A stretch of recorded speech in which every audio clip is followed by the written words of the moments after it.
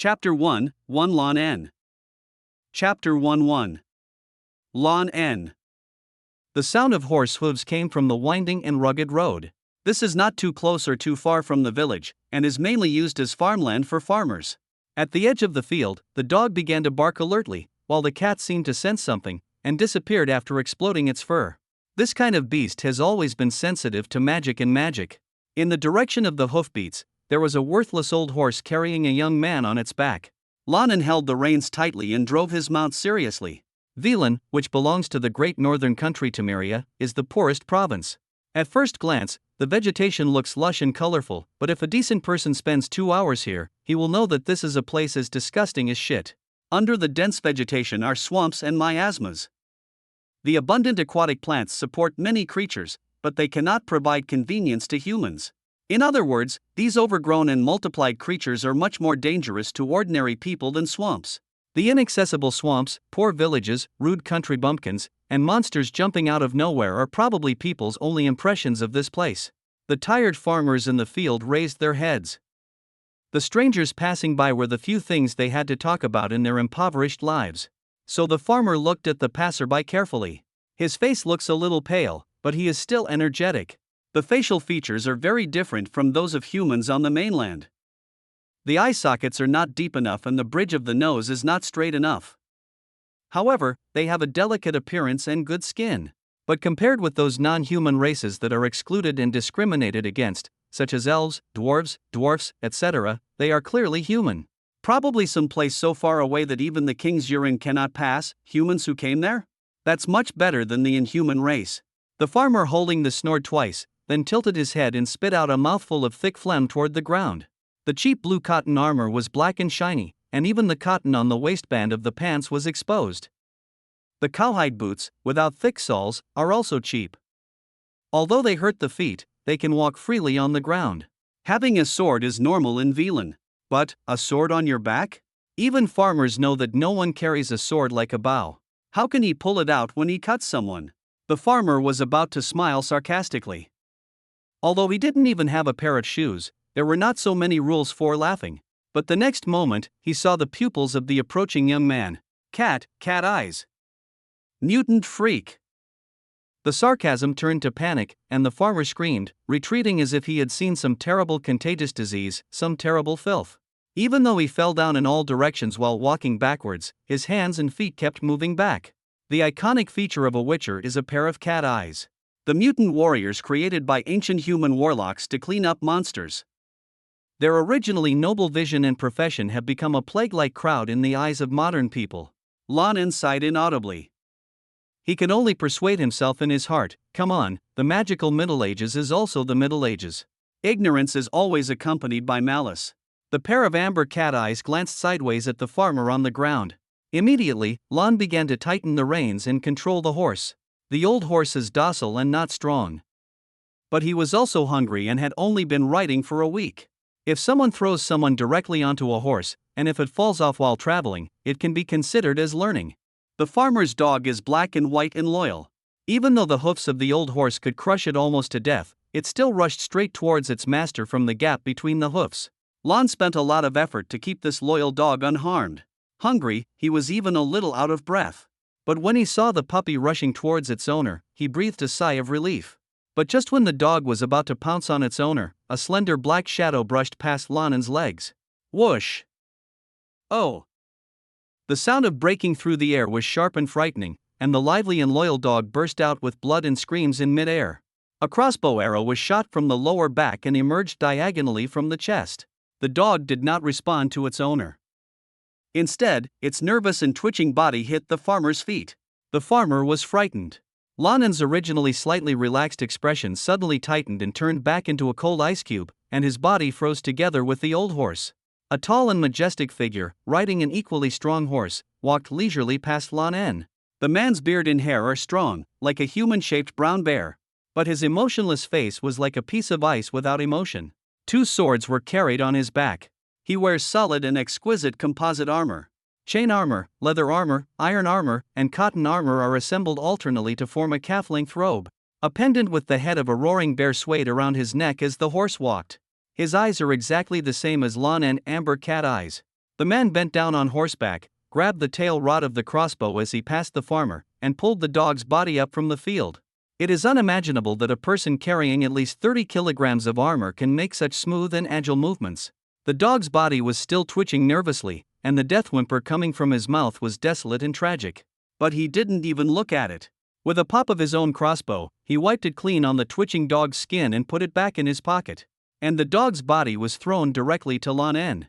The worn cotton armor is even dirtier. Young people can feel the passing of life in their hands. He still couldn't get used to this feeling. No, rather, in order to retain the remnants of his past life, he refused to lose his sensitivity to this feeling. But Lan En only had a slight twitch of his masseter muscles on his face, so small that it almost seemed like an illusion. Immediately, the expression on Bai Jing's face turned into nothingness just like the man. Borden, what are you going to do with it? That's our lunch. Borden's voice was as smooth as his face. Dog, easy to catch. Dogs are a species that has made a genetic compromise with humans. Even if humans don't like dogs, they still find them cute or strong. At least, there will be special emotional treatment. But in Borden's words, he only regarded it as a piece of meat. Lan En's ice-like face did not show any abnormality at all, and he drove his horse to follow. We should not attract attention anymore, Borden. You know what the situation is now. Lan En's hands were shaking slightly, but this did not affect his action of hanging the dog's body on the saddle hook. The hook is commonly found in butchers' shops. It is a tool used to hook pieces of meat for easy hanging or transportation. For the witchers, it is more used to hang trophies. Bordong seemed to be reminded by Lan En's words, and his unwavering cat eyes turned to the farmer who was slumped in the field. The farmer's pants suddenly became very wet. You're right, I'm wanted, so. Amidst the clatter of the composite armor, he turned over and dismounted. Instead of pulling out the sword on his back, he took out the dagger hanging on his chest. He wanted to kill someone. Lan immediately recognized this. And he knows it all too well, for a witcher who has no emotions and only has money and physical needs in his life. Killing a living human being to cover up your whereabouts is really not something worth hesitating about. The young man's face was also expressionless at this time. Stumble also got off his old horse and walked quickly towards Borden. The farmer seemed to still have some courage, and he was holding the tightly with an almost collapsed expression at this moment. Although I was so frightened that I couldn't stand up, it was still a bit of a deterrent. Wait, Borden. Lane stopped Borden when he came within 2 meters of the farmer. The young man was careful not to touch his armor. He remembered that the last time he touched it, Borden broke 3 branches on him. If there is a next time, he bluntly said that he would chop off one of his hands.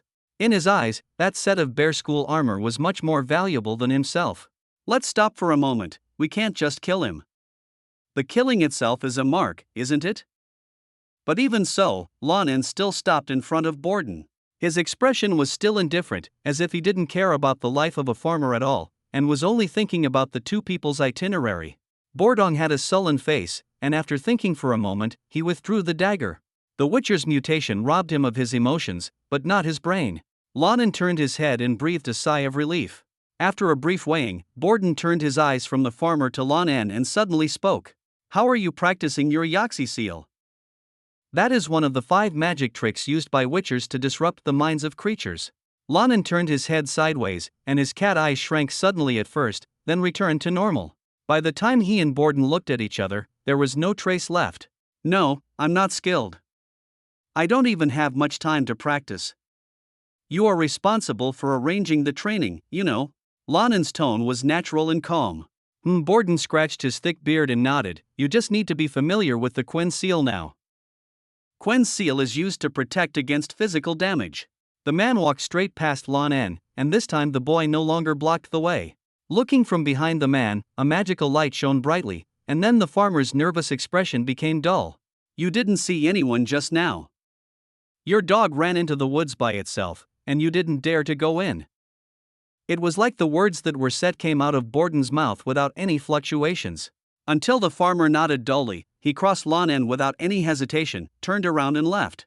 Lan followed behind, his awkward mounting action taking him a few seconds. Borden knew how bad this guy's riding skills were, so he didn't look back. But, it's only in these few seconds. The boy's cat eyes glanced at the dull farmer, and his left hand made a vague gesture. The aura of magic was condensed into an inverted triangle in front of his gesture. That is a mature and perfect Yaxi seal rune. The farmer's muddy and confused eyes suddenly looked a little different. Good luck, you unlucky guy. Oh, that's not right. Withdrawing his gaze, Lan En's movement on the horse was light and silent. I am afraid that the best rider in the world can only control the horse like this. The amber cat eyes narrowed slightly in the shadow of the backlight, with that plain determination. Just like a tiger preying on prey. Wish us both good luck. New book for newbies. Please collect. Please vote. In short, I want everything. End of this chapter. Chapter 2, Two Accidental Son. Chapter 2-2. The Unexpected Child. The intersection between Lane and Borden was an accident. In other words, it was an accident that he came to this magical medieval environment. A college student with healthy parents and healthy mental and physical growth. It makes no sense to arrive at a savage and dark world after inexplicably traveling through the endless void. There is magic here, but it is not prosperous, at least not to the level that affects the social process. So in a backward social background, human life is like a piece of grass. As long as humans dare to walk a few dozen meters into the woods of Willen, the shadow of death is already wrapped around their bodies. Death of starvation, disease, being killed by wild beasts or monsters, or simply being bitten by an unknown insect and poisoned to death. Most of the Velan people have become numb to the death around them. Modern college students have only heard about life in ancient times from a few pages in history books. He knew that apart from magic and monsters, the life of the Velan people was the life of ancient civilians. But Ji Gue knew that when this cruel and heavy life that had long since left him was vividly placed before his eyes, it was still difficult for him to accept it. Death is all too common. As a great writer once said, this is an era when people want to be dogs but cannot. What is neither good nor bad luck is that Lan En cannot be a commoner. He became Borden's accidental son. He was made into the same kind of people, that is, witchers. The law of accident is an unwritten law that is generally recognized and followed in the world. Its origins are as old as human history. Its content is, a person who saves others can, in accordance with the law of accident, ask for a reward from the saved person, and ask for the first thing the saved person sees when he returns home, or something that the saved person does not have. Something that one knows but already possesses, usually a child acquired when the rescued left home. Such children are called accidental children. Even in the magical Middle Ages, supernatural power was still a scarce resource. Having the opportunity to master supernatural powers should be a blessing for a modern college student who was frightened by the cruel living environment. But what is our goal this time? Lan En's handsome yellow face looked around, carefully steering the old horse to avoid a tree trunk, and walked in front of Borden. This big man with hair as thick as a brown bear would not trust him to stay out of sight for a long time. The thick beard has a slit in the middle, which is Borden's lip. Maybe it's 2 or 3 small fog monsters gathered together, or a fog monster that's old enough. The range and magic power of the fog are within this category. Can't even determine the quantity? This is too much preparation. Lan's body did not show any emotional fluctuations, but Borden's invisible face already frowned slightly. Witchers are stronger than ordinary people, but in terms of basic quality alone, it is basically impossible to beat the combined strength of 5 ordinary people. Witchers dare to hunt monsters because of their skills, knowledge, and most importantly, experience. Accurately detect the type and quantity of prey from clues, learn the prey's abilities and weaknesses based on your own knowledge reserves, and then fight an asymmetric battle with complete preparations. This is how witchers work. If Borden's pre-war preparations were at this level, he would have no chance of growing such a beard. When he was still a young boy, he should have died in some wasteland. Lan En actually already has the answer to this in his heart. The ice-like gaze climbed up Lan En's back, and a tone as cold as the gaze came. You take the lead and use Quinn well. It is not a discussion, but an order. Witchers of the Bear School generally have no emotions, and therefore lose even the most basic verbal concealment when sending people to death. Lan En nodded calmly. If he hadn't been used as cannon fodder to save hunting costs, he would have been lucky to have this pair of cat's eyes. And it was right next to the field bank that the two of them passed by just now. The farmer who survived the catastrophe humbly bowed his waist and pointed at a pool of blood in his field to the 4 soldiers wearing Temerian-style armor. That was left behind by his loyal family dog. The farmer was chattering, and the soldier was a little annoyed. The iron glove was raised in the air, as if it was about to hit the farmer's face in the next second. After scolding him a few times, the farmer pointed out a direction. The 4 soldiers looked in that direction, tilted their heads and spit out a mouthful of thick phlegm, cursed and got on their horses. Because of some things, Borden is now wanted by the Lord of Velan. However, the level of law enforcement is equivalent to that of the Middle Ages. Therefore, although the Witcher intends to hide his traces, he does not intend to stop the demon hunting mission that involves food and expenses. And he's not even going to pay a little bit of the cost of hunting. Lan and Borden were already standing in front of a valley formed by the staggered hillsides. In the depression of the valley is a vague pile of rocks.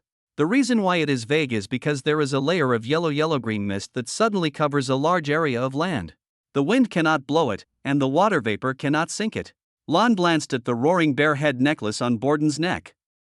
The delicate bear head was trembling slightly. It sensed the magic in the mist. Judging from the degree of tremor, the magic power is not very strong. Hungry, Lan En's stomach growled, but Lan En still moved his body seriously. The loyal dog had finished eating, and Borden left him a dog's head. There is not much meat, but Lan En has adapted to it. The man did not starve Lan En intentionally out of spite. In fact, he could not derive pleasure from evil deeds at all. But for a person without emotional hormone secretion, you can't expect him to care much about his tools. Bordong didn't want Lan En to starve, but he didn't care whether Lan En was full or not. Witchers are very tolerant and therefore very capable of starvation. While Lan En was moving his body, he didn't see Borden take out the potion from the potion bag, nor did he see him pull out the 2 swords on his back and apply sword oil. Generally speaking, both of these things can significantly increase the Witcher's advantage over monsters. Other than being expensive and toxic, there are few disadvantages. As the main force, Borden was obviously not willing to spend the money this time. As a forward and a spy, Lane must bear the risk for Borden's saving. This is exactly how Borden used him. Now, move forward. After tying up the horse, the bearded man pulled out one of the 2 swords behind him amidst the low sound of metal friction. Hand and half sword shining with cold silver light.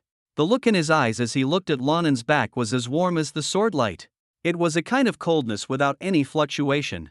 In front of the young man were an unknown number and strength of mist monsters. Or they can create fog, become invisible, and the smarter ones can shape the fog to create phantoms. This gray-skinned humanoid scavenger monster has sharp claws, and its skinny arms can remove the heads of dogs or sheep when waved. The cotton armor will be torn into pieces in front of them like paper. An ordinary farmer, if full of vigilance, would have his stomach cut open within 5 seconds, and his intestines would flow all over the place. Not to mention the ability of this monster, it is the type that is good at sneak attacks.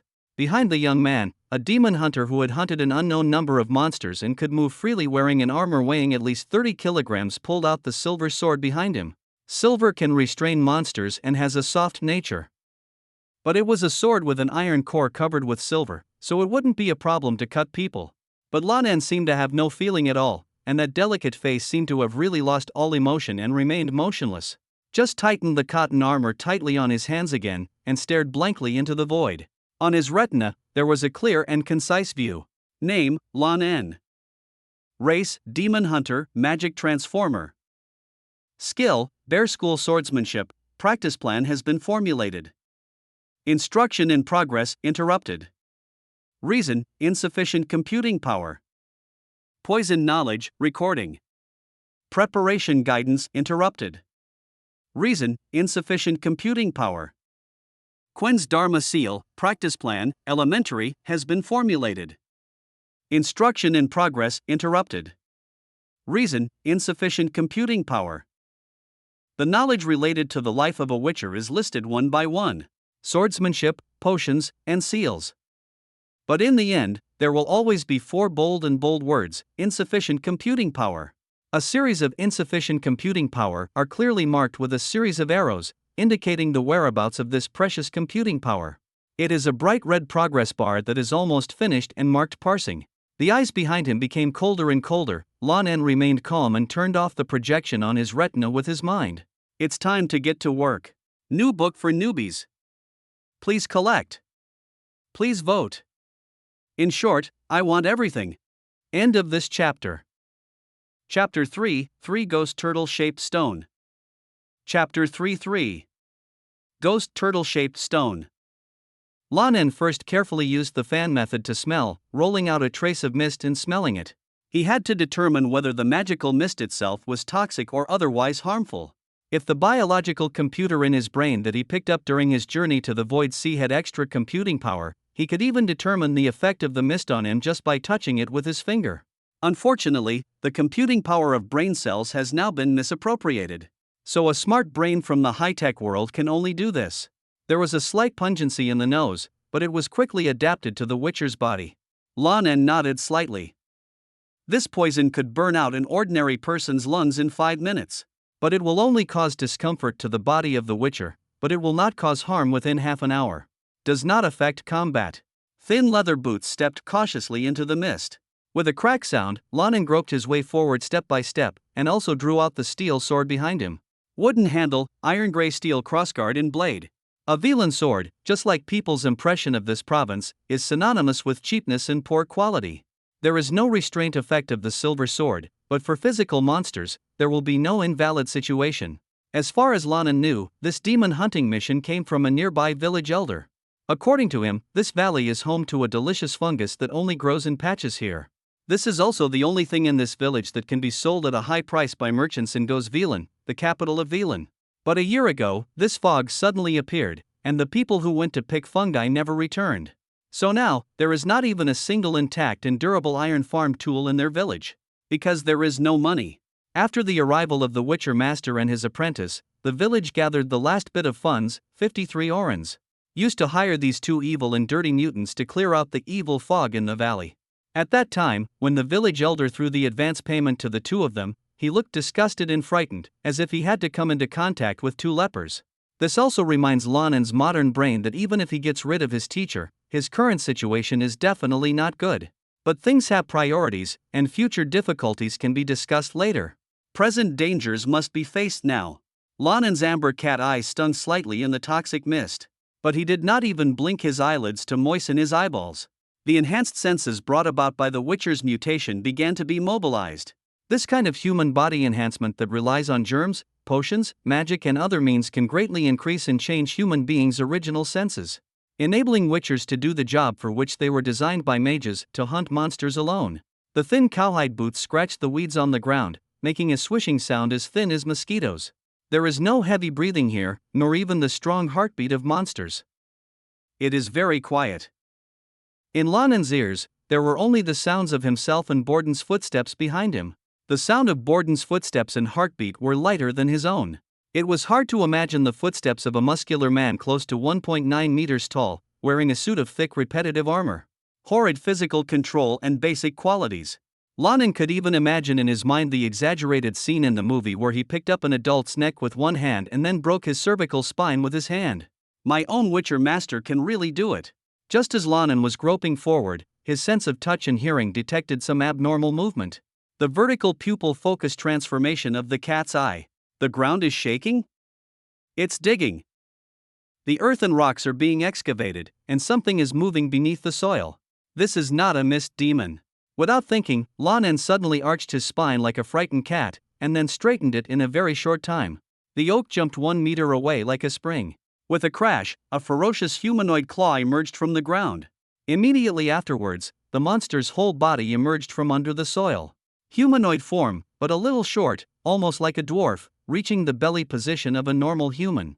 The gray skin was uncovered, and the bloodshot mouth was grinning ferociously. The layers of skin on the neck were piled together and the neck was completely invisible. It was slippery and disgusting. Lan En's hand holding the sword relaxed and then tightened, repeatedly confirming the feel of his hand. This is an evil ghost. It is also a scavenger like the fog demon. Its single combat power is weaker than that of the fog demon, but there is one difference.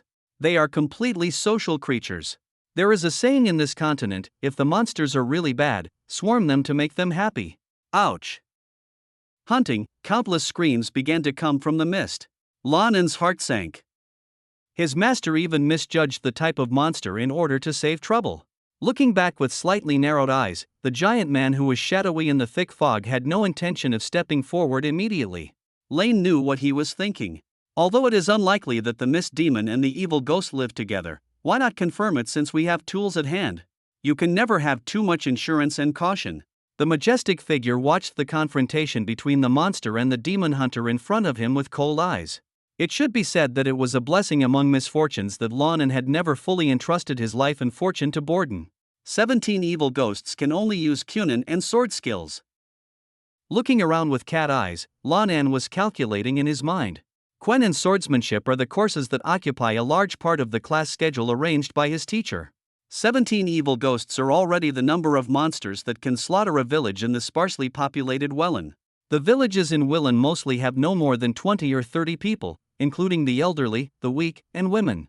Facing an enemy of this magnitude, the young man had only experienced the mutation of a demon hunter for a month, and had only been holding a sword and learning the seals for 3 weeks. His face is still like ice. Well, I can hold on.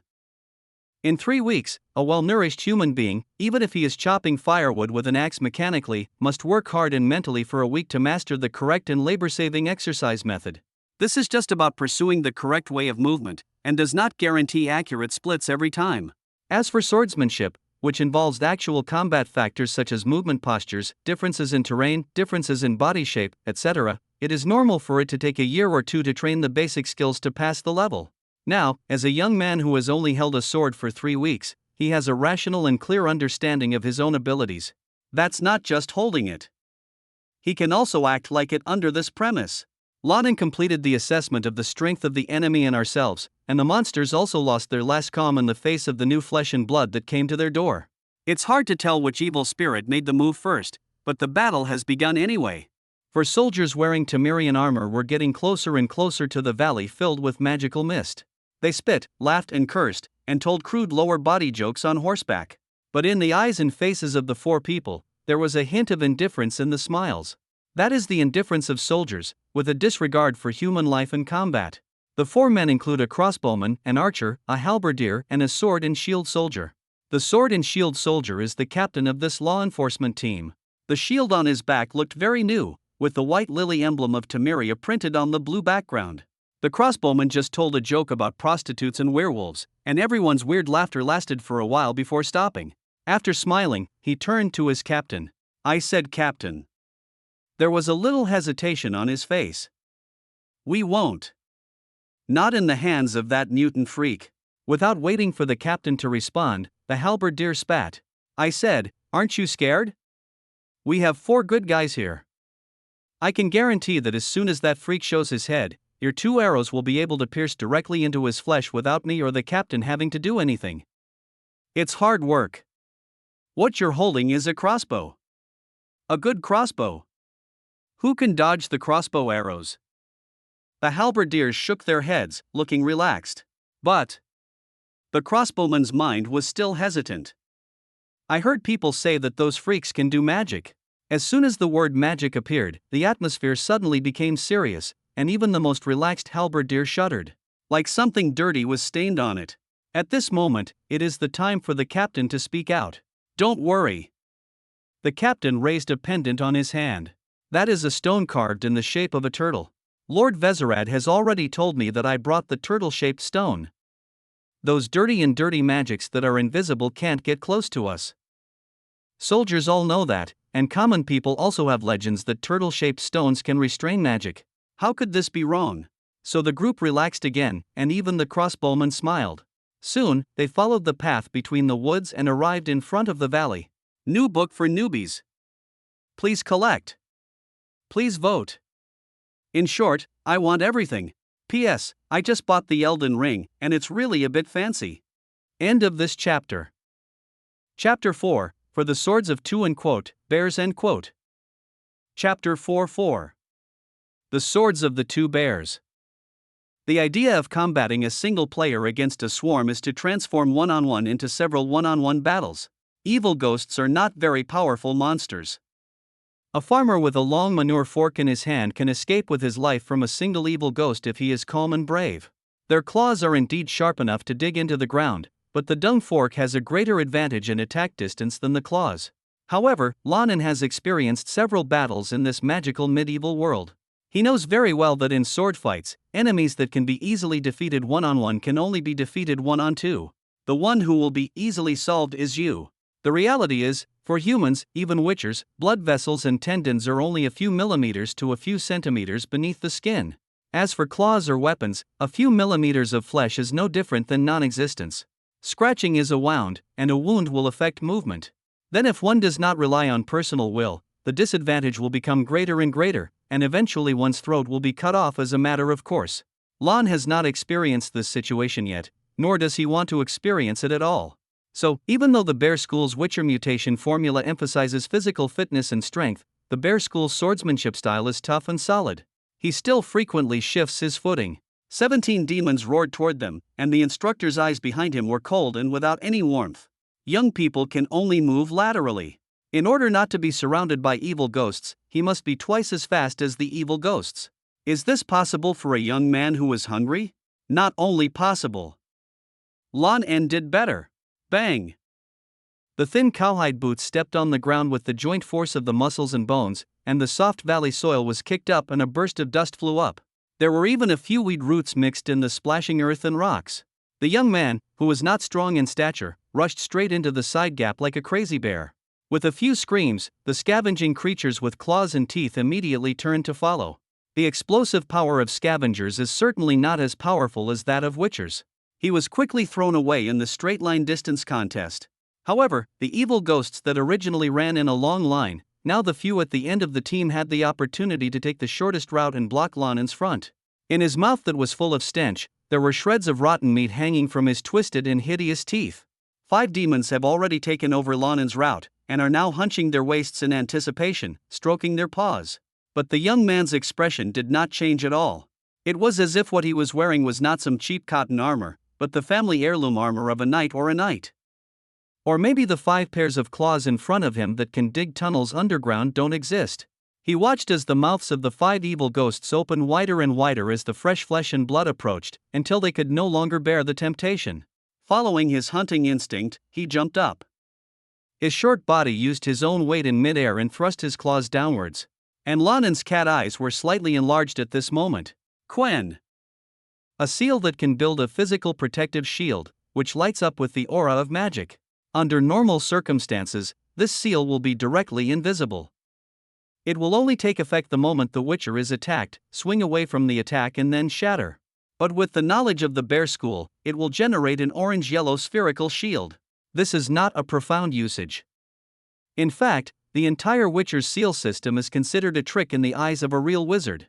Even if it is a mere attack from an evil ghost, this seal can at most block the first one, and then it will be overloaded and broken. But Lan En, this young man who was thrown from the stable era to the barbaric era, will of course make full use of all the power he has access to when he is in a sense of crisis. Spherical protective shields are very common. They are generated from the soles of the feet and closed at the top of the head. However, if an enemy jumped down from mid-air. At a very coincidental moment in time and space, during the process of generating the protective shield that had not yet closed into a ball tripped its feet. What would happen?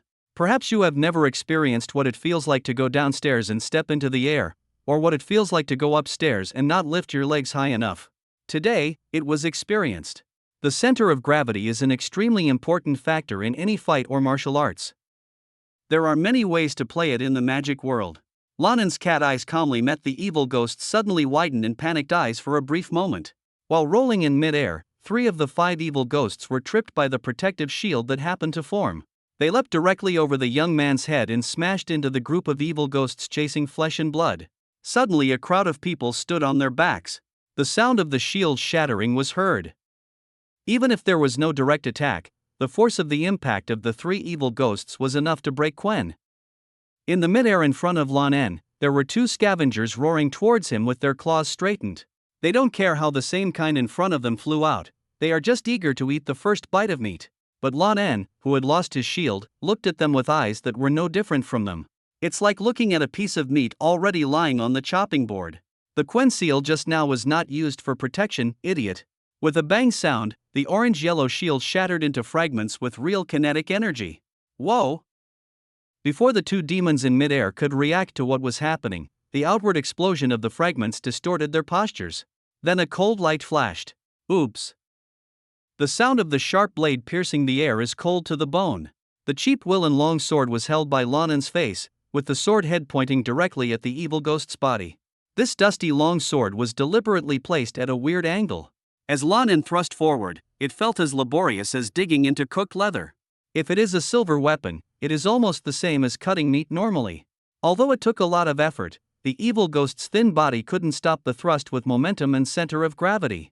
Stabbing through the stomach of the first evil ghost, as if by coincidence, the tip of the sword just hit the second evil ghost's jaw covered with excess skin. From the lower jaw directly into the brain. Looking like a panicked swordsman, he got lucky after the adrenaline surge, so by some strange combination of circumstances, he failed to kill the first one in front, but instead killed the second one. But beneath this surface, Lan En's accuracy, power, and control of the blade's tendrils are all impeccable. Only at the last moment, his tiger's mouth seemed to accidentally hit the cross-sword grid in front of the sword hilt. The force of the thrust was so great, and the resistance from the evil ghost's body was so strong that the cross-sword grid actually came loose with the click sound. Under this squeezing, the wooden handle of the sword also cracked. The tiger's mouth cracked open and blood spattered. But what's more serious is that a long sword with a loose sword frame can still be used when facing ordinary people. But facing monsters, even evil spirits, is seeking death. Lan is equivalent to losing his only weapon. At the same time, the 15 evil ghosts behind him had gotten up again and rushed towards him. But Lan En relaxed the muscles in his arms as if he had finished his work. He put down the mutton skewer-like long sword and the evil ghost. He didn't look behind him, but among the noisy footsteps of the evil spirits, he already heard the voice he wanted to hear. It is a kind of light step that will happen naturally when you have achieved some achievements in the art of fighting, like a cat. In the mist behind the 15 evil ghosts, a tall and strong black figure emerged in the silence. Cold and silent. For Bourdon, safety has been confirmed, there are no fog monsters here. The silver sword light flashed suddenly.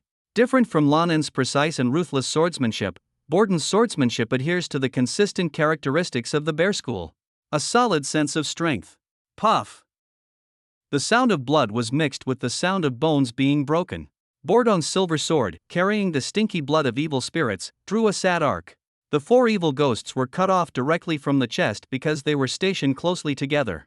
The chest of the 5th one was cut in half, and the silver sword was stuck on the sternum. The huge force drove the thin body away.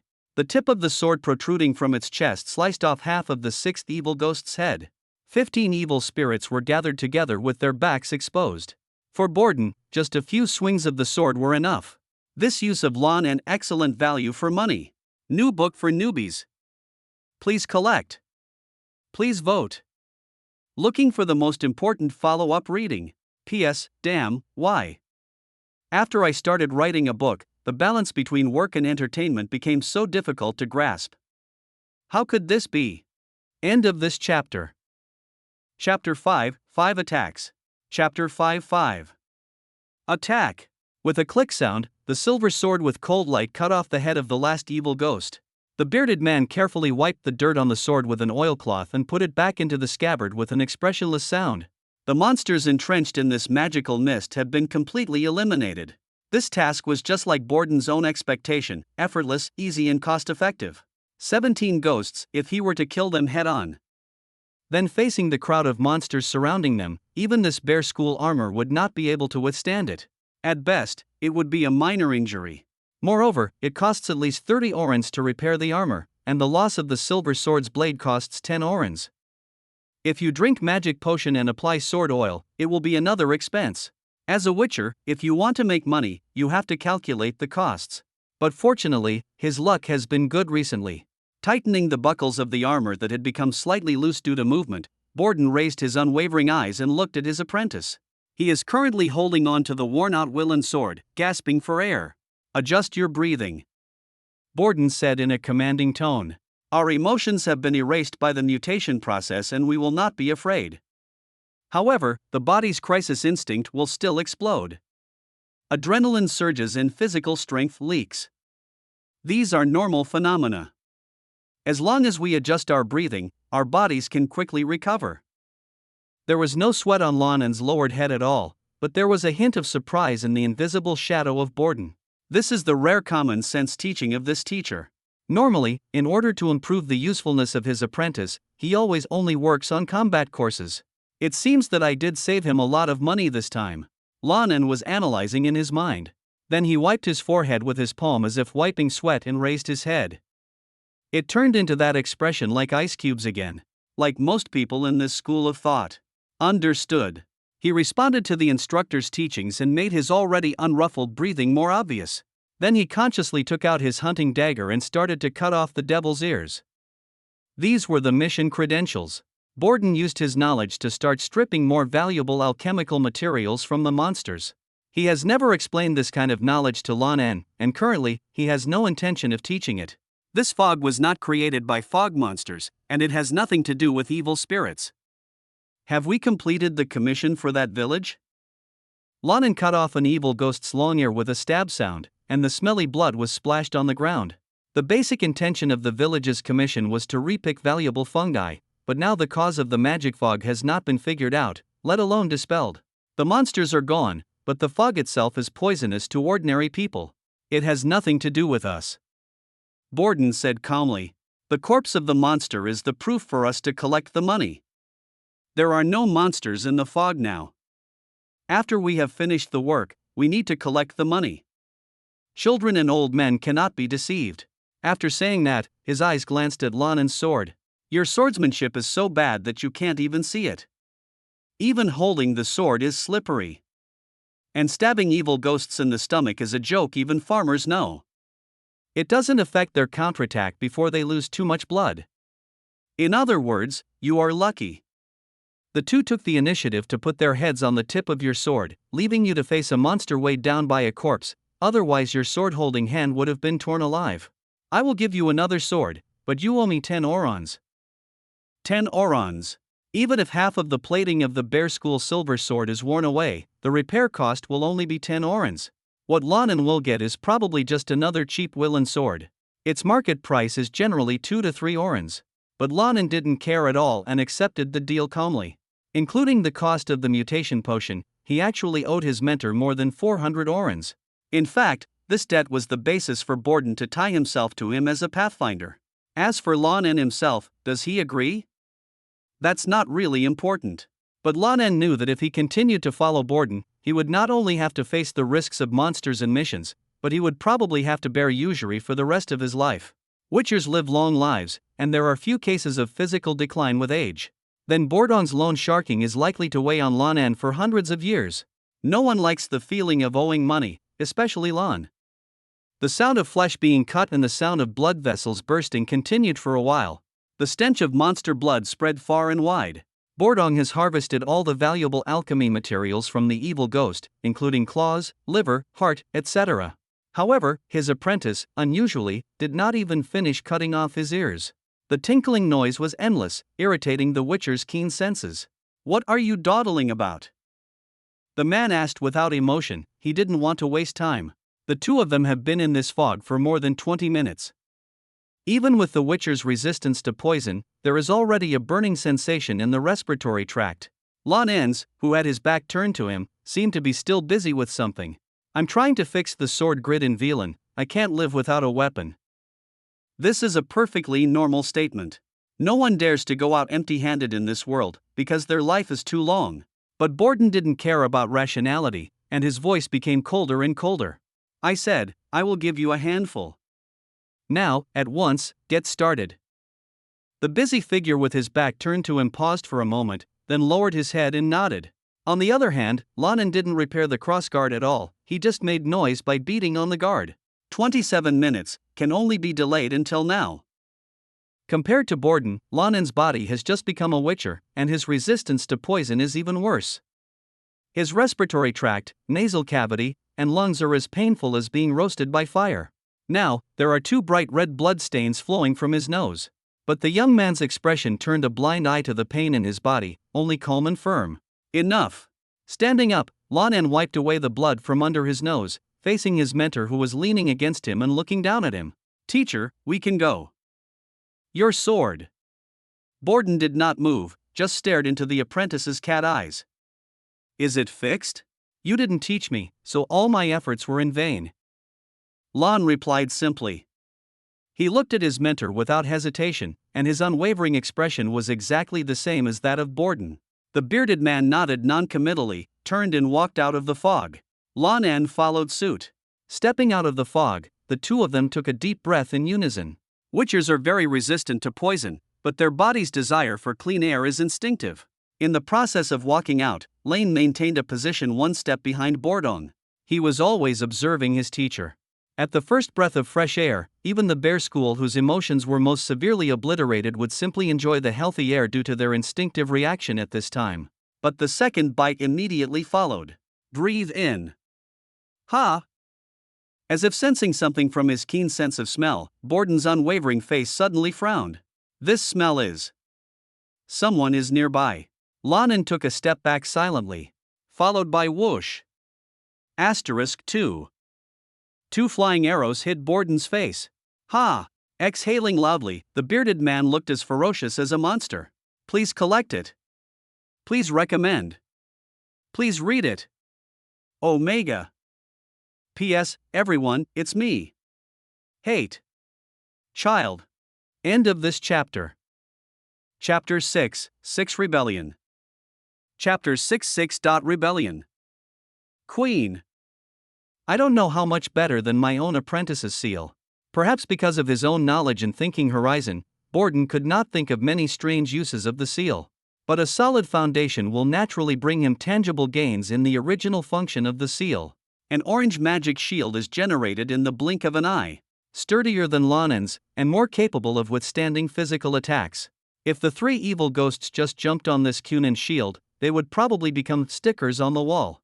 However, in Borden's bloodshot cat's eyes, two arrows, one long and one short, arrived one after another.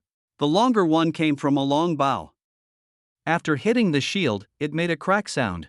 The orange shield was suddenly overloaded and exploded into pieces. The power of the longbow is far beyond what is depicted in movies, TV shows, and games. A battlefield longbow that focuses on continuous output and is not very heavyweight can also pierce modern iron sheets within a dozen steps. And the powerlessness and weakness of the human body, or the body of a witcher, in the face of steel is an undoubted fact.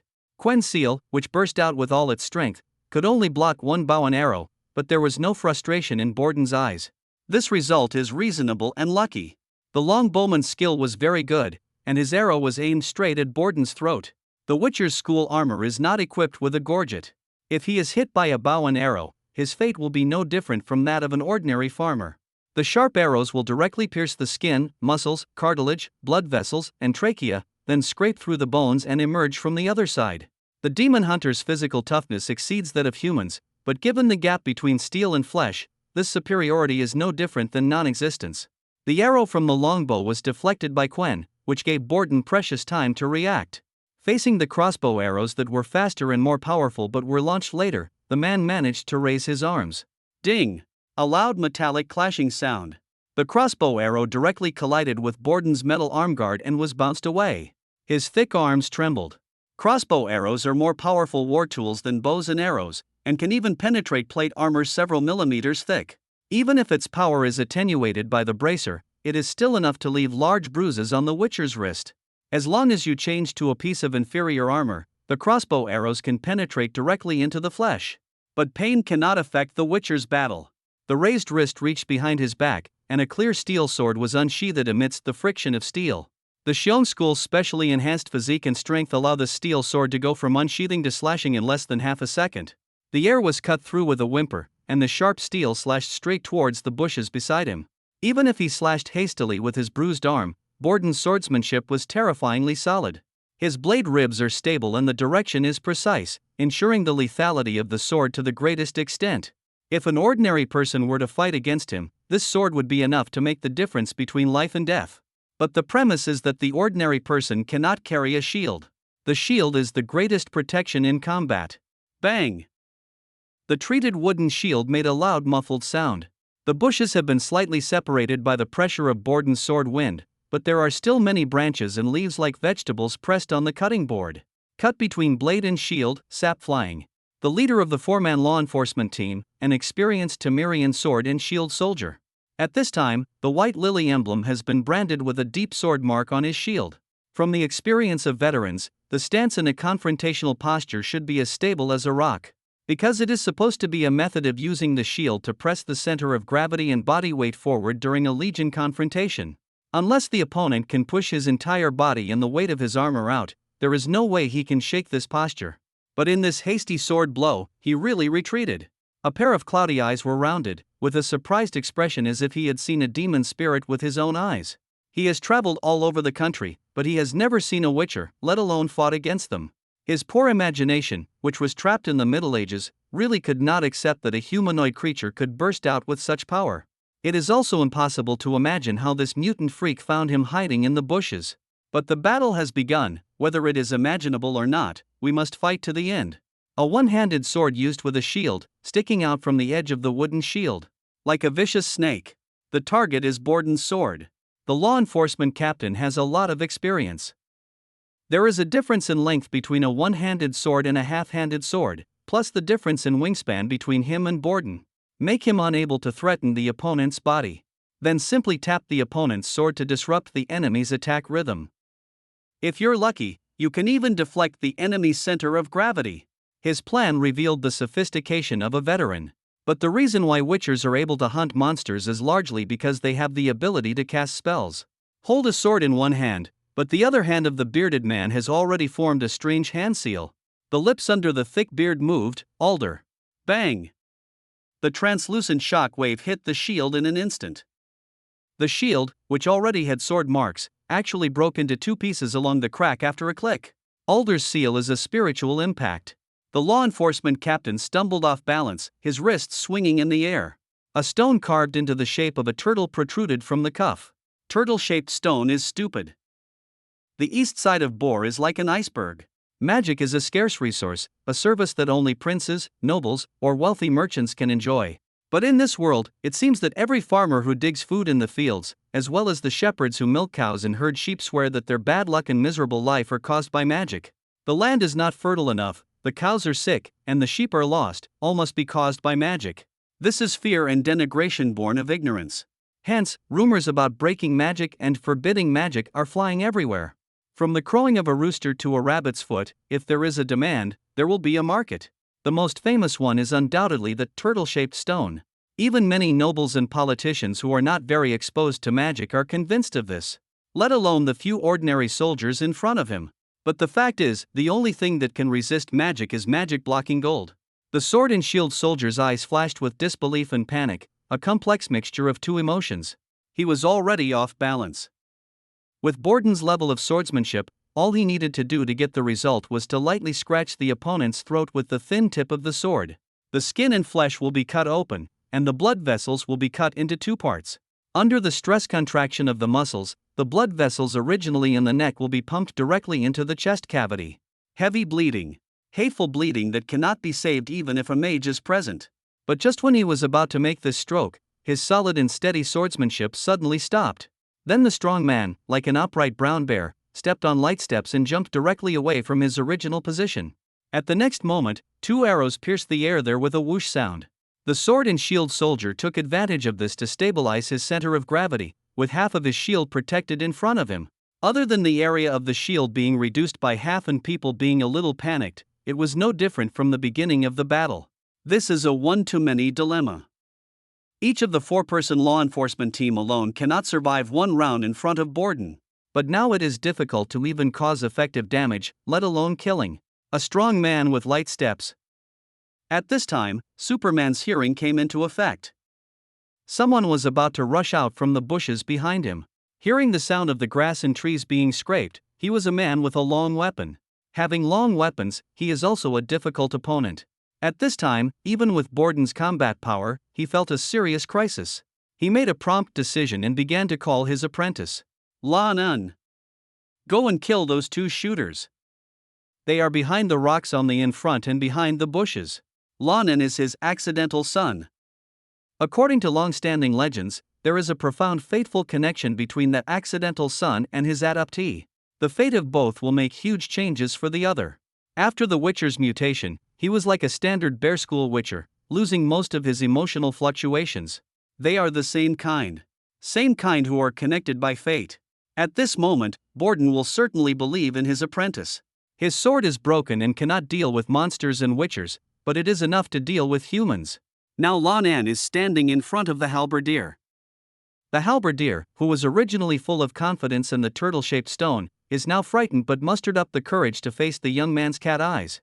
The palms of the hands holding the halberd were sweating, because the emotionless face of the young man in front of him was exactly the same as the upright brown bear not far away.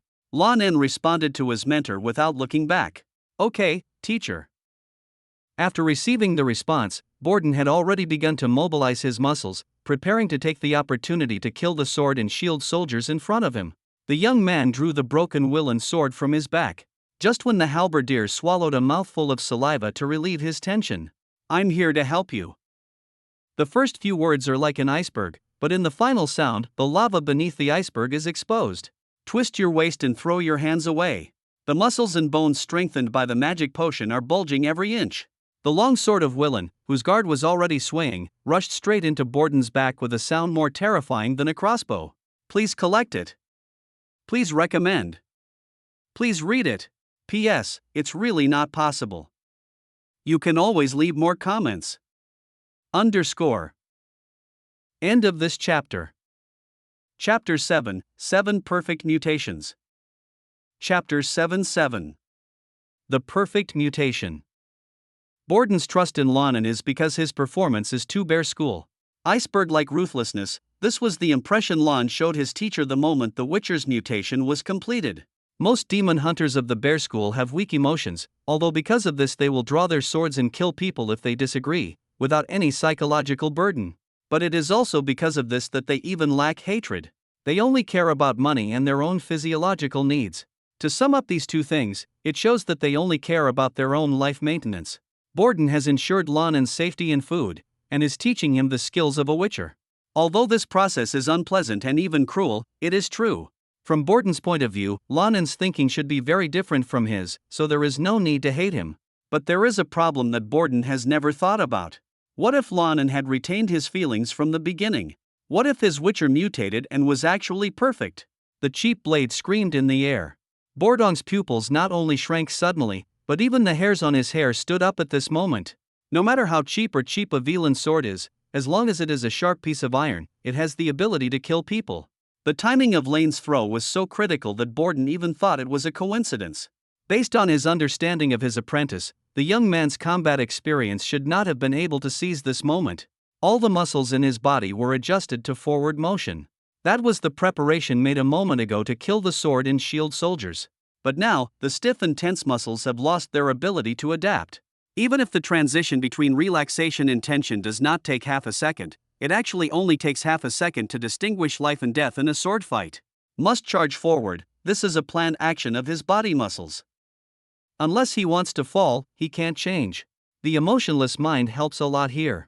The big man who stood upright like a brown bear was like a wall hitting the sword and shield soldiers. But in the process, Borden shook his shoulders as if dancing. The sword scabbard fixed on the shoulder swayed. With a pop sound, Wyland's long sword hit the scabbard of the silver sword used to deal with monsters under Borden's extremely tight nerves. It will fly away directly. If it were stuck in an empty scabbard, it would probably be penetrated directly. At the same time as he threw the long sword, Lan En immediately activated his body and charged towards Borden. Seeing this, he frowned slightly. A witcher who had lived for an unknown amount of time and had hunted many monsters. Even though he had tried his best to overestimate Borden's strength before taking action, Lan En still had to admit that his teacher was powerful. But the result will not change. The determination in the young man's eyes was like rocks. He is the only one wanted, there is no conflict between us. With one word, Lan En woke up the halberdiers who were confused between the rising of the rabbit and the falling of the falcon. Seeing the changes in the battle situation and the strength of the strong demon hunter, he had no choice at this time. Hold a halberd and follow behind Lan En. Powerful enemies are the guarantee of alliances. Lan En's throwing should not be underestimated, even though he is still hungry and weak even now, even though he just dragged 17 evil ghosts in a large circle. But it was a long sword thrown by a demon hunter after all. The charging figure of Bordong's giant bear was directly hit and staggered. But the experience and agility of a seasoned demon hunter are terrifyingly powerful. Borden did not fall due to the sudden impact of his center of gravity. Instead, he held the sword with both hands and raised his arms greatly. He even completely gave up his torso defense and raised the exquisite bear school steel sword above his head. With the center of gravity tilted forward, the force and body weight were pressed on the sword blade. Hit down with fury. Drink! The sword and shield soldier standing in front of him was almost frightened. Borden's majestic body even casts a thick black shadow on his face. He could only let go of his one-handed sword, put both hands behind half of the shield, gritted his teeth and pushed towards the blade. He is indeed an experienced sword and shield soldier. Even when faced with such an attack that a professional soldier may have never seen in his life, he still made the most reasonable response. Hope to use the shield to intercept the sword before it reaches the optimal point of force. However, the power of mutant humans enhanced by magic far exceeds the expectations of an ordinary veteran. Bang! Woo! While groaning, the veteran's eyes almost popped out of his sockets. The incomplete shield lost its symmetrical resistance structure. Even if two hands were used, the shield's surface would still tilt under the huge force. The bare skull steel sword followed the tilt and directly scraped off a layer of wood chips on the shield, as well as the Temerian white lily emblem on it. Then he slashed into the chain armor shoulder pads. The sword and shield soldier's face was twisted into a ball. The small iron rings that made up the chain armor were twisted, chopped into pieces, and then embedded into the flesh and bones of the shoulders. At this time, the law enforcement captain could even hear the different sounds of the steel sword and the bone through the bone conduction sound. Blood flowed down the sword body and armor. Half of the shoulder has been cut off, and only the flesh of the armpit is left to maintain the connection between the arm and the body. He is wasted. But Borden's cold expression was not moved at all. Amidst the man's screams, he sharply pressed down on the sword and drew out the blade. This is not simply drawing the sword, this action is technically called drag cut. Amidst the hissing sound of armor metal, the sword and shield soldier's shoulders were completely removed. The blood that was already bleeding was now in a squirting state. Borden was not just looking to eliminate one threat, he also hoped to intimidate other enemies. This is very effective. After he chopped off the shoulder of the law enforcement captain, the two arrows fired immediately after him. The long bow was weak, and he easily deflected them with his left wrist armor. The crossbow arrows were still powerful, but they were not accurate and only made a white mark on the armor. This kind of deterrence only causes a mental shock to the enemy in an instant, and the validity period is estimated to be this round of shooting. Afterwards, these professional sergeants will quickly adjust their mentality. But what Borden wants is this period of time. Because he has to face his students. Suddenly turned around, his cold and firm eyes intertwined. Both of them understood that the other party had a determined intention to kill. Lan En, who only had a hunting knife in his hand, rushed to the front and faced his mentor's murderous intention. The murderous aura cultivated by hunting countless monsters is horrifying, and the blood from just cutting off a human arm still remains on his beard. Now the image of Borden is qualified even if it is painted on a church as an enemy of God. But faced with this terrifying scene, Lan En's steps remain steady. The bare skull steel sword has begun to tremble slightly before it is swung. Lan held his hunting knife close to his chest, but this was a pointless move. Whether it was strength, wingspan, blade length or blade quality, comparing all aspects, he had no chance of resisting Borden. There is no chance of even surviving this sword attack. His swordsmanship is as crude as a juggler compared to Borden. Perhaps in the next moment, the rough cotton armor will be directly divided into two pieces together with his body by the sword blade. But I don't have to compete with swordsmen. Lan smiled in front of Borden for the first time. The strong man's cat eyes even slightly contracted due to this. The next moment, Lan En, who was running, turned sideways and pulled out a halberd blade from behind. The soldier held the halberd in his hand, and he was also charging, following Lan En's charge. Now, the trajectory of the halberd's piercing has been corrected. The broad halberd blade was pointed directly at Borden's torso. Lan En, on the other hand, deftly lowered his sprinting body, and stretched his dagger and palm towards his mentor's waist. There is Borden's alchemy bag. New book for newbies. Please collect. Please recommend. Please read it, O Omega. End of this chapter. Chapter 8, 8 No Suspense Choices. Chapter 8. No suspenseful choice. Let's choose, teacher. It is impossible to rely on armor to resist the piercing charge of the halberd, even if it is an advanced armor such as school armor. Even if you use your wrist armor to graze the edge of the halberd and force it to change direction, it won't work. It's already too close. If the blade is thrust towards the torso, what difference does it make even if it misses? The blade of the halberd is wide and sharp. As long as an opening is made on the torso, at least 2 internal organs will be affected.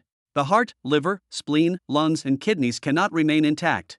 You must use the edge of the sword to stop the thrust. But at the same time, the alchemy bag cannot be saved. The magic potions and alchemy bombs inside are your only hope to survive the next battle. 2 archers, a tough soldier with a long weapon, and one of your students, a witcher. Other than using the overwhelming physical strength after drinking the magic potion to kill by force, or taking out expensive bombs, there is no chance. Lan left traces along the way that could be followed by the law enforcement team, attracting them. 3 rounds of shooting have passed since the battle started, only about 20 seconds in total. However, Lan En has completed the blockade of Borden according to the changes in the war situation. Looking carefully, in the young man's cat eyes, the calculations and possible deductions are looming, just like a waterfall washing down from the pupils. Lan En temporarily stopped investing in the computing power of analysis and fully applied the potential of his brain cells to the current scene. And his biological brain has indeed accomplished the planned goal. No matter which one you choose, Borden has no chance. He will die today. Borden himself immediately recognized this fact. The extremely majestic body became stiff. Most of the demon hunters of the bear school have lost the ability to generate emotions. After their mutation, they spend the rest of their lives just running around trying to stay alive. In previous assignments, Borden also faced death more than once. But every time he can use his calm mind to find the hope of survival, and then lift the monster's head to get his reward. But in this situation created by human wisdom and murderous intent, with death both before and after, this cold character left him at a loss. What's even more terrible is that Lan En's hand is now bursting with magical light. The seal of Yaxi. That was a technique that Borden had only used in front of Lan En, and had not even been taught once. He never imagined that the other party had actually reached a level that could be used in actual combat. The strong demon hunter's head suddenly became dizzy, and what was even more frightening was that his daze was intensified. Faced with the fact that he cannot survive, his urge to die with an enemy is disappearing. Because he couldn't hate it. Even the instinct to survive was suppressed for a moment, and it was just this moment. Finally, the halberd whose trajectory was adjusted by Lan stabbed into Borden's abdomen. Bright red bodily fluids splashed out. Lan En himself rushed from under the bear school's steel sword to his mentor's side, cutting the strap of the alchemy bag with his dagger as fast as lightning. As soon as I reached out my hand, I caught it in my arms. Borden's hopes of a final comeback were lifted. The moment the sharp blade invaded the body, even with the physique of a witcher, a feeling of powerlessness swept through Borden's entire body in an instant. He was pushed several steps by the halberdier, and did not stop until he hit a tree. Then his legs became weak and he collapsed on the ground. The nervous halberdier did not come to his senses, but still gritted his teeth and held the long pole and pushed forward. Until Lan En walked up to him carrying the alchemy bag and put his palm on his hand holding the long pole. "Calm down, man. It's over." He just screamed as if he had just woken up from a dream, and began to gasp for air. This process has been longer than the entire battle just now. 2 archers also walked down the hillside from the commanding heights in the distance. The crossbowmen did not withdraw their strings, and the arrows pointed clearly at Lan En. The long archer immediately ran to check on the sword and shield soldier who had fallen to the ground and stopped even screaming. Under the questioning looks of the halberdiers and crossbowmen, he fiddled with his captain's eyelids and pulse, and then shook his head. Lan En was not surprised by this. The amount of bleeding just now was probably not even possible for the mage to save. Mutant freak of shit. The halberdier spat and cursed under his breath. The Velan people are used to seeing death, especially professional soldiers, so there is nothing much to say other than venting their fear of magic and mutants. The halberdier stepped forward 2 steps with his boots, trying to withdraw the halberd stuck in Borden's belly. Perhaps the Witcher's ability to survive is indeed extraordinary. This brown bear-like man is not dead yet, he just sits quietly. A pair of cat eyes stared at his students. But if he pulled out the halberd, the heavy bleeding would definitely prevent him from surviving for a minute. Lan En looked at him without hesitation, and raised his hand to stop the halberdiers around him from drawing out their weapons. The remaining 3 soldiers immediately became nervous as if their hair had exploded. The crossbowman prepared the crossbow arrows, and the longbowman immediately drew his bow and aimed it at Lan En. They have just seen a demon hunter's ability, and real magic, using blood and lives. And Lan En also happens to have a pair of cat eyes. It's hard not to make them nervous. The alliance between Lan En and them happened very suddenly. What do you want to do? Freak. Are you looking for death? The crossbowman yelled fiercely, and Lan En could see that his finger on the trigger was shaking. Halberdiers and longbowmen were the same, looking angry but swallowing their saliva. Lan En stood sideways and turned to look at them quietly until their breathing calmed down. After a long silence, Lan En spoke calmly. I have only a knife, gentlemen. You have 2 arrows on the string. The 3 people all calmed down a little in their words. Perhaps it is not words that calm them, but their own superior position. But the next words Lan En said while tilting his head made the atmosphere turn negative. But can 2 arrows take care of me? Come and try it. Freak. Hurry up and let me try it. Facing the spitting crossbowman, Lan En remained expressionless. This makes the other party even more serious looking and depressed. Gentlemen, you have just witnessed the survivability and killing ability of the demon hunters. And you, a halberdier without a weapon, and 2 archers with only one-handed swords, standing within 5 steps of me. If you want to take action, you can't last 10 seconds. In fact, they could last at least 1 minute. Lan En was far behind his teacher in terms of physical fitness, equipment quality, and swordsmanship. But Borden shocked them so much that they were temporarily confused. We still have 2 arrows. That's right, 2 arrows. Lan En kept his sideways posture and nodded. But if you want to kill me in 10 seconds, you have to shoot me in the heart or head. Following Lan En's calm words, the eyes of the 3 people also moved to these 2 parts. But immediately afterwards, the expressions of the 2 shooters became difficult to see. They are veterans and they know what is going on now. Yes, gentlemen. I'm turning sideways, so if you want to shoot at the heart, the arrow has to go through the arm, through 3 layers of cotton armor, and a layer of skin, ribs, and a pair of lungs. It can't go through. Then I have time to kill you all after being hit with arrows, so you can only shoot in the head. And if the target is limited to a place as big as the head, even if it is a knife, I am confident that I can block 2 arrows. The young man's arm holding the hunting knife has been raised to the side of his face, which is obvious. The position of the heart is left to you, and it is also up to you to decide whether the crossbow arrow should be fired. But I also explained clearly the consequences of those 2 arrows. The word stopped, and the 3 Temerian sergeants on the opposite side clenched their cheeks. The young man's expression was calm and normal, as if the terrible assumption about death that he had just made about himself did not exist. He suddenly smiled softly. So, we don't need to take things to that point, right? I just want to say something to my kind. It's obvious that he can't be saved.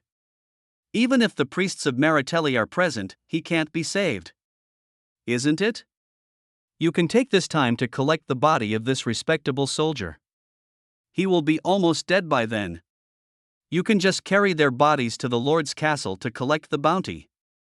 We have seen enough blood today. Too much. Standing position did not change, but the atmosphere began to relax. Maybe it's because of Lan En's smile, or maybe it's because of the money Lan En mentioned. The long archer's lips murmured for a moment, then hesitantly spoke. You won't come with us? Your Excellency has issued 360 orens for this murderer. That's a lot of money. Lan interrupted and nodded. But guys, let's be honest, I owe you a favor, your entire squad. Although we still show each other our swords, the truth is, you rescued me from my master, and in doing so killed an honorable sergeant. We have all seen how powerful my teacher is, and I have absolutely no hope of escaping from him. You are the law enforcement team sent by the Lord, and it is your duty to capture him. That is true. But life is precious. Regardless of whether this is your duty or not, I accepted this life-saving mission and must respond. Especially since you are still dead. Human, so I won't take a single oren from the bounty. The sincere words made the atmosphere more relaxed, and both shooters lowered their arrows slightly. In response, Lan En also turned around and faced them head-on. People say that snake-eyed witchers are as emotionless as snakes. It seems that they are just slandering them. The long archer put the arrow back into his quiver and nodded at the young man. The crossbowmen also withdrew their arrows. We appreciate your sincerity, but Captain Baron is a widower, and the bounty you gave up cannot benefit his family. Seriously, you should think about it again. Forget it, everyone. Lan En smiled and shook his head, putting the dagger back into its sheath. I owe you this. If this sergeant has no family, then please use the bounty to give him a decent funeral. I believe that my life is still worth more than 300 orans. If he doesn't repay the favor of saving his life, Lan En will look down on him. The three people looked at each other, and finally nodded towards the young man, leaving space for the two witchers. At this time, Borden's beard was already covered with pink blood bubbles flowing out of his mouth, which was the color of the blood in his lungs. He still looked at his students. Lan En, on the other hand, looked down at him and slowly squatted down. Finally, we can have a good talk, teacher. There is no need to hide it anymore. There is no need to let yourself become an iceberg anymore. Lan En was relieved. New book for newbies. Please collect. Please recommend. Please read it. Omega. End of this chapter. Chapter 9, The Law of Accidents. Chapter 9. The Law of Accident. The body of the Witcher has been magically transformed, and his lifespan is much longer than that of ordinary people. Therefore, even the heart rate is much lower than that of ordinary people. Borden's bleeding was much slower than that of ordinary people. But even so, after being stabbed into the abdominal cavity with a halberd, the Witcher's blood still accumulated in a red puddle under his body. Lan and Borden both knew that he was running out of time. The stinky monster blood, human blood, and the earthy smell of the grass and the gaps in the armor gathered together to form a strange stench. Not long ago, Lan En would vomit out bile after being exposed to the smell for less than 3 seconds. But now, his boots stepped on the puddle of blood, sending out fishy smell and ripples, but he felt nothing. It is undeniable that he has been changed by this world. You have survived the mutation completely from the beginning. Bordong said with some difficulty. You have feelings. It was stumbled, but it was amazing enough. The halberds who converged the captain's body beside him were stupid, and he walked far away. Normal people should have entered a dying state by now. Demon hunters are indeed mutants. Lan En didn't mind being dirty and sat down directly opposite Borden on the muddy ground soaked in blood. This is the most relaxed moment he has had in a month. He smiled relaxedly. Yes, that's right. As he spoke, he tapped his head with his index finger. I'm lucky that the mutation process didn't take away anything from me.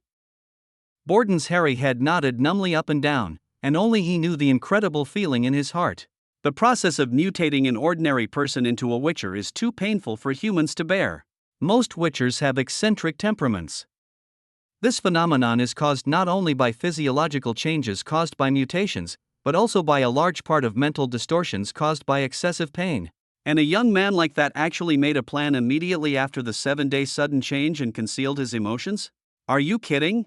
In numb shock, Borden recalled his first meeting with Lane. The young man whose skin is so delicate that even noble ladies would be jealous, the young man whose legs weaken when he sees a severed head. That is not a person who has endured hardship. That's not even a person who has seen the cruel world. Bordong had always thought that Lan En was a blood relative of a great nobleman from a distant country who was accidentally exiled here due to a teleportation accident. However, a soft-footed shrimp that has never suffered hardship will not have this kind of will and thinking. Borden is a witcher who has personally experienced the mutation process. In his impression, even the strongest and proudest warrior's son will be like a puddle of mud that can be trampled on during the mutation process. But Lan En, you are not the son of a noble from a distant country, are you? Borden's mouth was still bleeding, but he still stared at his student and spoke word by word. Even if it's Foltest's son, I don't believe he would have this kind of thing. Foltest, king of Temeria. He is undoubtedly one of the most powerful men in the land. He will definitely be able to provide his heir with the world's top education and training, but Borden still doesn't feel that the people trained in that way can compare with Lan En's current performance. Far from it. Mind, patience, determination. That is a gap that smells of ancient wisdom and blood. He knew his situation from the beginning and even had a countermeasure immediately at the same time. At least in terms of historical experience, Foltest cannot teach such a person. Lan En closed the alchemy bag in his hand and shrugged. A little insight, a little knowledge, coupled with the sense of danger that I will die under your squeeze at any time. This is not difficult for the education I have experienced. Of course, I have never said that I am a noble descendants. Oh, yes, everything is just my guess, you didn't say anything. Borden sneered. Lan En suddenly raised his head and opened his eyes wide. Are you laughing? The increasingly weak strong man hesitated in surprise. He nodded, laughing? Maybe. Maybe it was the heavy bleeding that took away the element of suppressing emotions in my body. I hate you a little now, but it's too late, right? Bar? Borden's beard grinned with a sneer, and the leather gloves were placed on his stomach, where the gaps in the armor were filled with his own blood. It may even overflow if moved slightly. Yes, the amount of bleeding has reached this point, and nothing matters anymore. It seems that you did regain some feelings towards the end of your life. So would you be interested in talking about it? Talk? Borden had an unskilled smile on his face and used his last effort to pupate on the ground, hoping to feel more comfortable. Of course, this also caused more bleeding. What to talk about? Talk about why you got me. I don't think you'd save a farmer with no money. Lan En crossed his hands and stared at his teacher with interest. He was given to Borden by the law of accident, that is, fate, from the hands of a farmer. The mutation process of a hellish 9-death life, the apprentice life that is immersed in the sense of death crisis every moment, all originated from this delivery. Lan is laughing now, but that doesn't mean he doesn't care anymore. On the contrary, he still vividly remembers the day when he was transferred from one hand to another like a slave. Borden now knows everything, and he has nothing to care about. Ah, the law of accidents. Ha, that was an accident. The bearded man smiled weakly, and then explained the transaction process to Lan En. Borden works only for money, and the suffering of farmers is no more rare to him than the weeds on the roadside. But in the process of solving the mission goal, he somehow saved someone, and he would never give up the life-saving money. Even if the other party didn't put up a notice recruiting witchers, even if the other party was a farmer who couldn't even feed his family, he would definitely demand payment. This is what bear witchers are most obsessed with.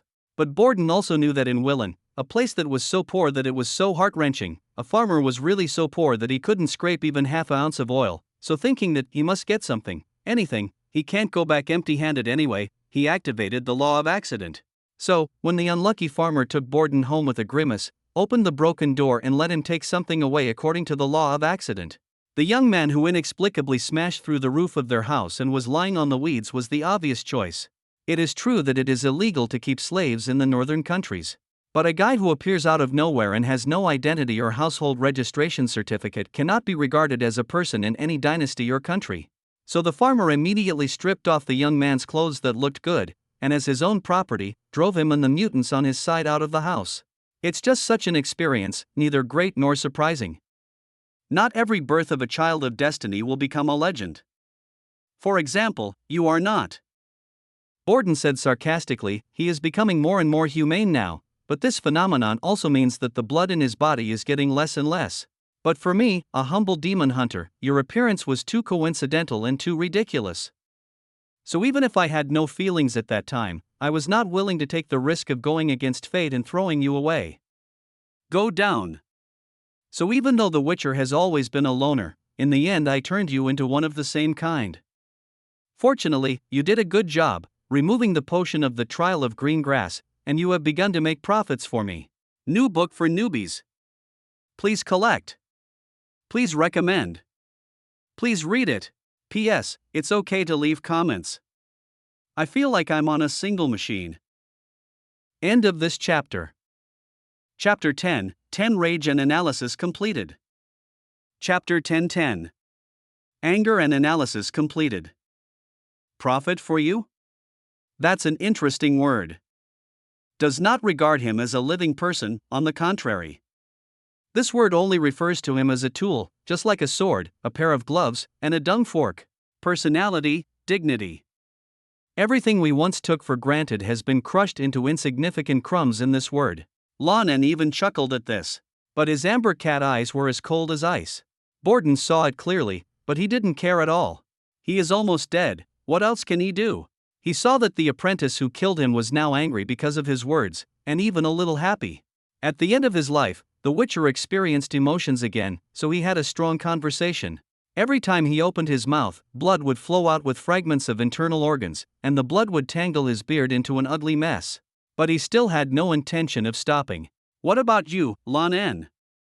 Why do you want to kill me here? Borden's mouth was bleeding and he laughed bloody. Please, don't say anything about getting rid of my oppression and use. Look at your skills in the battle just now, Lan En. Precision, speed, and stability. In the castle of the bear school, Hainkawei, not many novice demon hunters who have undergone complete training can achieve your level. Seriously, the speed of your progress scares me. My oppression and use will make you uncomfortable, but death? It's far from good for you. Compared with the teaching and protection I give you, my negative effects are not worth the risk of being killed by me. Come share life and death with me. Borden shook his head playfully. I'm about to die, but you should do your best and tell me why I was killed, right? Lan En tilted his head and smiled, looking at his mentor. Now this extremely majestic man began to stutter even when he spoke. Do you remember why you are wanted, Borden? 2 lives. Borden didn't have any trouble recalling it, because it was indeed not that far away in time. That is, before Lan En completes his mutation. In a tavern in a village, 2 drunken farmers came to provoke a despicable witcher, and then had 2 necks chopped off at once. Farmers within their heads just can't understand that witchers endure their scorn and contempt because they want to make money safely, not because they are unable to resist. Borden has almost reached his limit. Due to the loss of blood, his mind has begun to wander. The only thing holding him up now is his desire for Lan En's answer. Is it because of those 2 farmers? His body was chilling, but Borden just wanted to laugh. 2 farmers. He once received commissions from nobles in a magnificent palace. Also received missions from mages in the dark and profound mage tower. He has killed countless people and monsters in his life, and has traveled more roads and seen more of the world than the 5 generations of a farmer's family combined. Now, the person who killed him told him, you lost your life just because of 2 farmers. Shit. This is unreasonable. This is unreasonable no matter how you think about it. But Lan En was right in front of him, looking at him with a half smile, and told him clearly that's what happened. You just can't figure it out, can you? They are just 2 farmers digging in the fields with cow dung on their feet. They are dirty, rude, and despicable. Why should I have to fight for life and death with you for them? Lan smiled and moved closer to Borden. My teacher, before I completed my mutation and became the witcher that people shun, we were already together in the rural woods of Velan, weren't we? We met the respected village elders. Hand 1 finger up. We rescue the merchants driving their carriages on the road. Hand up 2 fingers. We are also asking in many villages if there are commissions for monster hunting. 3 fingers raised. But has there ever been a time, even just once, where people have asked, Witcher, what is your relationship with this young man next to you? Lan En smiled half-heartedly in front of Borden's eyes, then put all his fingers back into his palms and clenched them into fists. Not one, teacher. Even though people are doing everything they can to slander witchers and non-human races. Of course, I can tell that most of them are slanders stemming from ignorance and fear. But when they actually saw a person who was led by a witcher, behind the young people around me, no one wanted to say a word. Even if they just informed the local lord? Not even that. Of course I understand that no one wants to cause trouble. After all, living in this world is really hard and dangerous. But just when I was about to accept the reality, 2 farmers asked this question. Lan En spread his hands with a helpless expression, but Borden, who had gradually lowered his eyelids, regained his strength under his words and looked at him. The smile on Lan En's face gradually disappeared, and his relaxed expression was like water droplets being baked on an iron plate. Even the process of dissipation was explosive and shocking. Now, there is only solemnity and seriousness on that delicate face. That expression did not seem to be telling the story of 2 peasants. Even if the ballad about the emperor was played in the court, it would not be more solemn than it is now. Borden's eyes widened in shock at this emotional turn. 2 farmers, their feet were stained with cow dung and mud, their mouths reeked of cheap homemade wine, and their tongues were tied.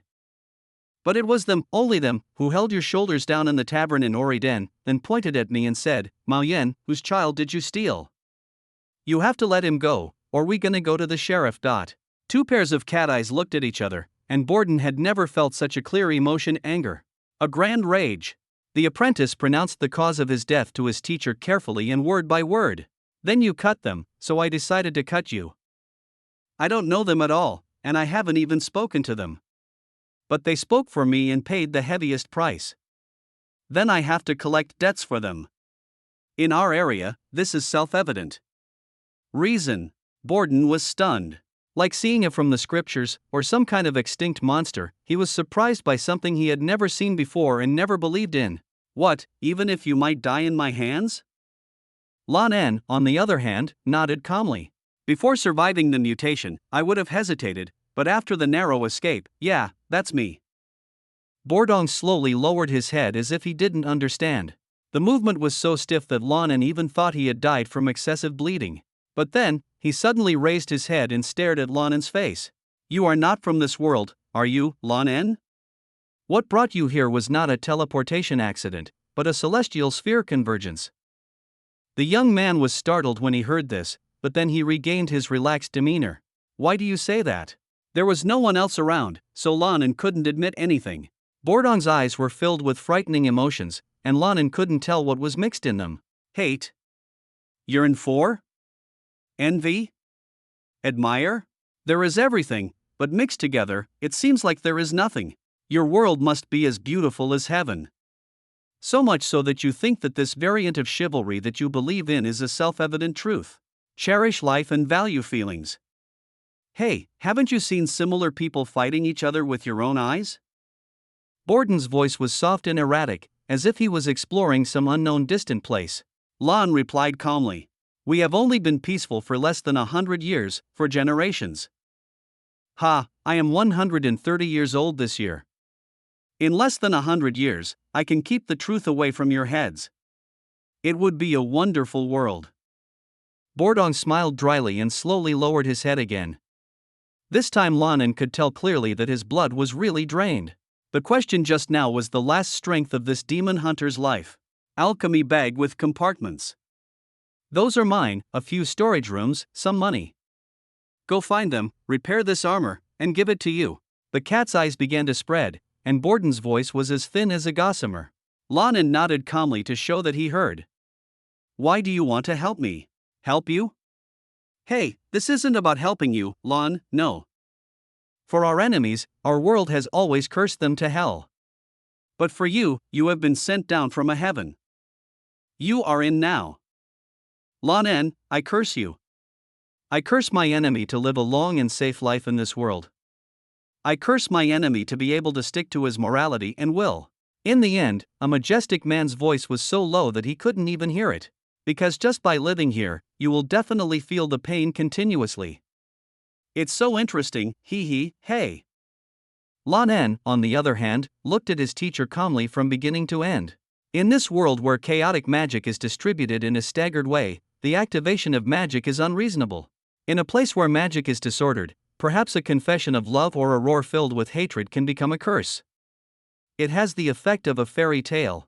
Did Borden's curse succeed? After all, not far away, there is a mist of unknown origin that is full of magical power. Lan En hasn't learned it yet, he doesn't understand. But fortunately, he doesn't care either. He lowered his head and saw that the pool of blood at his feet was so deep that it had gathered into a large area and could even reflect the shadows of people in light. The young man looked at his blood-red reflection and chuckled indifferently. Yes, teacher. I'm already in hell. Lan En stretched to his heart's content, then reached out and took off the roaring bear head necklace from his mentor's neck, and hung it around his own neck. At this moment, a soft sound sounded in Lan En's brain. It is an intelligent voice with a neutral timbre. It says, Sir, the parsing is complete. New book for newbies. Please collect. Please recommend. Please read it. End of this chapter. Chapter 11, 11 Mentos Gene Seed. Chapter 11:11. Mentos Gene Seed. Mentos, you're too slow. Lan En was not surprised by the intelligent voice in his head. It was a good helper voice that helped him survive in this world. Without this guy, he really didn't dare to think about how he, an ordinary college student, could survive for more than 3 days in this world that eats people without spitting out bones. I have fully included your feedback. But please understand that the item that needs to be analyzed this time is a creation with extraordinary foresight and perfection in the fields of biotechnology and unknown technology. Based on your current with the knowledge reserve and my unlocked computing power, I was able to complete the analysis during this period of time, and I have to say that there was an element of luck involved. The neutral intelligent voice is unhurried and clear. It feels like Jarvis in Iron Man. Lane admitted that this was one of the reasons why he named it Mentos. The young man was still sitting in the mud of blood and mud. When he dug into the arms of his cotton armor, a cylindrical glass bottle the size of a can appeared in his hand. Hands stained with blood scabs rubbed the smooth surface of the glass. The bottle seemed fragile, but Lan En had long discovered that it was just a high-strength material that looked like glass. In the entanglement with the evil ghost just now, if the evil ghost's claws penetrated the cotton armor and scratched on the glass bottle, it would only be the evil ghost's claws that were broken. However, in contrast to the technologically advanced exterior can, the upper and lower metal back covers of the bottle are extremely gorgeous. Pious? Lan En couldn't tell what kind of decorative style it was. He had never been exposed to it. But if he had to break it down, he would probably say Gothic style in a general way. The incomprehensible incantation is etched out with superb techniques on the metal back cover, and the cursive characters are gorgeous and noble. The most important thing about a jar is ultimately the content inside. It is a small neat ball with vasoconstriction movement on its surface. Like the creation of some kind of biochemical experiment, it has a greasy and disgusting feeling similar to the exposed internal organs. But this disgusting feeling, when paired with the high-tech can and the back cover with strong religious implications, suddenly has a very contrasting sense of heterogeneous sacredness. It is like putting a sacred flower crown on the ferocious alien-shaped stone sculpture, and a circle of holy white candles is lit around it. This is Lan En's only gift besides Mentos during his journey in the Void Sea. He didn't know what it was, but if he wanted to survive in this world, Lan had no reason to waste this item. Show the parsing results. As the instructions were given, Lan En's brain suddenly accepted a burst of knowledge that appeared out of thin air.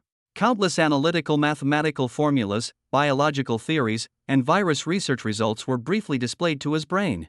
The parsing target, the meatball in the jar, is manipulated by Mentos in the form of a demonstration animation. That meatball was cleverly placed on the chest of the human body. After preliminary analysis, I can conclude that this material is part of a large and sophisticated human body modification technology. It is actually a series of germ cells and virus-like protein machines that have undergone complex genetic engineering, can develop into various organs. Because of this characteristic, I temporarily named it Gene Seed.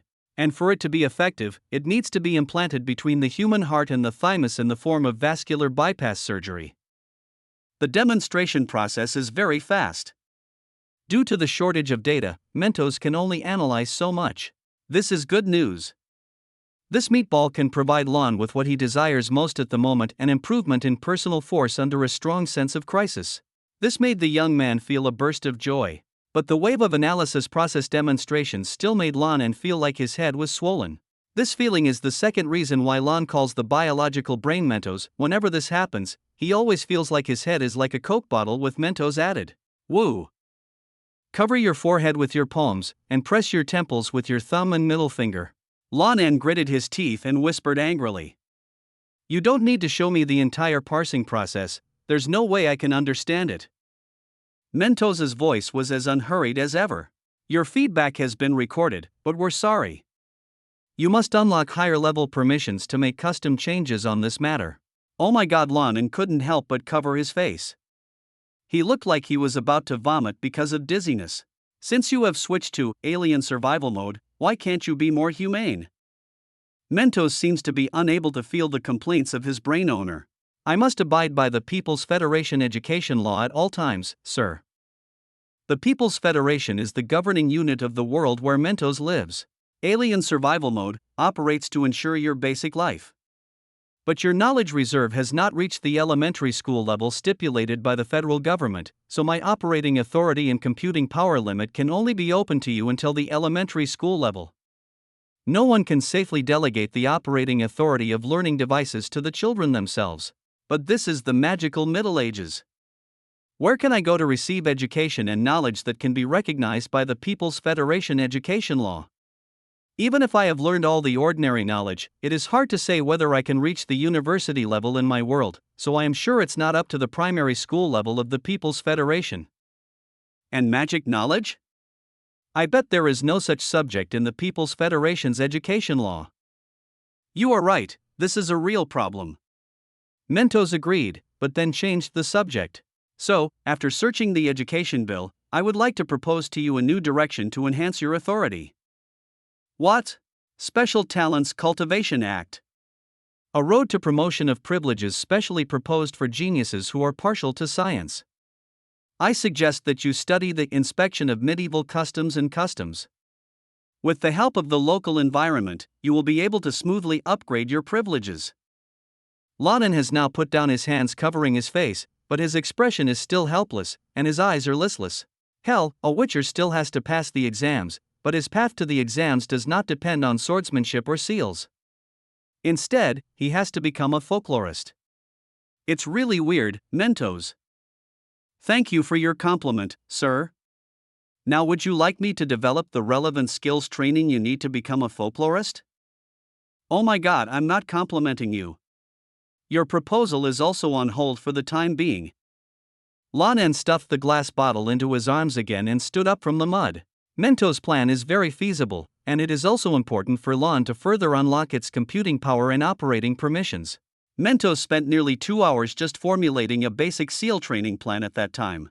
If he wants to achieve higher results in the field of magic, Lan En feels that as an ordinary human in an ordinary world, he only has one advantage: biological intelligence. But the problem now is, he has no time and energy to conduct folklore research. Judging from my impression of the People's Federation educational law, the college entrance examination level knowledge in Lan En's original world was probably only at the elementary school level. As a student who has just finished the college entrance examination, he knows how much energy he has spent on this kind of knowledge. It was rain or shine, and I didn't even think about food, drink, and livelihood. I studied like this for 12 years to get where I am today. In this world, he must first feed himself and survive. Work or study, both take up the bulk of your time. He is now not confident that he can become a specialized genius in folklore recognized by the People's Federation education law while running for a living. It is good that he has a biological brain, but in the education system of the People's Federation, this is only a basic equipment. New book for newbies. Please collect. Please recommend. Please read it. P.S. End of this chapter. Chapter 12, 12 Leave. Chapter 12 Leave. Lan En patted the dirt on his body and stood up. His hand rested on the handle of the halberd stuck in the belly of Borden's corpse. With gentle force, the murder weapon was pulled out. The majestic corpse then collapsed like mud, and Lan En didn't look at it again. The bad blood between them has been wiped out. The 3 sergeants who had already restrained the captain's body and were waiting aside saw this and slowly approached. Have you finished talking? Halberdier asked tentatively. Lan En didn't reply, just nodded, grabbed the tip of the halberd's tail, straightened it and handed it to him. The halberdier gritted his teeth when he saw this, but still reached out and took his weapon. It's your teacher who can hold this method so steadily. I've never seen anyone who can wear such a heavy armor and move so fast. Are all you witchers of this level? Without the armor of the bear school, or even if the armor was slightly inferior, Borden would have been killed by the first wave of arrows. Heavy armor is the second guarantee of a soldier's life, the first guarantee is the combat quality of the soldier himself. I'm different. Lan En let go and shrugged, our school is stronger than the average. The halberdier began to clean the blood and grease on the blade. It was not easy at all to kill someone with the weapon. If you don't clean it, it will rust the next day. The archers on one side then asked Lan En for his opinion. Then let's take the 2 corpses away together now? I have to take off his armor first. Lan En shrugged and pointed at Borden's body behind him. He gave me this set of armor. The crossbowman couldn't help but nodded. You should really keep it. I have never seen armor with such good craftsmanship. It must not be cheap. His tone was full of admiration, and he lowered his head in embarrassment and looked at his standard armor. As a standing soldier under Lord Willan, the most advanced armor he has ever seen is the Lord's heirloom armor. But everyone in Velan knew that their Lord Vezerad did not have the courage to go to the battlefield. His heirloom armor may still look gorgeous, but it's self-evident that it can't withstand cutting now. Lan En nodded in agreement. The craftsmanship is very good, but because of this, it will cost a lot of money to repair the big hole in the abdomen. With the help of 3 professional sergeants, Borden's set of bear school armor was quickly taken off. The bear school is the only school among witchers equipped with heavy armor. The total weight of armor like this is close to 30 kilograms. It is impossible for ordinary people to get up even if they fall. Putting on and taking off the clothes can only be accomplished with the help of attendants. 3 sergeants dragged the 2 corpses all the way out of the small valley, where there were 4 horses on which they came. The mounts of Borden and Lane were also there. I would like to express my gratitude to you again, Master Demon Hunter. Whether it is for your help in battle or for giving up the bounty. Before leaving, the three sergeants bowed to Lan En on horseback to greet him. We usually stay at Crow's Nest, which is also the castle of Sir Westlard. If you need anything, please come over. No matter what others think, we will definitely treat you with the best. Crow's Nest, I remember it. Lan En responded with a smile, without correcting their title. Master Witcher refers specifically to those witchers who can hunt large monsters alone. It doesn't matter what kind of adult griffin, petrified cockatrice, petrified lizard, or pterodactyl they are, anyway, they all have the combat power to kill a squad of 10 soldiers individually. Borden has such a record and can be called a master. But even if he can hunt large monsters alone, he still has to die when faced with a completely different battle mode like human civil war. For Lan En, although he is far from being called a master, there is no need to worry about them who may never leave Velen in their lifetime. By the way, I have a question. Lan En asked casually. Why is Sir Westlard pursuing a murderer so diligently this time? People are dying every day in Velen. Although the crime of murder is serious, as long as he does not appear in front of the guards with great fanfare, the pursuit and wanted are just a formality. I have been planning to get rid of my mentor for a long time, but taking advantage of the opportunity of pursuit, it was really a last-minute plan. There is a reason why Borden dared to kill people directly. He was robbed of emotions by his mutation, but not his brain. This guy is just unlucky. The halberdier pointed to the corpse on the horse. Oriden is the private residence of a big man. I heard he is King Foltest's cousin or something. That knight often holds chariot racing competitions in Oriden. He was unlucky, and the murderers there happens to be a game tomorrow, and we need to improve the public order. Lord Vezerad doesn't dare to neglect the big shots in Vizima. So the crime of murder, which was originally a trivial crime, now requires a team of professional soldiers to pursue and hang him. This is not simply enforcement of justice impartially, this is a political statement. That makes sense. Lan En nodded. Regarding matters that may be difficult for local civilians in this world to understand, his relatively rich knowledge and education can easily clarify his thoughts. No longer entangled, Lan En waved goodbye to the three sergeants. The horse left behind by Borden was strong and energetic, with pure black fur that was shiny and only 4 hooves had white hair. It is a mare with dark clouds and snow. Lan stroked the bridge of the horse's nose and looked at it. The horse's nostrils are wide open, snorting, and its eyes are calm. Even without the Yaxi seal, the horse is very receptive to Lan En. After all, he has been feeding the horse during this period. This is the war horse that Borden bought at a great price. Although it cannot be compared with those horses that have been trained as heavy armored cavalry and can master at least 4 hoof movement methods to adapt to the battlefield environment. But the physical condition is not a problem. Authentic Kedwani horse. This horse had much better food than Lan En before.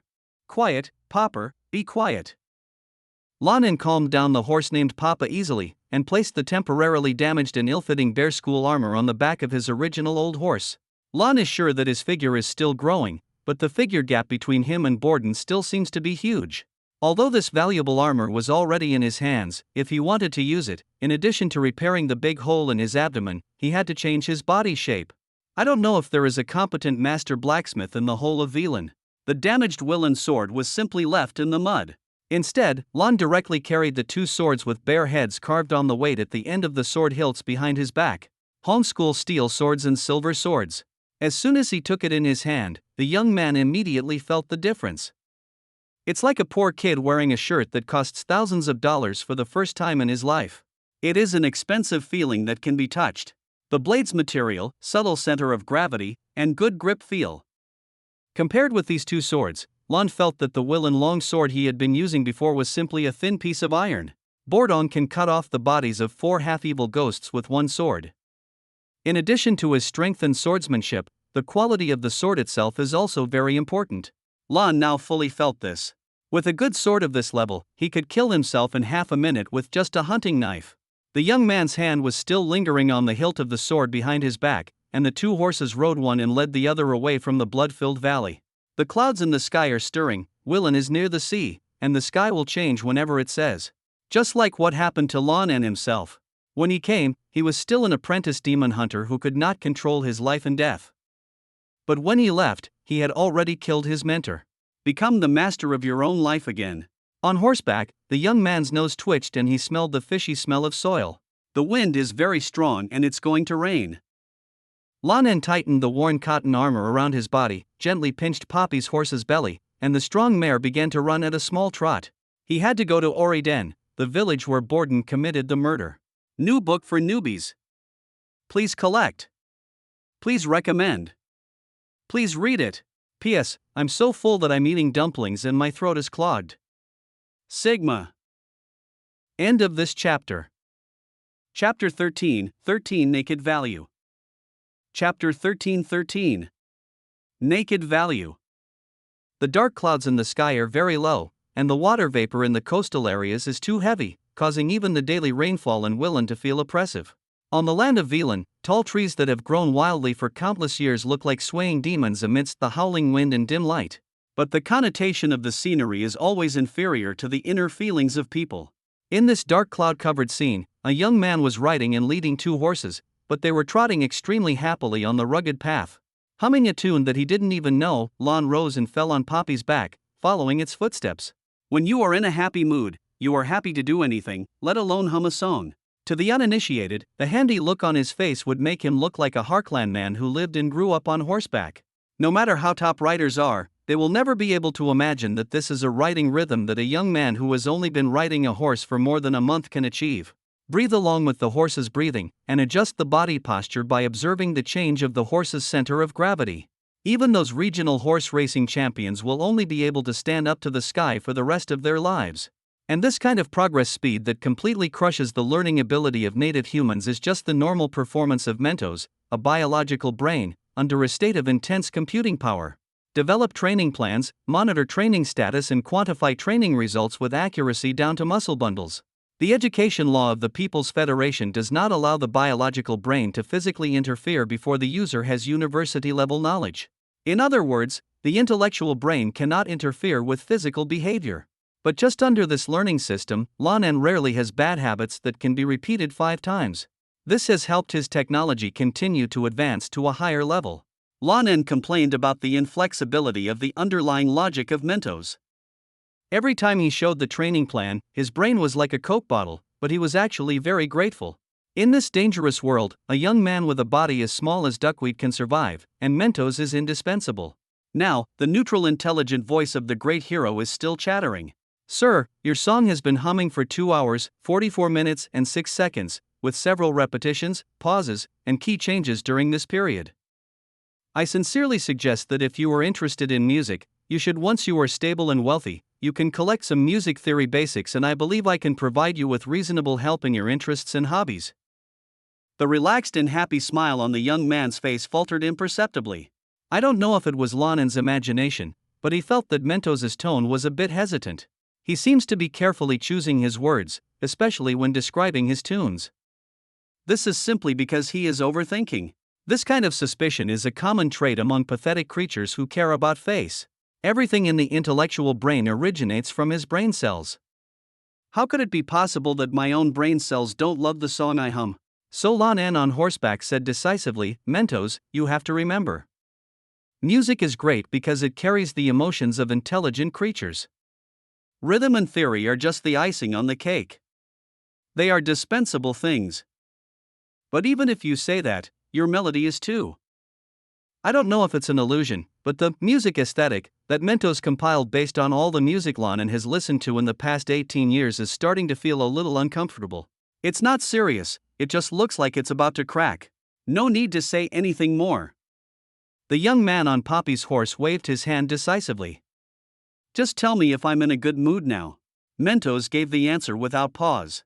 Judging from hormone levels and brainwave data, you are indeed in a happy state. Then this is happy song.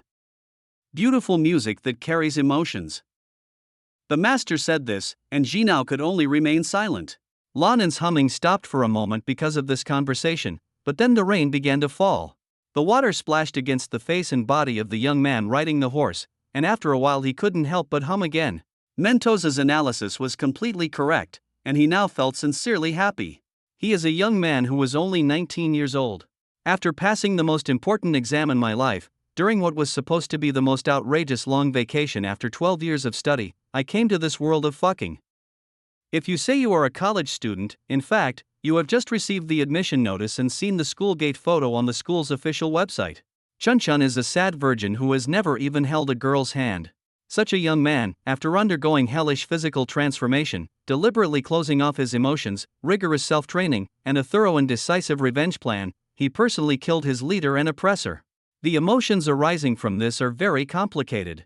But the moment he regained control of his life, he was really happy. Popeye's foot strength was worthy of its price, and they reached their destination before the raindrops penetrated through the black oil stain on Lan En's cotton armor and almost seeped into it. A fishing village located on the edge of a swampy lake, Oriden. There are about 100 people in the whole village. Due to the terrain, they look like the Dai people in Lan En's homeworld. Driving wooden piles deep into the soil, laying wooden planks, and then building houses on the half-empty wooden planks to isolate the lake from time to time flowing in from below. Horses' hooves stepped on the mud, making a tapping sound.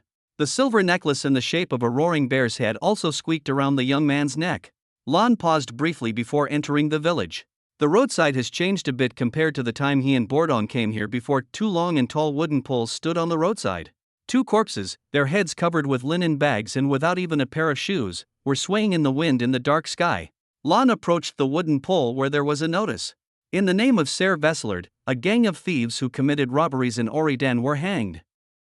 This move is intended to remind everyone to abide by laws and morals and stay away from shameless and dirty activities. Concise and to the point, with limited literary talent. But what else can be expected of a scribe working in Willen? The young man pulled the reins and rode away. Lan is very young, but he has received an education far beyond the average level of this world. His educational experience told him that if a harsh government is implemented in a place where the standard of living and moral standards are not high, even theft will be hanged. There will be only two results. If the ruler's force is not strong enough, the ruler must die. If the ruler's force is strong enough, he will soon be able to stop roosters from crowing for thousands of miles. After all, people can not only be killed, but they can also escape. The Ser who rules Vilan has been in his position for decades. He is not stupid. If Lan En guessed correctly, the cause of death of the two guys hanging was actually the same as that of Borden. It's just that I was unlucky enough to run into a horse-drawn carriage competition. In this world, the value of human life is determined based on status. And acted very naked. Lan En has never been able to get used to being naked. Mentos detected that Lan En's happiness index, which had been soaring all the way, was now slowly falling. Appropriately, Mentos, who had been silent since the discussion about music, now confirmed to his master again. Neutral intelligent voice echoes in the mind. So, even if the cruelty of this world is confirmed again, do you still plan to continue with your plan now? New book for newbies. Please collect. Please recommend. Please read it. Oh. End of this chapter. Chapter 14, The Witcher's Dilemma. Chapter 14. The Witcher's Dilemma. Lan En did not respond to the question in his mind. Not only was there no response from the mouth, but there was also no voice from the heart. Horse hooves are still clattering, and Oriden is getting closer and closer. The silence was a bit long this time, long enough for Mentos to think that Lan was indeed reconsidering. Mentos, tell me what I want to drink when I enter the village tavern later? Mercenaries and demon hunters all have to do this when they go to the tavern, right? I found all the money from the teacher. Let's have a cup of royal Vizima? The last time I saw it, they had it on the shelf. To be honest, except for a few magic potions when the Witcher was transformed, which used alcohol as the base, I have never really heard of wine in this world. Lane looked seriously to Mentos for advice. The biological brain was a little unresponsive for a moment. No matter how small an amount of alcohol enters the digestive system, it is not a good thing. For the antitoxicity and work content of the Witcher, alcohol-containing potions are necessary, understandable. But I still recommend that you stay away from alcohol in your daily life. If you want to drink, please choose the one that has gone through strict craftsmanship, which means it is expensive. No. Mentos didn't react until he gave the suggestion. That's not what we were talking about just now. On the contrary, Lan En seemed to be understatement. There's no need to talk, Mentos. It's very necessary. The intelligent voice in my head said seriously. Alien survival mode requires me to care about your life and safety to the greatest extent. I know what you are here to do.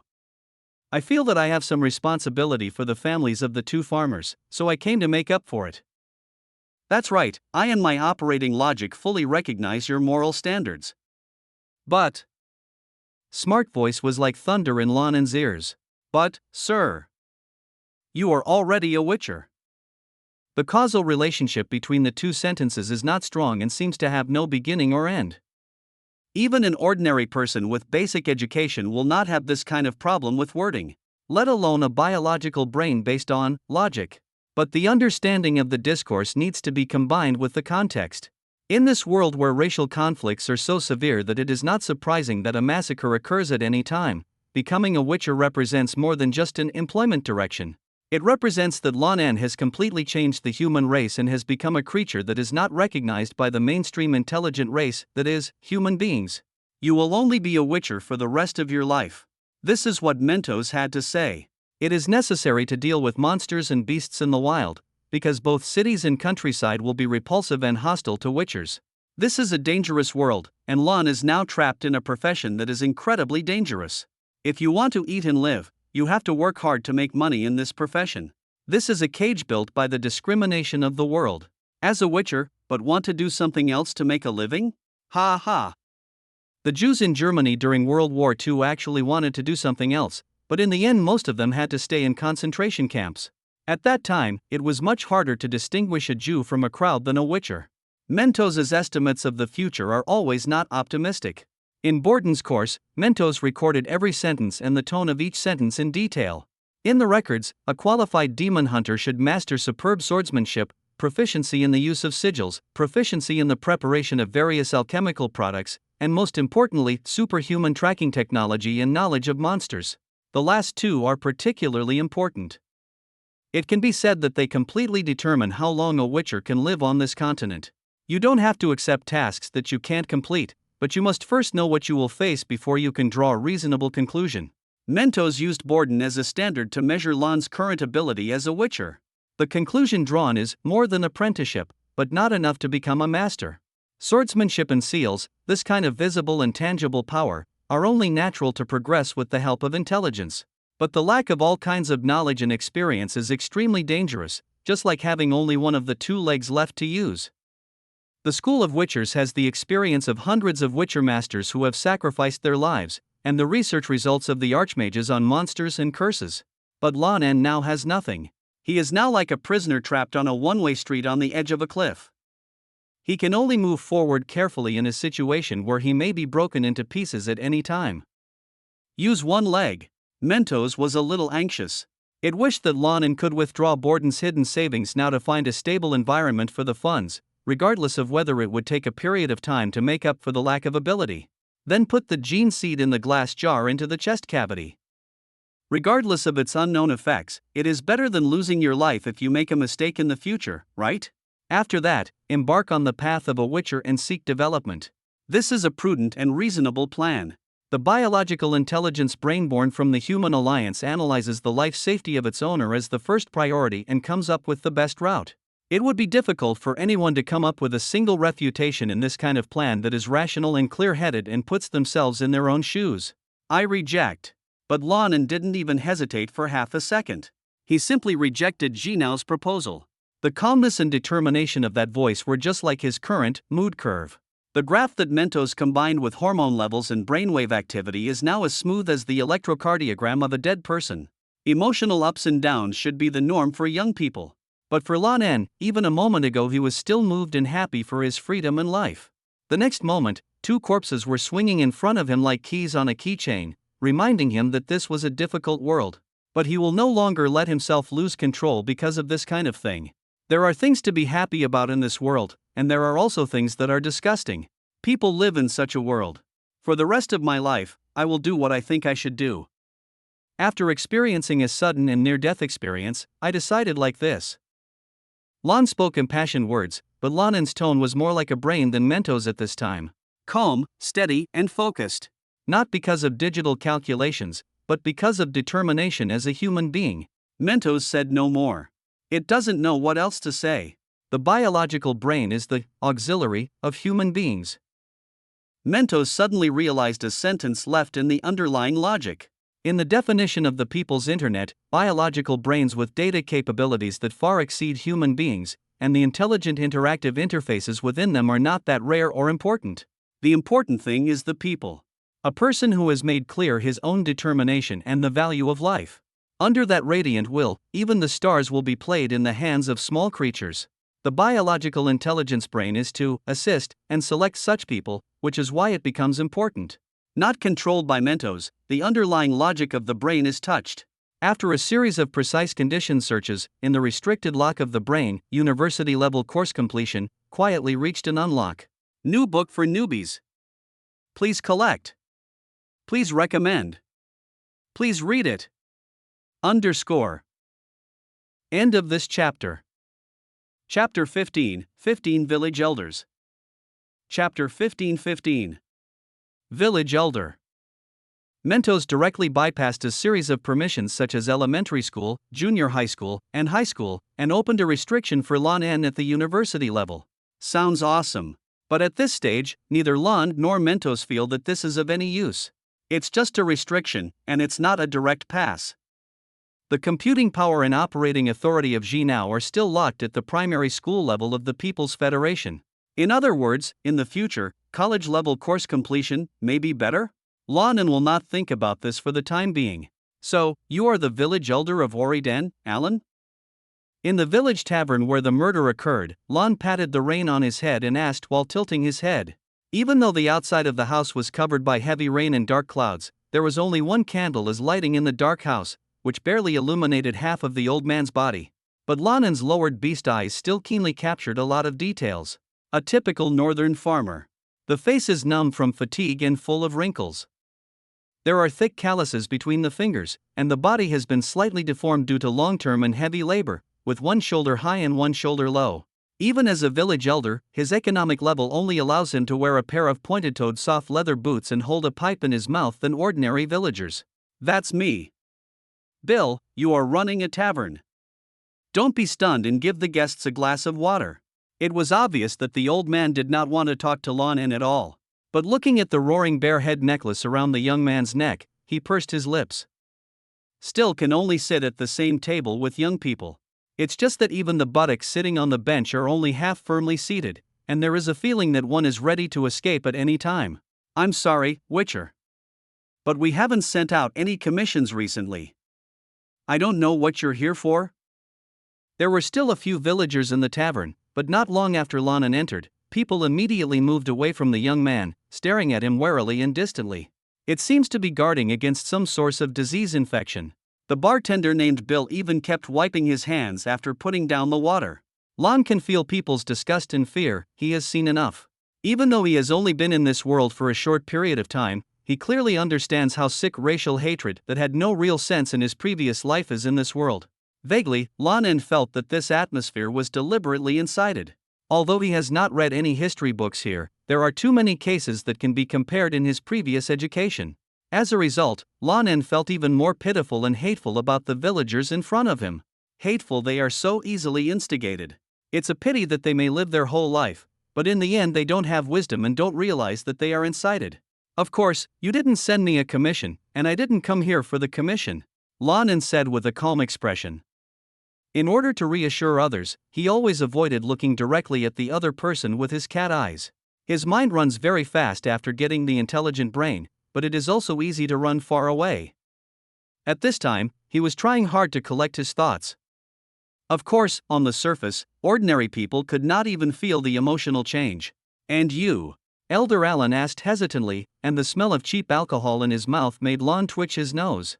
Some time ago, a demon hunter who wore the same necklace as me killed 2 people here, right? The tone was still calm, but it suddenly aroused a fierce reaction in the tavern. The crowd not far away became noisy, and their timid and hostile looks were now cast with a hint of ferocity. He's here to cause trouble? Want us to shut up and jazz? We are the ones who should take revenge. It was that mutant who killed 2 people here. He is alone, we can go up together and throw him into the lake. The villagers' low-pitched exchanges were completely heard by Lan En, but the young man's expression remained calm. Elder Allen's buttocks had completely left the bench at this time, and he seemed to be ready to start. But after all, he is a village elder who was more thoughtful than ordinary villagers. Witcher, we can't interfere with Lord Vezerad's wanted order. There is no point in your coming here. The old man wanted to make a last-ditch effort to avoid bloodshed. Not because he loves peace and values life. But in this era, it is difficult for every village to accept the injury or even death of young and strong labor force. Vulnerability of the smallholder economy. With the secretion of adrenaline, the villagers' breathing gradually became heavier and they began to search for weapons that they thought were hidden. Lan En also didn't want to see bloodshed, so he raised his eyes for the first time after entering the room and glanced at the increasingly excited crowd. Then, the emotional villagers felt as if a bucket of cold water had been poured on their heads. In a dim environment, the Witcher's cat eyes will glow. This world has magic, but it is a rare thing. Therefore, it becomes even more mysterious and unpredictable, and cannot be accessed by a group of farmers. A group of medieval farmers suddenly saw a man with glowing cat eyes. The fear and shock even left them speechless for a moment. The Witcher who killed people locally is dead, and I'm not here to put him out of trouble. Lan En spoke to the village elders in calm to cold words. He knows when to use his tone to maintain others' respect for him, and there is no trace of the escape and ease when talking to Mentos at this time. The supreme master of the bear school heard about the evil deeds of Borden, the murderer, here. He also heard about the importance of the local knights, so he activated the sacred tradition within the demon hunters and sent me to give him some help. Compensate. This is a lie. There is not even a ghost left in Hankoe Castle, so why is the supreme master of the bear faction still there? But Lan En has no sense of identity with his own school or even his identity as a Witcher. Therefore, there is no psychological burden at all in raising a big banner to deceive the uninformed villagers. Old Allen hesitantly sat down again. Thank you very much. Bill. Why are you so dazed? This is a tavern. I asked you to bring a glass of water and you really brought it? Bring a glass of something flavorful. Reprimanded the village bartender to vent his fear, but old Allen became restrained again when he turned to face Lan En. I haven't asked you your name yet. The young man was stunned for a moment at this question, but then he answered smoothly and naturally, Lane of Sintra. The full name of Borden when walking outside, namely Borden in Sintra. Okay, Mr. Lane. But I've never heard of a variant. Would a Witcher do this? The young man's answer was cold and irritable. Didn't you listen to me? The importance of the local knight, Vezelad is the Lord of Willen. In order to have the power to work legally in this land in the future, we must take his own emotions into account. Do you think we are here? Will compensation be paid for killing people anywhere? Compared with the previous conversation, Lan En's tone at this time was even more harsh, but old Allen immediately put down most of his wariness. The same goes for the villagers behind him. Because it fits their worldview. Doing good deeds means losing money, and those who lose money should be resentful. If a person is forced to arrange a costly errand on his head, his words should be unpleasant, which is normal. At first the bartender was reluctant and slowly poured his own home brew into the glass, but now he walked towards Lan En with a full glass in the blink of an eye. Oh, is this the case? May Maritelli bless you, Master Demon Hunter. We are just fishermen who have been fishing for generations and have little experience. Don't be surprised by what just happened. Bill. You idiot. Don't fool your guests with cheap horse urine. Bring your royal Vizima. Turning his head, old Allen's tone suddenly became friendly and attentive. How many orans do you mean by compensation? Allen's old face immediately turned into a smile when he faced Lan En. He had a pipe in his mouth and his eyes scanned Lan En's upper and lower body, hoping to catch a bulging money bag. His hands were rubbed together like flies. But facing his smiling face, the young man's expression was unmoved. Instead, he raised his eyebrows in surprise. So, Elder Allen. You can arrange meals and accommodation for me. The eyes of the man waiting for the gold coin suddenly widened in shock, and he looked into those cat eyes. Is there something wrong with this logic? At this moment, Mentos said a meaningful O in Lan En's mind. In the eyes of the intelligent brain who has shared the plan at this moment, in addition to satisfying his own moral standards, this action of his master seems to have gained utilitarian benefits? New book for newbies. Please collect. Please recommend. Please read it. P.S. Pursuing reading is really important, brothers. Oh. End of this chapter. Chapter 16. The perfect balance between ethics and utilitarianism. Chapter 16. The perfect balance between morality and utilitarianism. By the time the village elders of Oriden led Lan out of the tavern, it was no longer raining, but the heavy dark clouds were still hanging low. When old Alan was leading the way, his face was ugly, as if he had lost his wife at the gambling table. But when he turned around to face Lan En, he immediately became attentive and eager. Conflicting feelings.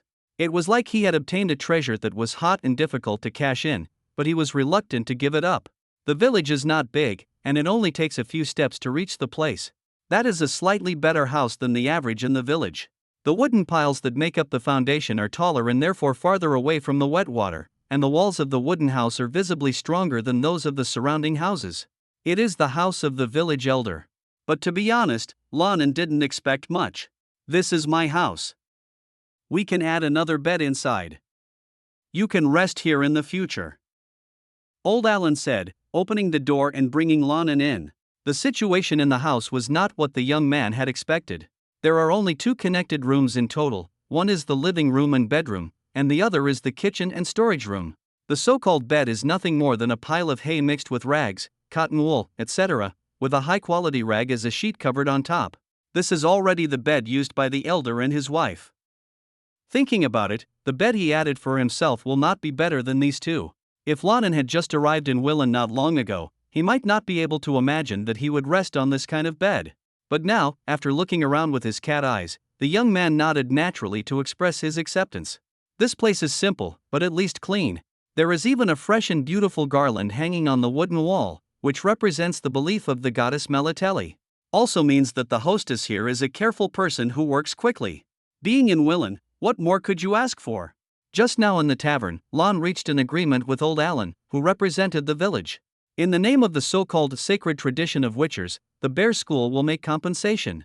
But Lan En patted his cotton armor, which was so worn that it burst into cotton, and said that he shouldn't even think about giving him money. Everyone is living in a tight situation these days, but it's okay for a witcher to work hard. Oriden is a fishing village, and the entire village's income mainly depends on the lake they are next to. The nobles only use this place for the horse-drawn carriage competition held here. It is impossible for the villagers to take this opportunity to sell things to the nobles or receive financial subsidies. If you want to support your family, you still have to work hard.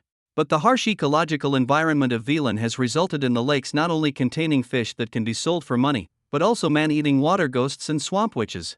These monsters severely restrict fishermen's working areas and working hours. For example, fishing at night is like feeding food into the monster's mouth, which limits the village's income. It's just that people don't usually die often, and the villagers can barely survive starvation based on the current scale of the fishery, so there's no need to pay a witcher to kill monsters. But Lan En's arrival brought a change to the status quo. In the tavern not long ago, the shimmering cat eyes looked at old Alan calmly. You are a rare knowledgeable person in this village. Lan En complimented first, and then continued. Based on the market price, the right ear of a water ghost can be exchanged for 3 orens, and the head of a swamp witch can be exchanged for 5. Do you agree? Old Alan was holding a pipe in his mouth, his cloudy eyes instantly became cunning, and he subconsciously wanted to lower the price. The nobility cares about prestige, the church cares about piety, and everyone cares about money. This saying is simply true. It has become instinctive to lower the price first when talking about money.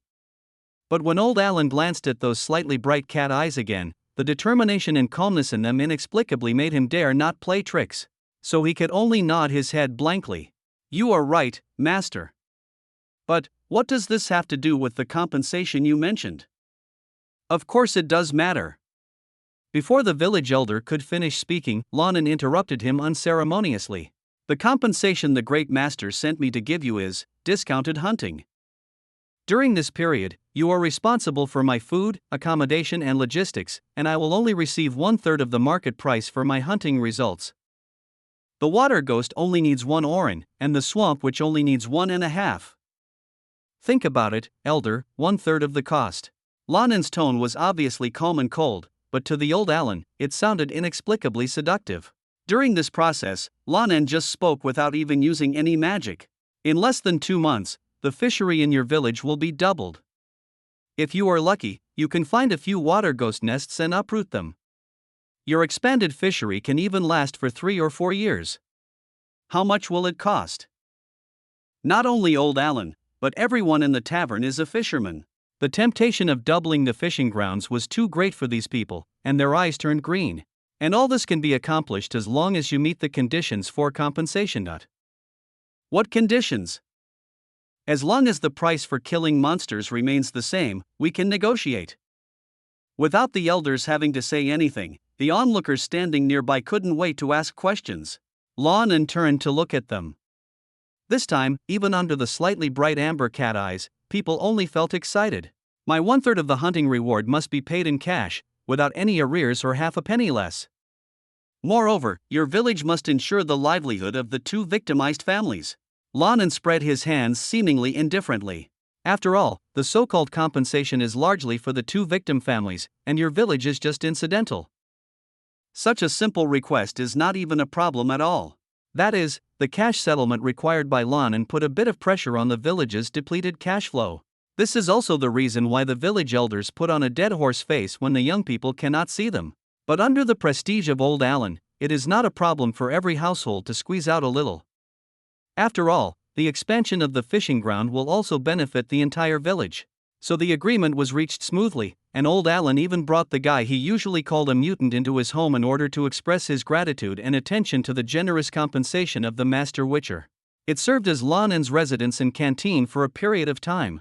Old Alan went out to find hay to make a bed, and his wife was said to be picking raspberries and berries nearby to supplement the food. In this clean hut, only Lan and Mentos were left. As soon as I thought of this, a neutral, intelligent voice came to my mind.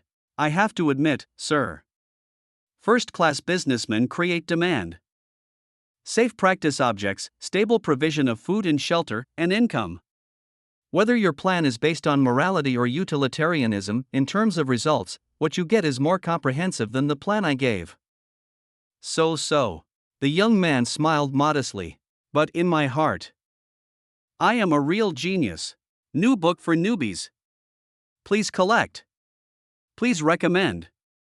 Please read it, Omega. End of this chapter. Chapter 17, The Value of Safety. Chapter 17.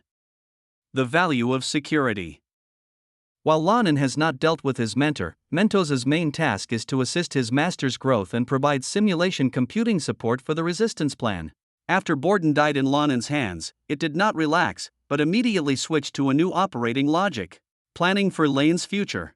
That's why it urged its master to immediately invest in training to make up for its own shortcomings. But what it didn't expect was that Lane did better than it planned. The lake area where Oriden is located is mainly inhabited by monsters such as water ghosts and swamp witches. The danger is completely acceptable, and it is perfect as a teaching material for training techniques. And there is no need to pay for this kind of teaching material. Instead, the village will pay you for it. Let a village that has not been entrusted with it start a large-scale demon hunting mission, sir. There is no doubt that your business thinking is already that of a demon hunter. An industry pioneer in the field. Mentos expressed his heartfelt admiration. What does it mean for a first-class businessman to create demand? Lean back. According to Borden's words, and the traveling situation in the past month, the daily life of a witcher is really a matter of luck. Wandering from one village to the next all day long, hoping to meet someone with whom I would be commissioned. But it has only been an hour since Lan arrived in Oriden, and the village is already in chaos, trying to dig out all the wealth to support this monster hunting commission. It is hard to imagine that the last time Oriden asked a witcher to deal with monsters before the arrival of the young man was 2 generations ago. And, the most important thing is that we have obtained safe and stable housing and food. Mentos's voice sounded happier than most of the time. Lan En also nodded with emotion. Whether in the eyes of Mentos or Lane, a large part of the current predicament comes from the social atmosphere in which racial hatred is prevalent. Even if a witcher stays in a tavern for which money is required, staying for a day or two can still be considered a mission. As time goes by, the tavern owner will call the sheriff without hesitation, saying that there are mutants with ulterior motives here. Can mutants earn their money in a legitimate way? Drive the mutants away, or simply kill them and keep the money? Everyone has to give a thumbs up and say well done. The money in your hands cannot be used cleanly, which is directly related to your race. This kind of thing makes no sense, but it happens so often here that it has become a common phenomenon. So even if he is willing to spend money, it is still unclear whether he can find a safe place where Lan En can complete his own supplements and enhancements with peace of mind. And in present-day Oregon, what the village elders eat is what the Witcher will eat today. You want to make things difficult for the Witcher? I think you want to make things difficult for us, Oregon. Lan once followed Borden to clear out a ghoul nest in a farmland. The employers in the village didn't want to pay the balance after they finished the work, so they simply found a group of fanatic believers in the eternal fire. The men were armed with swords, hammers, and axes, shouting that they wanted to purify mutants. Borden and Lane could only turn around and run away. In those days, Borden's food standards even dropped to the same level as his own apprentices. Now, Lan En has created a need for the village to hunt monsters and tied this need to himself. Safety. This is so safe. Lan En walked out of the elder's house and led the 2 horses he had placed outside the village to an abandoned wooden shed in the village. The villagers on the road no longer looked at him with disgust like the plague, but instead were warm and friendly. He also helped him unload the bag of bear school armor that he couldn't put on for the time being, and moved it into the house. Come on, Lan En feels that during this period of time, apart from the work that requires drawing swords, he will not be able to do any physical work. His education and life in the past 10 years made him habitually want to express his gratitude to those who helped him, or even simply smile and nod. But before he could make a move, his reason stopped him. The expressionless Lan En turned and left. Everyone likes money, Mentos. The young man emphasized again. They don't like me, but they have to like me just because I am tied to their future income. So I have to show an attitude of impatience, so that they will be more convinced that their income will skyrocket in the future. Because this sits in line with their worldview. Is this the so-called if you want to help the poor, you can't talk to them properly? Mentos pulled this sentence from the corner of Lan En's memory. Lan En was non-committal. I used to think that this sentence was pure fart, an excuse for the rude managers to prevaricate. But now, in order to ensure that neither the villagers nor I have the chance to harm each other, I must practice this sentence. What a bullshit! Lan asked the villagers where old Alan was, then turned and left. The village is made up of high and low planks and is a mess. But it was not big after all, so Lan En soon found the village elder who was pulling hay. Are you looking for a blacksmith? The village elder scratched his neck, and there was obviously a lot of black between his nails. The blade will wear out, and the armor needs to be repaired. I don't even know how many monsters I have to kill here. You have to arrange a place for me to repair my equipment. Lan En frowned, his tone cold and impatient. As he expected, this made old Alan pay more attention to it. Yes. There is a blacksmith. It's just at the edge of the village. The dry ground is specially set aside for the blacksmith. I don't know if you can accept his craftsmanship. As he spoke, old Alan led Lan En away. Then with a jingle they came to a stove and a strong man. Are you the Witcher who hunts monsters at a discount? The news has spread throughout the village. The sweat on the strong man's body was mixed with oil, and even turned into a reflective oil film on his body. He laughed generously and extended his hand to invite. Come on, you're welcome. Let's see what I have here. Seeing how confident he was, Lan En became a little curious. So I randomly picked up some of his works in this simple blacksmith workshop and looked at them. Most of them are farm tools, sickles, harpoons, and occasionally a few blanks of Velan's sword. Soon, Lan En, who was still looking forward to it, put down the sample in his hand. Never mind. Although I haven't handled many good swords, take a look at the works here. Dark and chaotic in shape. Whether it is quenching or forging, there are problems. The Willen long sword is probably his highest level. Lan En was not in a good mood, and both the blacksmith and old Alan could clearly see it. The blacksmith was a little unhappy because of this, but he still had some confidence in his craftsmanship. The original generous laughter disappeared. What? Do you think there is something wrong with my craftsmanship? Lan En didn't say much and slowly drew out the bear school steel sword behind him. As soon as the clear sword blade appeared, the blacksmith's unhappy frown turned into a surprised glare. Maritelli, this kind of heirloom-level sword? The blacksmith exclaimed and looked at the young man in disbelief. It seems as if I can't believe that someone would actually fight with a sword of this level instead of collecting it and passing it down to his family. Immediately, he simply admitted that he was not qualified to touch this sword at this level. That's true. I thought my skills were ranked among the best in Willen, huh? The big man smiled a little sheepishly. Then he said that it would be okay if it was just a matter of tinkering. But if there is structural damage, then it is estimated that the entire Villain will only have the capital, Goes Villain, or the crow's nest where the knight is located, and there may be a master blacksmith with sufficient skills. New book for newbies. Please collect. Please recommend. Please read it. Omega. End of this chapter. Chapter 18, Hold the Power. Chapter 18. Hold the Power. In fact, in this world, it is estimated that only the richest people who really do not regard money as money, or the demon hunters, would use heirloom-level swords to cut something. You can kill people with pieces of iron, so why bother using these precious treasures on the battlefield? And this is also the epitome of the difficulty of the Witcher profession. They took swords worth hundreds of orens to fight monsters to the death, but they could not exchange the swords for money to spend or buy properties in the city. Because few people will protect the property of Witchers.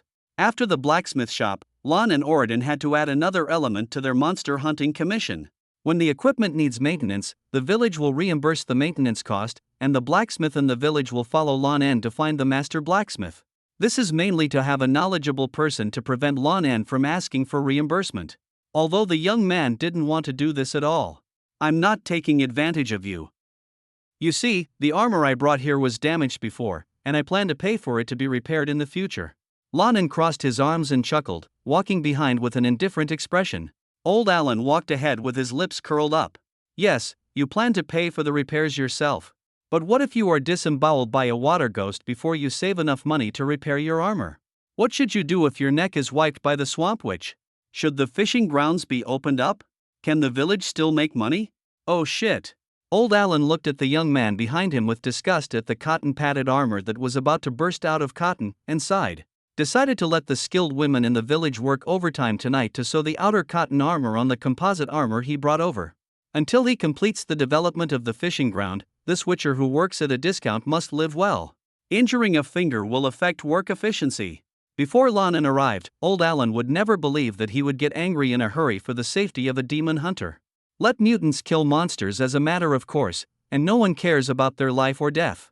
But now, he has to greet her with a smile and care like an old mother. While walking, Lan En seemed to mention something unintentionally. By the way, those two unlucky guys who were killed, what happened to their families? At the mention of this, Old Alan's walking figure froze slightly. Lan En's keen senses easily captured this moment, and his cat eyes narrowed slightly. What happened to them? The young man's tone was no different from before, with a sense of indifference that it had nothing to do with him. But inexplicably, Old Alan, who was walking in front, felt cold at the base of his neck. No, how should I say it? Old Alan said cautiously. One family was already dead. Little Turner chased his little dog into the woods, and was torn to pieces by a pack of oozing wild dogs. His screams were so miserable, and his last screams made him the mother was driven crazy and rushed in after her. Several of the men who were there at the time were unable to hold them back, and then neither of them could come out of the woods. The village elders were lamenting, but that was all. There are so many human tragedies in Willen that it is mind-numbing. He is mainly worried now that the number of victims has been reduced by one, which will affect the compensation of the bear school to the village. Lan pursed his lips, and Old Alan only felt that his neck was getting colder and colder. You guys, didn't you try to save me? Save? How to save? Old Alan sighed and shook his head. The wild dogs are no longer afraid of people. They have all eaten human flesh. Unless they can be killed, ordinary threats cannot make them shut up. But at that time, there were only a dozen men in the village, and among them there are old people and children. The inexplicable chill at the base of his neck disappeared. Old Alan tilted his head and continued walking forward without paying attention. The young man followed behind with his head lowered and his steps slightly heavy. What else can Lan En say? He came to Oriden with a feeling of gratitude and reparation. He was not at all familiar with the two farmers who died for him after speaking to him, but he is a compassionate and determined person. So he came here, hoping to give some help to widows and orphans who were living in poverty. He made a plan for this, and used his limited knowledge to try to grasp the balance of people's hearts and create a status quo that everyone could benefit from. But now, the village elders told him that one family had died. No one can even hate it because it was an accident. There are so many emotions in my heart that I can't even tell what I feel at this moment. There's also the little white family, right over there. Old Alan was walking and pointed to his side with his hand. At this time, the wind was blowing after the rain, and the dark lake water was also surging under the dark clouds. But in the village, adults and children seemed to be doing their own business as usual, still minding their own business. Mending fishing nets in the rain, turning over the boat for repairs, and carrying the smelly wooden barrels containing the catch. A woman wearing torn and dirty clothes was running tiredly and diligently in the village with a boy, mending fishing nets and helping other villagers carry things. After being greeted with a smile, the occasionally lowered head and face were filled with numbness until they met the next busy villager. The villagers accepted help as a matter of course, and some were impatient and angry. But the peasant woman deliberately pretended not to see it. The little boy, who had a big head and a small body due to lack of nutrition, followed her and tried to help. With a malnourished body, he had to press his center of gravity to push the barrel containing the catch. That's not playing, that action of gnashing teeth and even pushing your head up is really trying your best. Children do not understand complicated things, but the atmosphere in the family has taught them that they must follow the adults. So the child's face, which should have been innocent, put on a deliberately flattering smile after taking a big breath. That smile made Lan En feel cold in his heart. But he still didn't show it. Because if you act too eager or too angry, it will make the villagers feel uneasy. You are here to do good things, and you will suffer a loss. You shouldn't focus on these things. The villagers' lack of knowledge and wisdom can lead to confusion, then panic, and then hostility. In order to calm down, Lan En wanted to press his chest. But when pressed against the cotton armor, it feels like a hard cylinder. It is the storage tank containing the gene seeds. But this time, Lan En did not let go because he recalled the weird appearance of the meat in the jar. On the contrary, he held the glass jar in his arms tightly. That look is like holding the power itself. New book for newbies. Please collect. Please recommend. Please read it. _.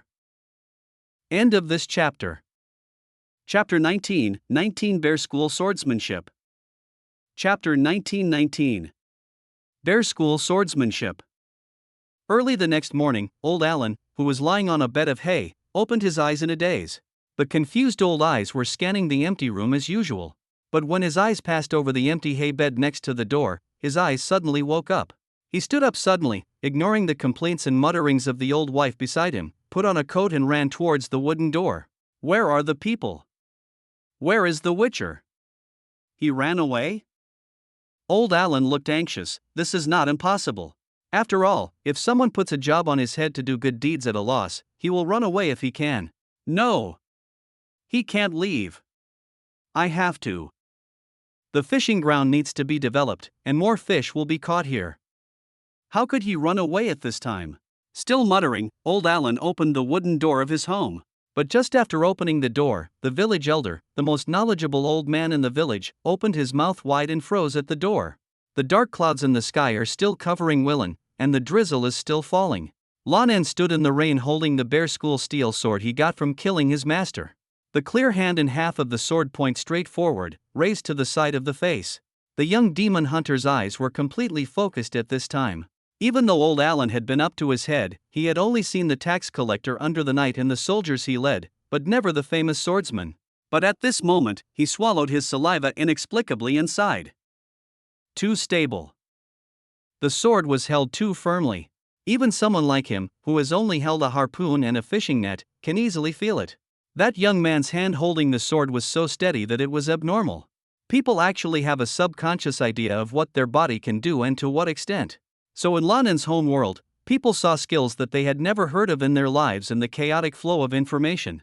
But as long as the master who masters this skill shows his skills, the audience watching the video will be uncontrollably amazed. They may not know how much effort it takes to get something to a certain level. But instinctively, they can feel, I can't do it in my life, the gap is too far. Then the feelings of admiration and admiration will arise spontaneously from the heart. Old Alan feels this way now. In Lan En's hand, the straight and clear sword blade was like a windless lake surface. It would be okay if it didn't rain, but now in the rain, I can feel the abnormally strong stability even more. The raindrops hit the sword as if they were falling on stones on the ground.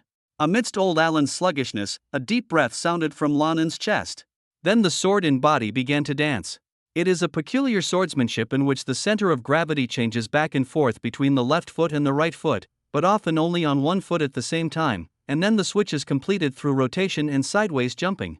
Even a layman can see that this is a type of swordsmanship that places great emphasis on flexibility compared to traditional knight swords. After all, most of the monsters faced by the demon hunters are not weaker than the charge of a fully armored heavy cavalry. No one can resist this kind of attack head-on, they can only rely on dexterity. The unsmooth force exertion and reduced attack power caused by frequent changes in the center of gravity will be compensated by the rotation movement in swordsmanship. Centrifugal force is the sword master's best friend. The thrown sword blade can fully draw a circle, and with such a huge angular velocity, if the sword tip with the highest linear velocity is used, it can even cut a human body wearing plate armor in half. The swordsmanship of the bear school goes a step further based on their superior physique. When attacking, the swordsmanship of the bear school will be more radical. They will use the center of gravity while rotating, sacrificing part of the remaining power of turning, but they can press the enemy with doubled power. Even when hunting strange demons in Bourdon before, the exoskeletons of those insectoid creatures were more like being smashed by the sword blade than cut open. This advanced technique of controlling the center of gravity is exactly what Lan wants to fully analyze and master with the help of Mentos. Sir, in our training plan, you have passed the basic swordsmanship skills project, but according to my analysis, the further swordsmanship skills of the Xiong school do not seem to pay much attention to the stability of the swordsmanship. You are saying that my excessive training in basic skills has hindered the progress of the Xiong school's characteristic swordsmanship? No, I think basic skills are the top priority at any time. Maybe my analysis and training planning are still not perfect. I understand. Lan En said silently in his mind. He was not disturbed by the news about Mentos. The source of this analysis technique was only what he had seen, Borden's several battle experiences. But in the final analysis, for the brain, if there is uncertainty, it still means insufficient computing power. It still has to fall on privilege escalation. Let's continue to analyze the existing data and improve the training plan. Lan En slowly put down the sword and retracted the scabbard behind him. I still lack a lot of knowledge now, and I'm not in a hurry about swordsmanship. Someone is coming. The conversation with Nioh has come to an end for the time being. Old Alan cautiously approached Lan En after he stopped his spinning sword dance. As if he was a stranger in this village. Lan En knew what he was thinking just by looking at him. Don't worry, I won't leave. You still have a victim's family here, and the school's compensation will not stop. The tone of Yun Danfeng was the same as last night. But old Alan didn't feel an inexplicable chill like he did when talking about this topic yesterday. In fact, the young man thought it through last night. This is a world where it is not surprising that people die at any time. My own moral values and outlook on life are indeed incompatible with the world, as Borden said. The brown bear-like man said to the apprentice who killed him when he was about to die, "You are already in hell." Lan En heard a human tragedy with his own ears that day, and felt a strong sense of powerlessness and the resulting pain. This feeling really made him so sick that he wanted to die. But in the final analysis, this also reveals a truth that he has known for a long time: without power, there is no choice. It is not just the need for the power to keep oneself alive, but the power to live and maintain one's will. There are enough blaming trash people. The seat of power is in his arms, and the guidance of power is working in his brain. Lan En is not ready to stop here. Let's go, let's get to work. The young man twisted his neck and wrist and spoke calmly. The cotton-padded armor that was mended in a hurry last night has replaced the tattered blue cotton-padded armor. The calf-length robe is attached to the shoulders and chest with large pieces of leather armor still stained with blood. A man relies on his clothes, and Lan En is now very powerful, ready to face today's monsters and challenges. Old Alan looked at the demon hunter who had entered the state, scratched his chin, and said tentatively, "How about we eat something first?" New book for newbies. Please collect. Please recommend. Please read it. Sigma. End of this chapter. Chapter 20, Hunter Bernie. Chapter 2020. Hunter Bernie. It's not that old Alan felt sorry for the Witcher, it was actually that he already regarded Lan En as the main pillar of the village's income generation. To be honest, he didn't care about his son as much as he does about Lan En now. The young people's approach of tying themselves to the interests of the village has really worked well. Back in the house, old Alan's wife was already finishing her work at the stove. She was a typical old country woman, with a stocky figure, her face was as weather-beaten as old Alan, and her hair was tightly and neatly wrapped under a scarf. She was shocked when she saw a Witcher at home last night, and from time to time she would pull old Alan aside and mutter something. His eyes kept glancing at Lan En. But in fact, those whispers are like talking in the ear to the Witcher. Lan En listened for a while and then stopped listening. She is just an old woman who was misled by rumors. Her greatest malice is just because she will have to spend more food for cooking in the future. Breakfast is hot from yesterday's dinner. It was a pot of stewed fish soup, and each person was given a bowl. It is stewed with potatoes, onions, and various berries and raspberries picked. Various berries that are rich in pigment and highly soluble in water turn this pot of soup into a weird dark purple color. Lan has long been accustomed to the fact that he can't expect to get anything good in this environment, so he accepted it quickly. The young man was not formal at all. He took a wooden spoon and fished it left and right in the soup pot twice, then filled his own bowl. Old Alan and his wife looked at Lan En's bowl blankly, and then at his people. I seem a little confused as to why someone could be so rude. You just scooped up the berries twice and then scooped them all away? Lan En smiled sheepishly. I've been a little fond of sweets lately. Kind of. Wow, Mentos's intelligent voice said leisurely in his mind. But Lan En always felt that it was acting strangely. But the young man pretended not to hear it. After all, for the extra sweetness, he even asked Mentos to calculate how to scoop it out with the spoon. What's wrong with the sweet tooth? A modern person who originally consumed an excessive amount of cheap sugar every day, after coming to another world, sugar and honey are as expensive as crazy. You have been hungry for so long under your mentor. A little stress reaction, what's wrong with going too far? What's wrong? Old Alan doesn't have to worry about this with him now. It's true that he quickly lets him finish his meal and start working. Everyone is waiting. What are you going to do today?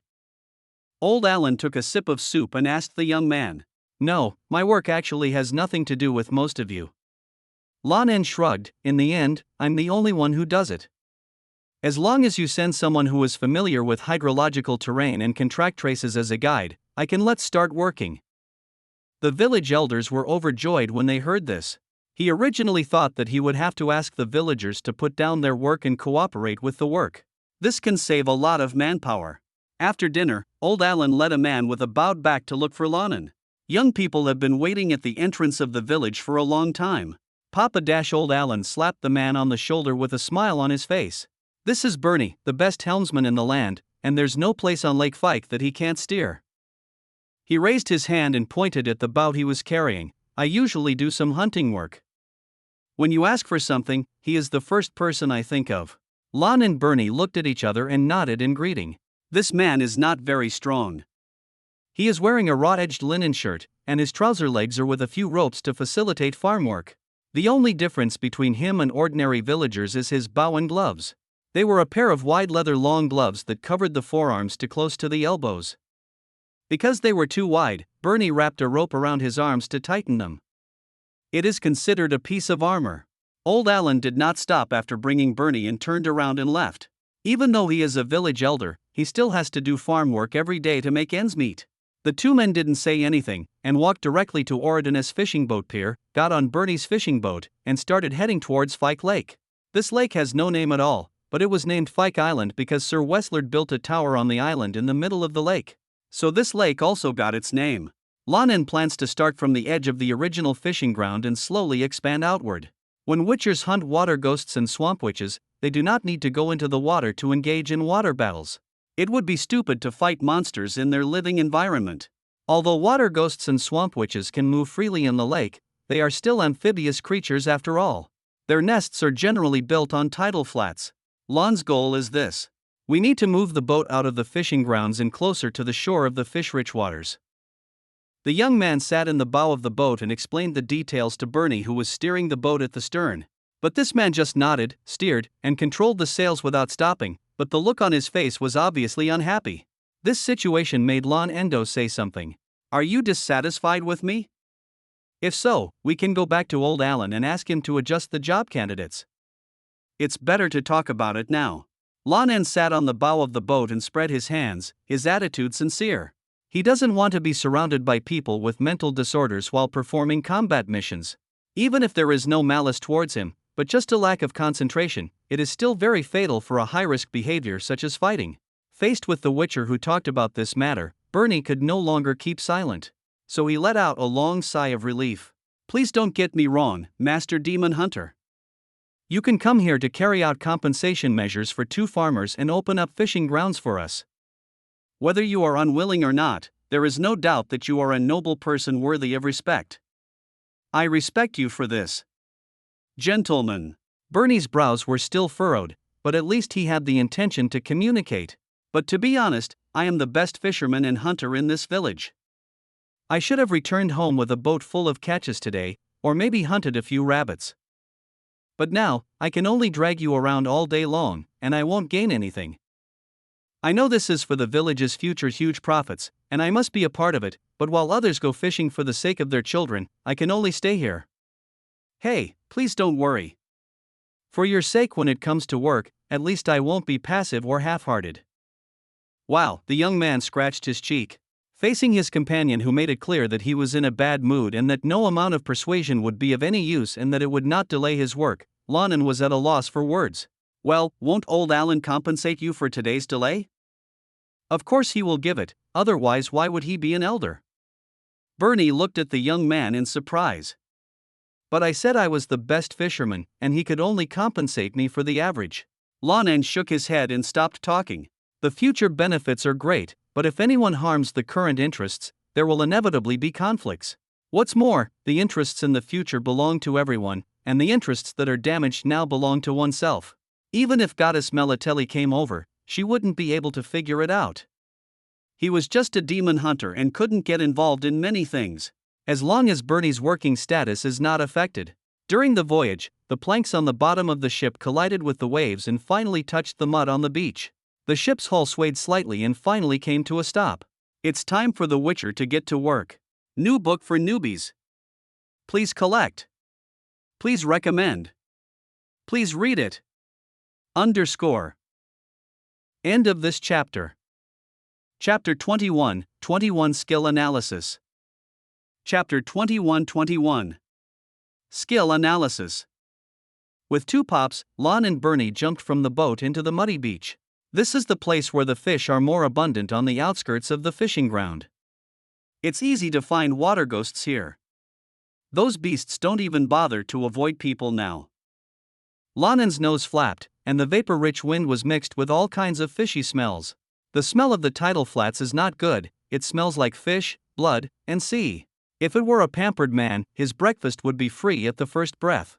Through the Witcher's mutated senses, he felt that these smells were wrapping around him like a colorful halo. Finally, after careful identification, he selected his target. A disgusting smell that resembles rotting fish, shrimp, and seaweed mixed together. This is the smell of water ghosts. After focusing on a smell, the air where the smell is distributed is like a streamer, highlighted in the Witcher's field of vision.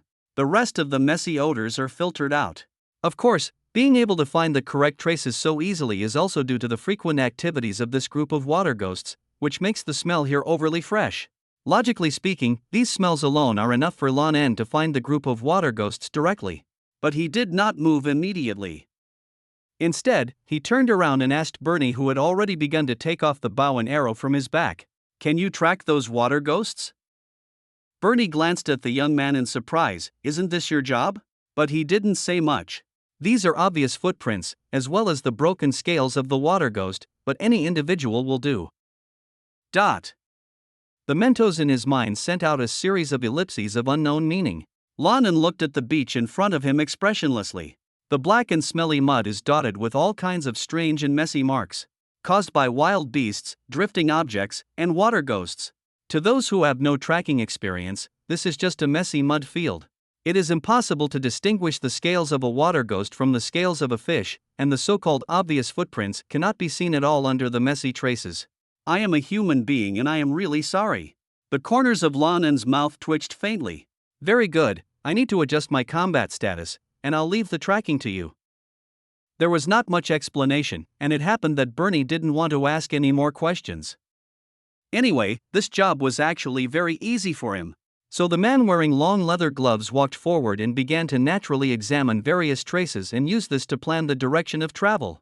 In Lan En's mind, Mentos began to work according to Lan En's plan. New analysis project - trace detection. Skill source - Fisherman Bernie.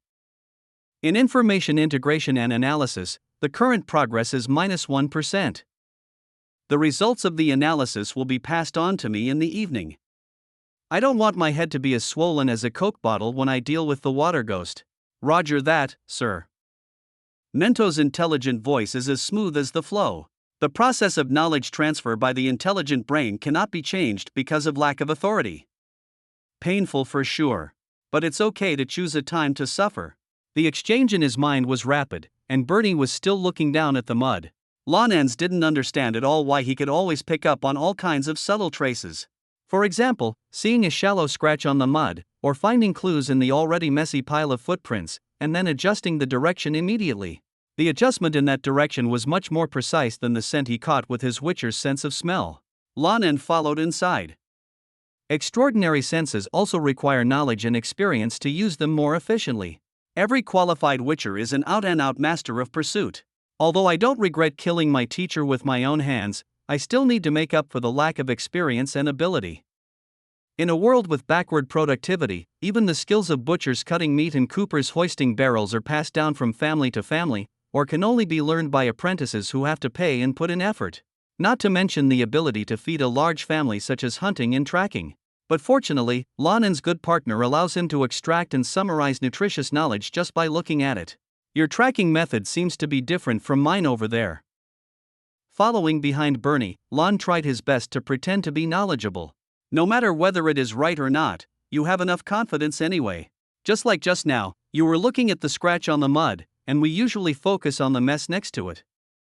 Bernie recalled the messy in the young man's mouth. Aren't those signs of dead fish or rotten meat, dragged into the hole by crabs? What use is this for tracking water ghosts? Bernie has doubts, but he doesn't dare to say anything. After all, who knows what the tracking skills of other Witchers are? Perhaps they can use crabs to tell fortunes? The scratches are the marks made by the water ghost's toes on the ground. There are webs between their fingers, and the marks are obviously different. Bernie answered the questions honestly. Trace detection is undergoing skill calibration.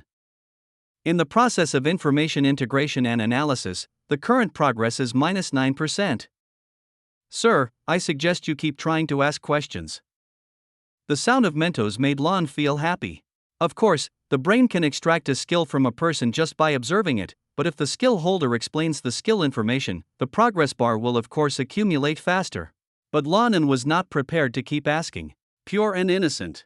This tracking process is not long. When we reach a small about 200 meters away from the landing place, the chirping cry of the water ghost can be easily heard by ordinary people. After crossing this slope, you should be able to see groups of monsters. Bernie turned to look at Lan En, his meaning was obvious. Then it's your job. The young man was completely different from the previous tracking process and stepped forward without hesitation. The sharp silver sword of the Xiong school was unsheathed with a low and gentle sound of metal friction. The gentle voice meant that the hand holding the sword was very stable, and it also gave Bernie a sense of peace of mind. Put away your bow. There are only 5 water ghosts in total. I can deal with them. We have never cooperated before, and your arrows may interfere with me. So Bernie put the bow and arrows back on his back again. He had already doubted Lan En's tracking skills along the way, but now that the young man directly stated the exact number of these water ghosts, he completely threw away his doubts. The young man walked leisurely across the hill, making gestures with his free left hand in front of him. The golden magic light flashed away, and a magic rune of the same color began to wander around Lan En's body. Queen. Lan En, who has completely changed his clothes, plans to use a more radical combat style this time. The good equipment gave him a lot of confidence. In this case, the ball-shaped quen of applied school knowledge is not suitable, but the original version is more advantageous. A few screams down the suddenly became silent. 5 pairs of dead fish eyes without eyelids stared at the figure slowly walking down the slope. Then, wow! *5. New book for newbies. Please collect. Please recommend. Please read it. End of this chapter. Chapter 22, 22 Learning Surgery. Chapter 22. Learning Surgery. The water ghost is the monster Lan En has seen the most since he came to this world. Because their distribution is so wide. They have slippery mucus like frogs, their skin has blue or black scales, webbed hands and toes, and fins on their backs and elbows. When Lan En saw them for the first time following Borden, he couldn't help but think of a legendary food in his homeworld. Salted shark meat. It is said that the stuff smells like ammonia. 5 water ghosts stepped on the mud and rushed towards Lan En, their fish eyes filled with greed for fresh flesh and blood. The leading one has strong muscles under the blue scales on its hind limbs. It relied on this power to fly up when it was still 2 meters away from Lan En, and its 2 claws began to tear at the same time. The claws of water ghosts are not their strong point, but with a flying attack, it is not very difficult to break a person's neck. Facing this offensive, the young man just pursed his lips and smiled. Haven't seen such an upright attack for a long time. Break away from the group, rush over, swoop, and scratch. Do the water ghosts here have such a relaxed living environment? Like a long-established dance partner, Lan En almost jumped in sync with the lead water ghost's leap. From the perspective of Bernie from the rear, it seemed as if there was a tacit understanding between them. The distance of the backward jump is of course not as good as the flying dive, but it is long enough for Lan En to keep his face and neck out of the water ghost's claws. Then, the silver sword that was hanging naturally in the young man's hand raised its tip. That position is exactly the throat where the water ghost flies toward. There was a puff sound like a water bag being drained, and the sharp sword tip with dirty blood and minced meat came out from behind the water ghost's neck. Wow! The water ghost let out a scream that stopped abruptly. Lan En was slightly surprised. This was the first time he killed a monster with a silver sword. Compared to the feeling of using a steel sword to cut cooked leather, the silver sword's ability to restrain monsters is a little beyond imagination. Originally, we only wanted to cut off the major arteries in the neck, but actually we also directly cut through the connection between the cervical vertebrae? His sword is very stable and accurate. But that's why I'm surprised by this miss. The 4 ones from behind also followed up at this time, and Lan En immediately stopped worrying. With a stab sound, the sword blade pierced the water ghost's neck with a direct slash, and half of the monster's neck was directly stabbed open. The blood splattered backwards under control just covered the heads and faces of the water ghosts. They have no eyelids, and the blood directly covers the eyeballs, blocking their vision. When fighting against monsters that temporarily have no vision or other sensory abilities, Lan En is very open-minded. According to the Witcher's sword skills, he began to rotate his body, and his body's center of gravity switched between spinning and horizontal jumping. The thrown-up blade relies on centrifugal force, and the tail end of the blade can easily cut off the bones of the water ghost. In just a few breaths, there were many more scaly limbs on the ground. Arms, legs, and even half of the body were directly chopped off from the left shoulder to the right rib. The incision is smooth and clean. The roaring sounds gradually weakened. Even if it is as tenacious as a monster, it is impossible to still have the strength to roar in the current situation. The Quen seal that Lan En originally arranged out of caution was never activated by an outside attack from the beginning to the end. On the contrary, it dimmed and disappeared after the battle was over because the magic power was exhausted. A demon hunter from the bear school actually failed to defeat Quen after the battle. This only shows that the gap between the 2 sides in the battle is too big. In fact, if 5 water ghosts swarmed up, Lan En would still find it troublesome. It is estimated that not only Quen En's seal would be broken, but also the cotton armor robe would have several holes. The first one, that water ghost who was out of the group, really sold him a big flaw. Lan En took out a coarse cloth from his arms, wiped the remaining blood and grease on the sword blade briefly, and then put the sword back into its sheath. If you want to maintain the blade of the sword, you still need to oil it, but the work is not finished today. A simple wipe is enough. Bernie, who had been standing on the hill, came down to join Lan En. But halfway through, his expression slowly changed from shock to confusion, and then shock again. The first shock came from watching the battle between a demon hunter and a monster for the first time. He has never seen anyone face a monster with such ease. But the subsequent emotional changes are because after the group of water ghosts were chopped into pieces, Lan En did not leave immediately. Instead, he took out the hunting knife on his waist and gathered the main body of the water ghost's stumps together. Then cut. His approach is obviously unfamiliar even from the perspective of a layman like Bernie. The knife was scratching back and forth on the water ghost's body, and the young man was stumbling to lift the skin, muscles, and bones. The body of the water ghost is liberated to the outside world layer by layer. Bernie is a fisherman and part-time hunter. He can understand the act of collecting trophies from the prey after hunting. But with Lan En's serious look now and the movements of his hands, Bernie really didn't think it was just stripping away materials. It seems more like he is looking for and recording something? Bernie looked at it for a while, then couldn't help but tilted his head. I have seen many scenes of him stabbing hula with blood, but they are all wild beasts. Although the water ghost is a monster, it actually has a humanoid skeleton after peeling off the skin. Lan En's eyes were extremely focused at this time. Compared with the battle just now, it seemed that this was the time he paid the most attention to. He didn't even raise his head, but he seemed to already know Bernie's reaction. There are a lot of valuable materials on the monster, but as you can see, I am also a novice, otherwise I would not come to your place to do this unpaid work. Please be more patient, brother. Lan En gave a little explanation for his behavior. Although they have not known each other for a long time, he does not think that Bernie is a person who likes to inquire into the details. Sure enough, the hunter wearing long leather gloves just nodded palely when he heard this, and walked away temporarily with his bow on his back. The young man's two hands, one of which was currently holding a hunting knife, were still exploring inside the body of a water ghost. The other hand gently probed the chest cavity of the humanoid skeleton, familiar with the feel of the organs and blood vessels. New Analysis Project - Biological Structure Water Ghost. Information Integration and Analysis, Current Progress 15%. New Analysis Item - Surgery. Skill Source Self-Study. In Information Integration and Analysis, the current progress is -1%. Mento's intelligent voice first reports the situation in a prescribed format. Then start to express your subjective opinions. Sir, I can understand your persistence in gene seed implantation, but I hope you can think carefully again. I still don't think it is a wise move to perform surgery on yourself. Especially when your authority is not enough to open biological intelligence. When the brain, body controls, functions. The smelly monster's blood was splattering, but Lan En's expression remained calm.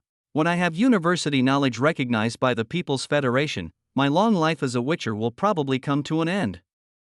Mentos, I know what I'm doing. Hope so. New book for newbies. Please collect. Please recommend. Please read it.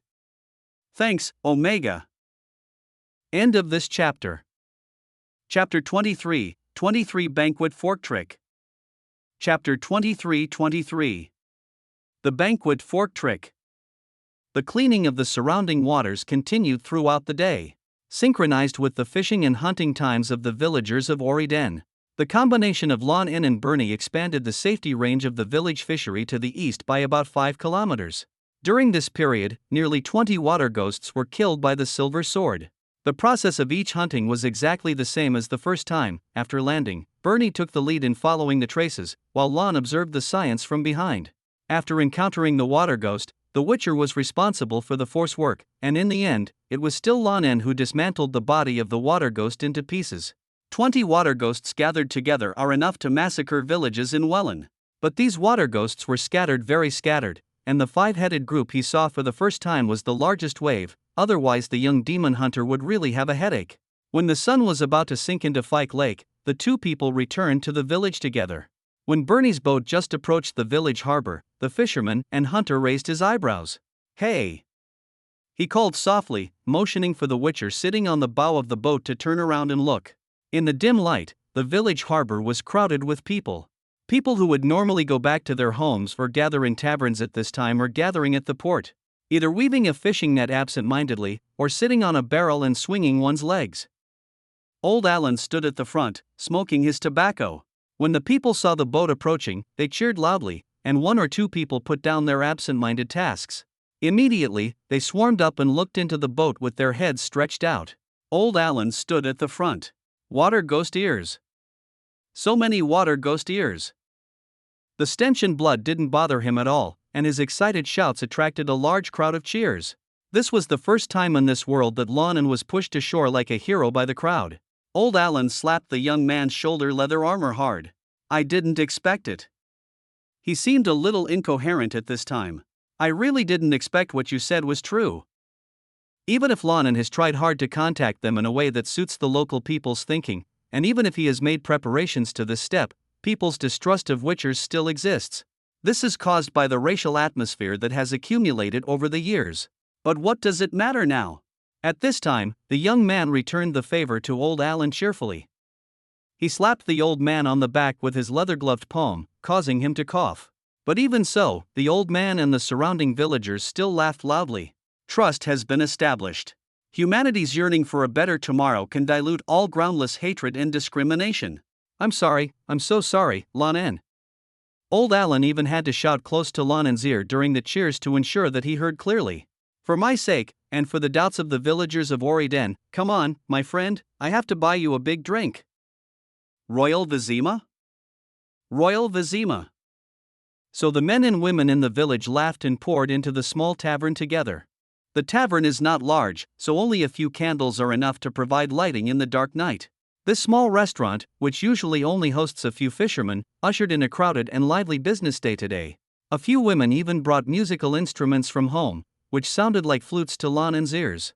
The minor key is cheerful and melodious, and it will not be annoying even if it is repeated all the time. At the table, the young man took a big gulp of the yellow Royal Vizima beer. The fermentation of this beer is under the jurisdiction of professional brewmasters in Vizima, the capital of Temeria. The timely addition of hops adds a touch of fresh sweetness and bitterness to the perfectly fermented alcohol. A half-empty wooden wineglass was smashed onto the table with a pop sound, and the young man licked the beer foam at the corner of his mouth with unsatisfied content. An intelligent voice came from my mind. Sir, with all due respect, I never thought anyone would want to add honey to their beer. Mentos, shut up. Okay, sir. The brain follows the good and follows the flow. How many times have I said it? Can stress response be called a unique taste? The interaction with Gino ended quickly. Old Alan, who was sitting opposite Lan En, held a glass of cheap home brew and pointed to the bartender to Lan En with a smile. Bill is brushing the right ear of the water ghost you brought back. The young man followed his fingers and looked over. The bartender over there was not only brushing his ears, but also nailing the brushed ears to the wooden wall behind him with great interest. When I first entered, Bill told me that this pub will be called Water Ghost Right Ear in the future. Lan En raised his eyebrows. What a pity, I can't collect his copyright fees from this name. Old Alan laughed loudly, drank the wine in the glass in one gulp, and then let out a long breath. I have to go back. This party won't be held for long. The stock in the Bill's barrel is almost drained. You can still catch a meal when you go back later.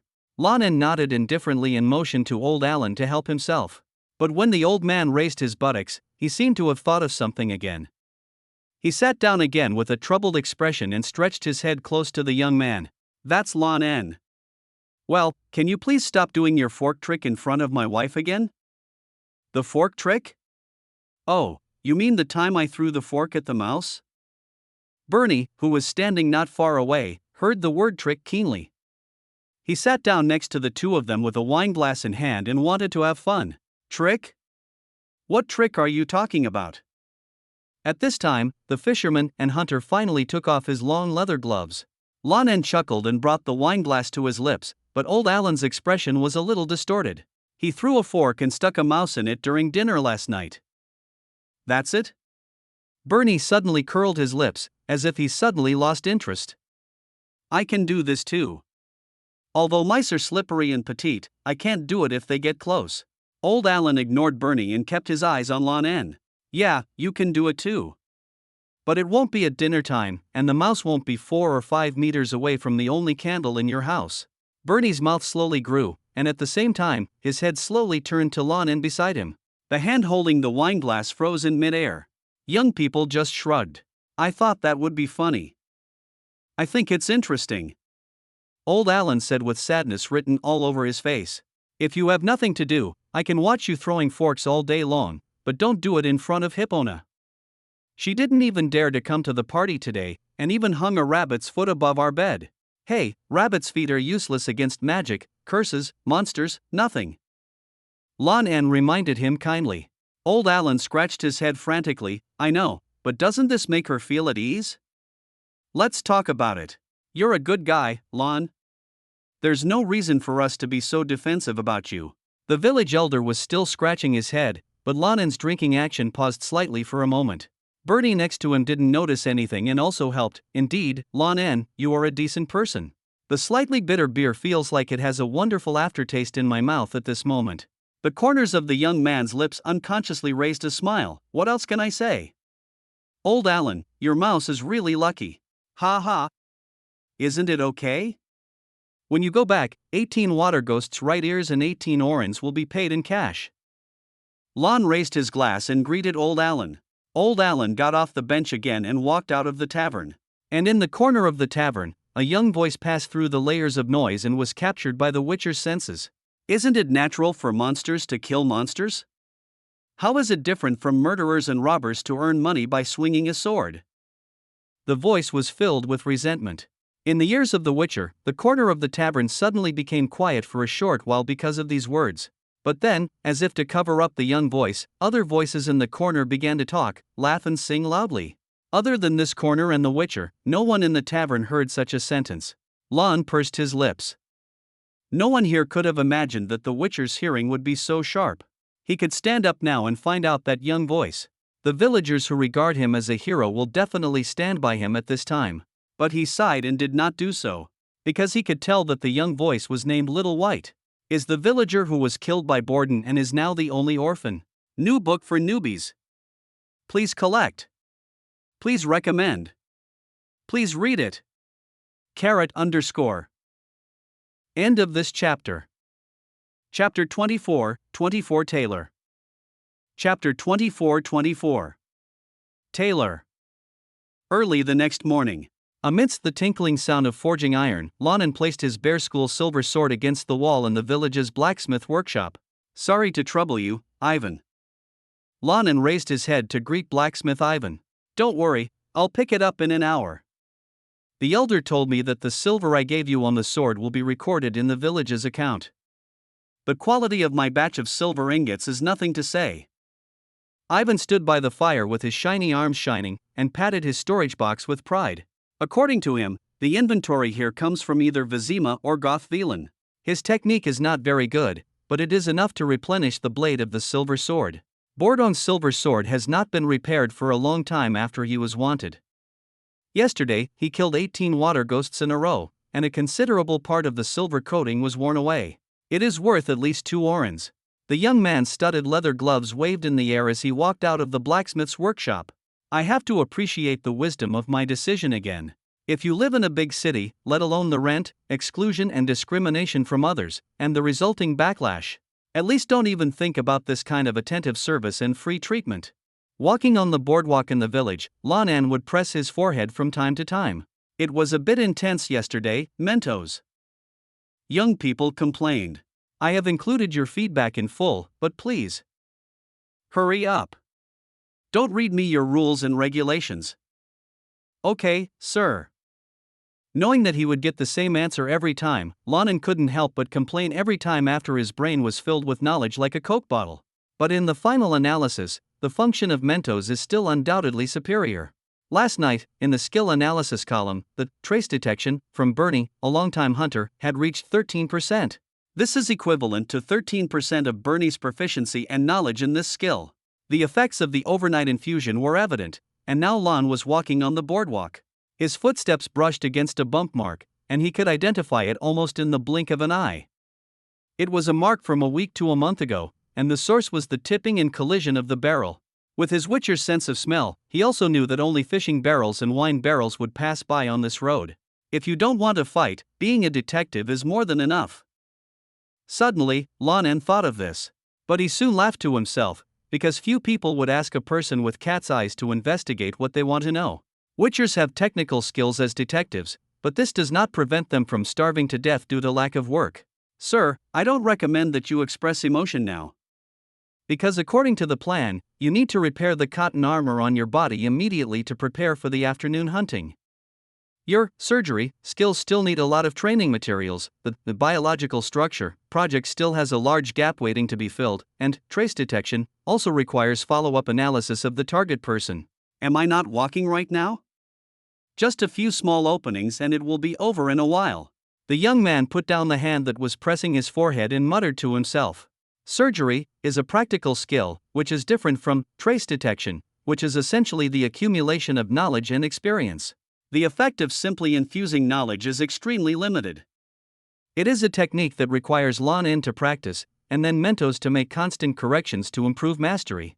Skills such as bear school swordsmanship and writing skills all belong to this type. Go forward on the boardwalk above the lake, walking in circles between the wooden houses. Is that how it goes? Old Alan described her as the woman with the best sewing skills. The construction of wooden houses is very messy. After all, this is a village of 100 people, and there are about 30 houses. Even the village elders could only point to the direction vaguely when describing the location of the tailor. The smell of a fishing village is by no means pleasant, especially a primitive fishing and hunting village like this. The fish blood in the cracks of the wooden boards has been exposed to the weather and the smell is much stronger than rotten meat in the summer. The Witcher has a sensitive sense of smell, and the young man was at the end of his dizziness, so Lan En didn't know where to go for a moment. At this moment, a familiar young voice came from the gap between the wooden houses. He heard this sound in the pub last night. Master Witcher, who are you looking for? That voice was cautious, with a bit of thinly concealed flattery. Lan En's dazed cat eyes suddenly woke up, as if someone poured a basin of ice water on his head. He turned around stiffly and faced the child. The man who wouldn't blink even if he was a water ghost, but now he didn't dare to look into those eyes of a young child. In Lan En's heart, he is a debtor. Well, my cotton armor needs to be mended. I'll find a tailor with good skills. The boy seemed suddenly happy. Good tailor? My mother is not. I know the best tailor in Oriden. I can take you there. Speaking, the boy quickly approached the young man and showed him the way. Lan En followed step by step. On the slippery boardwalk, the boy completely lost sight of the resentment he felt in the corner of the tavern last night. He ran and jumped happily. Due to lack of nutrition, his head was big and his body was small, making him look like a walking roly-poly. Lan En could see clearly that the boy wanted to say hello several times along the way, but after opening and closing his mouth a few times, he still gave up. For children, a flattering smile is easy to say, but flattering words are really difficult to say. After a while, after realizing that Lan En actually had no intention of speaking, the boy breathed a sigh of relief. It seems that it is a good thing for him to be exempted from small talk. Hands on, his steps become lighter and more joyful. Very real social fear. After walking near a wooden house, the boy seemed to finally face a task he had to do. Master. The boy mustered up the courage to speak. Although I have nothing to do with her, this tailor's skills are really good. Even the patches can be made strong and beautiful. You can't live in armor all the time, right? I think if we make some regular clothes for her, they will last for months and months. It's so worth it. You knock on the door here, I'll leave first. The person at the door seemed to have heard the noise and came over to open the door. The little boy White turned around and left in a hurry. After a while, he disappeared around the corner of the wooden house. The door in front of him creaked open, and a woman with a tired and thin look stood inside. That's White's mother. Elder Alan has already informed me that I and a few companions sewed your cotton armor yesterday. Is it safe to use? When the peasant woman in front of her saw Lan En, she immediately cheered up and welcomed him into the house with a smile. The size of the house is considered normal for Oriden, and the wooden boards on the floor are also very clean. It is not difficult to imagine the efforts this peasant woman put into maintaining her family environment, even if there was no man in the family. In terms of furniture, it seems very empty due to the sudden decrease in household labor. Presumably some have been sold. The young man felt that he had never been so nervous when facing a monster for the first time, because he had a clear conscience at that time and only wanted to win. But now, very, very good. The water ghost's claws were damaged in several places, but the seam on the abdomen was still fine. Great craftsmanship. Really, then I'll be relieved. White's mother helped Lan En take off his cotton armor and was about to start repairing it. Lan En still has the breeches from the bear school armor and the linen lining of his upper body. Just now at the door, Was there a child recommending that you make more clothes? The peasant woman went to the cabinet in the corner to look for sewing tools and asked Lan En. Well, a boy, he said he didn't know you. Ha, that's my son, my name is Donna. White's mother smiled cheerfully and said, please forgive him, he just wants to get me more easy jobs. Advice from strangers is much more useful than recommendations from relatives of the seller. He probably thinks so. Ah, clever guy. Of course, if you really need some clothes, I'm very welcome. After all, if a woman goes to work in the fishery, even if it's just to help, I can't bear it. Lan En pursed his lips and nodded.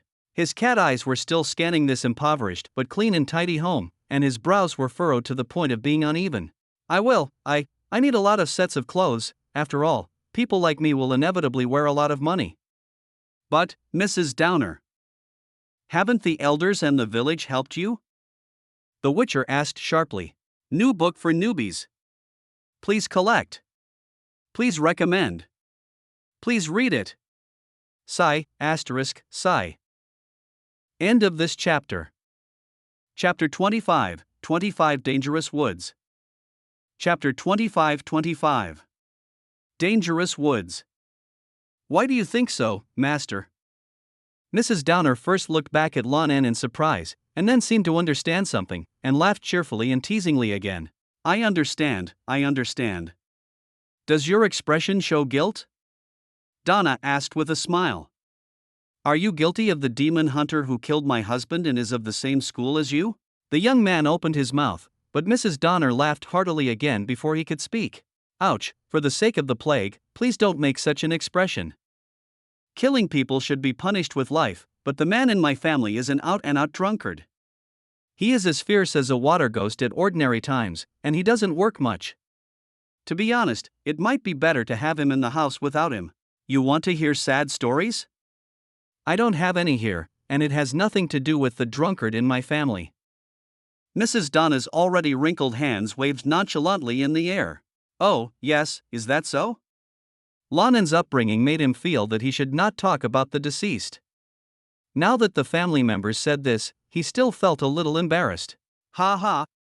Having said that, I really didn't expect that the life of a witcher is so different from that of ordinary farmers like us. Judging from your appearance, you must have been from a decent and wealthy family before you became a witcher, right? After finishing speaking, the cheerful smile on her face faded for the first time, and was replaced by an expression that Lan En couldn't understand. It was a calm and gentle expression. What does that expression mean? Lan En asked in his mind, but Mentos couldn't answer. I am being disliked by others, and I am doing more work than a woman's body can do. Donna said softly, but that's how life is in the village. The village can't afford to support anyone. To be honest, I'm glad that I can still be disliked by others and still have work to do. I'm also very grateful to the villagers and elders, because this will at least allow me to raise my children. The tone was soft. In fact, Mrs. Donna didn't have the strength to speak with full force now. But these words were like thunder in Lan En's ears. He suddenly felt that Mrs. Donner, this peasant woman who was already showing signs of aging, was beautiful. This kind of beauty has nothing to do with the abnormally strong hormones of adolescent demon hunters. It is a kind of lofty beauty that faces the cruelty of life, accepts the challenge gladly, and is determined to fight to the end. Lan En feels that he will remember this beauty for the rest of his life. The tear in the cotton armor cover is indeed not big, just very scattered. Just as Lan En expected, with Mrs. Downer's craftsmanship, it was completed in less than 20 minutes. Stepping out of the room, Lan En was walking on the boardwalk with his eyes lowered.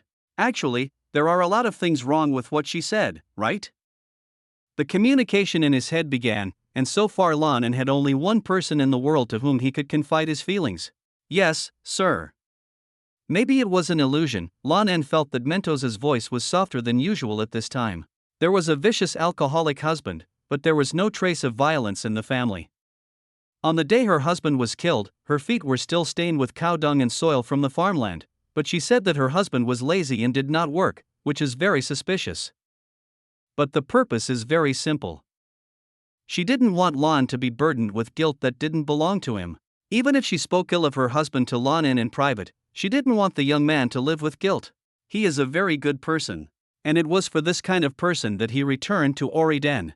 With high spirits, Lan En returned to the blacksmith shop without stopping. Just in time, Ivan was sharpening the newly plated silver on the stone wheel. In less than 2 minutes, the young man had 2 long swords on his back again. It was noon. Lan En took Bernie and set sail. Both of them were carrying a sandwich consisting of bread, salted fish and pickles for lunch. I always feel that you are very motivated today? Bernie at the stern of the boat was biting into a salted fish sandwich and steering the helm, looking at Lan En in slight surprise. Lan En, who was sitting in the bow of the boat, had already finished his lunch in 3 or 2 bites and was currently checking the buckles on his armor and boots one by one. I still need a lot of water ghosts to practice, Bernie. We can go west today, and if we are lucky, we may even encounter a water ghost nest. You are the boss, I have no problem with it. Bernie shrugged nonchalantly. After last night's drinking, he now doesn't care much about the little catch he loses every day. Perhaps it was Lane's energy that rubbed off on Bernie, as his boat trip was very fast today. Not long after walking along the shore of Fike Lake, they reached their first tracking point. It is very different from the muddy tidal flats of yesterday. The terrain along the coast here is dense woods. The trees are so thick that their roots are almost exposed on the riverbank. Lan En made a tisk sound of unknown meaning.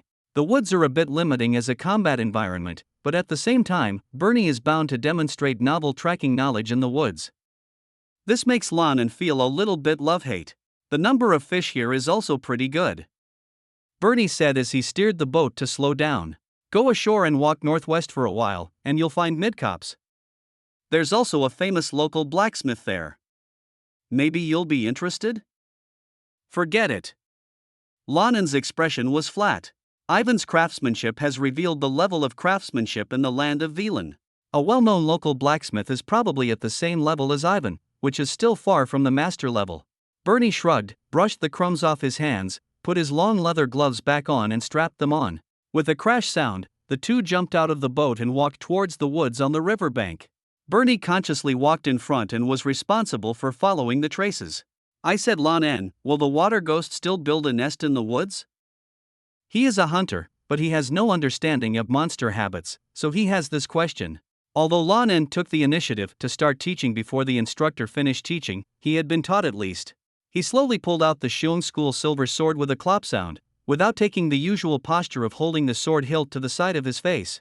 Instead, hold the sword hilt with both hands hanging down naturally, with the sword tip facing back, and the entire sword body kept to the right side. Every time you move, put your center of gravity on your toes, and your steps should be light and steady. This is not a state of active attack, but a posture for quick reaction. Water ghosts are amphibious creatures, and their only requirement for nesting is by the water. Whether it's a tidal flat, a forest, or even a farmland, it doesn't matter to them. Then these beasts are really tenacious. Who says it's not? The two of them chatted all the time, mainly to relieve tension in this dense forest. The woods of Velan are full of dangers. Wild dogs, wolves, and brown bears are just ordinary animals, but more dangerous monsters also like to lurk in them. Coupled with the good sound-absorbing ability of leaves and wood, once a person enters the woods for about 30 meters, even his death screams will not be heard outside the woods. Just imagine, only 30 meters away, a few seconds on flat ground. You are being eaten by monsters, but passers-by outside can't even hear you. So the Willan people are accustomed to calling the woods green swamps. The two were still moving forward. According to Bernie, because they were in the woods, the scales and footprints of the water ghost were more abrupt and easy to identify. But when the two of them really got close to the group of water ghosts, the woods still frightened them. Bernie should have let them face the group of water ghosts directly, and then slowly approached after confirming the situation. But after losing the clues several times and finding them again, they did see the water ghost. It's just that when they saw it, the water ghost was less than 10 meters away from the two of them. It's almost attached to the side. Fortunately, Bernie is an old hunter, and his movements in the woods are light and quiet, so he was not taken away by the water ghost. Lan and Bernie looked at each other, and Bernie was already so scared that his lips trembled. From this distance, it is impossible to see the situation of the water ghost group, but it is completely unrealistic for the two of them to move their positions. Fighting a battle without intelligence is a taboo for witchers. Reality is not a game, monsters are not distributed according to levels, and a witcher will face death if he makes the slightest mistake. An ordinary witcher would probably declare his career to be over if he encountered the current situation. Lan En doesn't have a useful apprentice to help him avoid thunder. Tisk, but in this case, the young man just smacked his tongue slightly. With his current trace detection proficiency of 13%, if he had been able to find and fill in the gaps for Bernie, he would not have reached this stage. But on the way just now, his main focus was on warning of dangers and observing Bernie's skills. Nothing can be done about Mentos. Lan En narrowed his eyes and looked at the water ghost beside him who was chewing something unknown. At your service, sir. Enable the auxiliary function of the seal. New book for newbies. Please collect. Please recommend. Please read it. Oh. End of this chapter. Chapter 26, 26 Sigil Auxiliary Functions. Chapter 26. Seal Auxiliary Function. Biological brain is always available and never fails to live up to the user's trust. The auxiliary function of the sigil is originally a training system used by Lan En to enhance his precise control of the sigil according to the training plan derived from the calculation.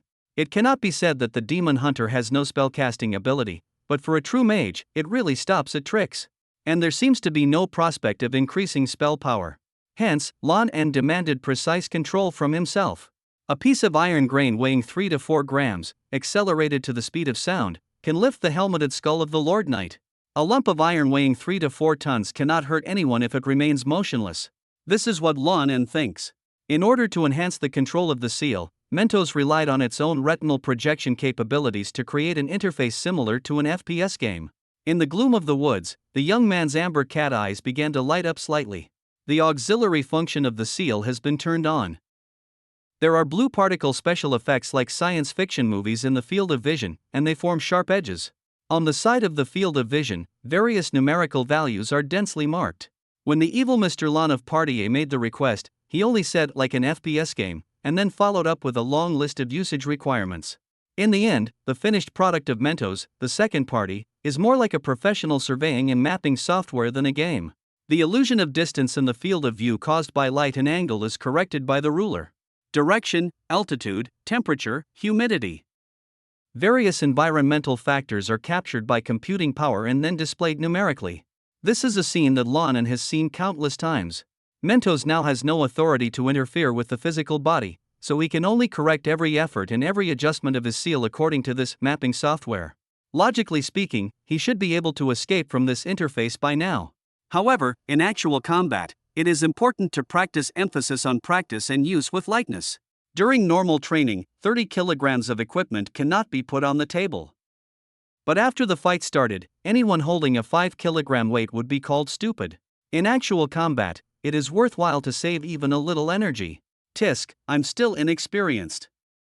Lan En tapped Bernie on the shoulder in front of him, making the old hunter tremble in fright. Don't move here, even if the information is insufficient now, it will be better. It's already too close. I'm getting closer to the group of water ghosts in a daze. Can I stay further away in a daze? Both Bernie and Lane knew this was unlikely. So the only option is to go up. Looking at Bernie's trembling lips, Lan En smiled relaxedly. Don't worry, our luck is not necessarily bad, maybe there are just a few water ghosts here. I'm on it. Without saying any more, Lan En rushed towards the water ghost on the side. The light footsteps achieved through swordsmanship training can still ensure a relatively gentle sound even at the sprinting speed of ordinary people. But in the woods, it is useless to control the pace alone.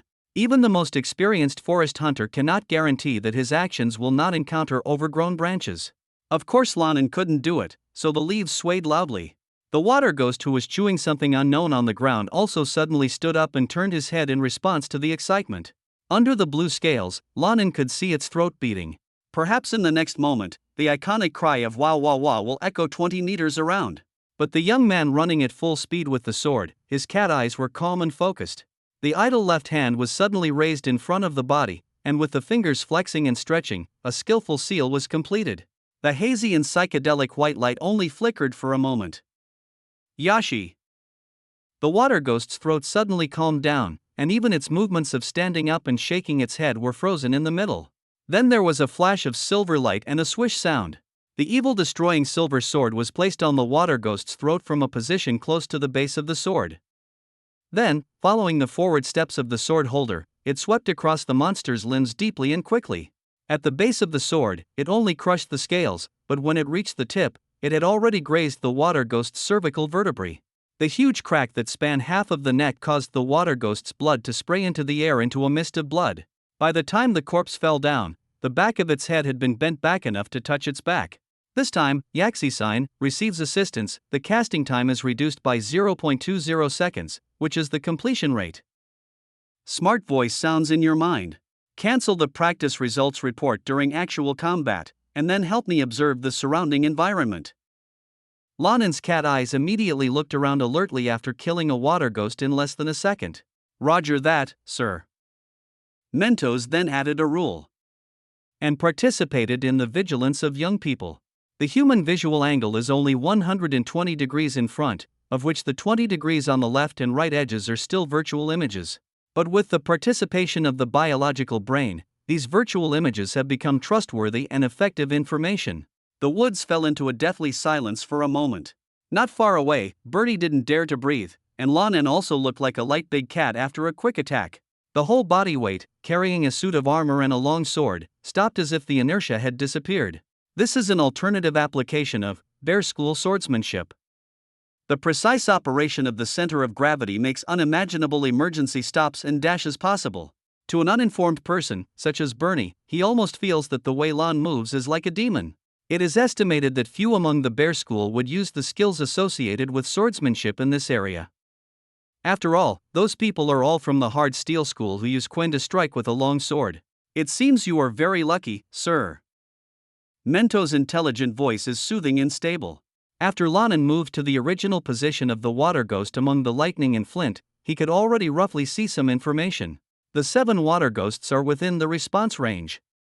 The good news is that there is no water ghost nest. The young man's cat eyes rolled.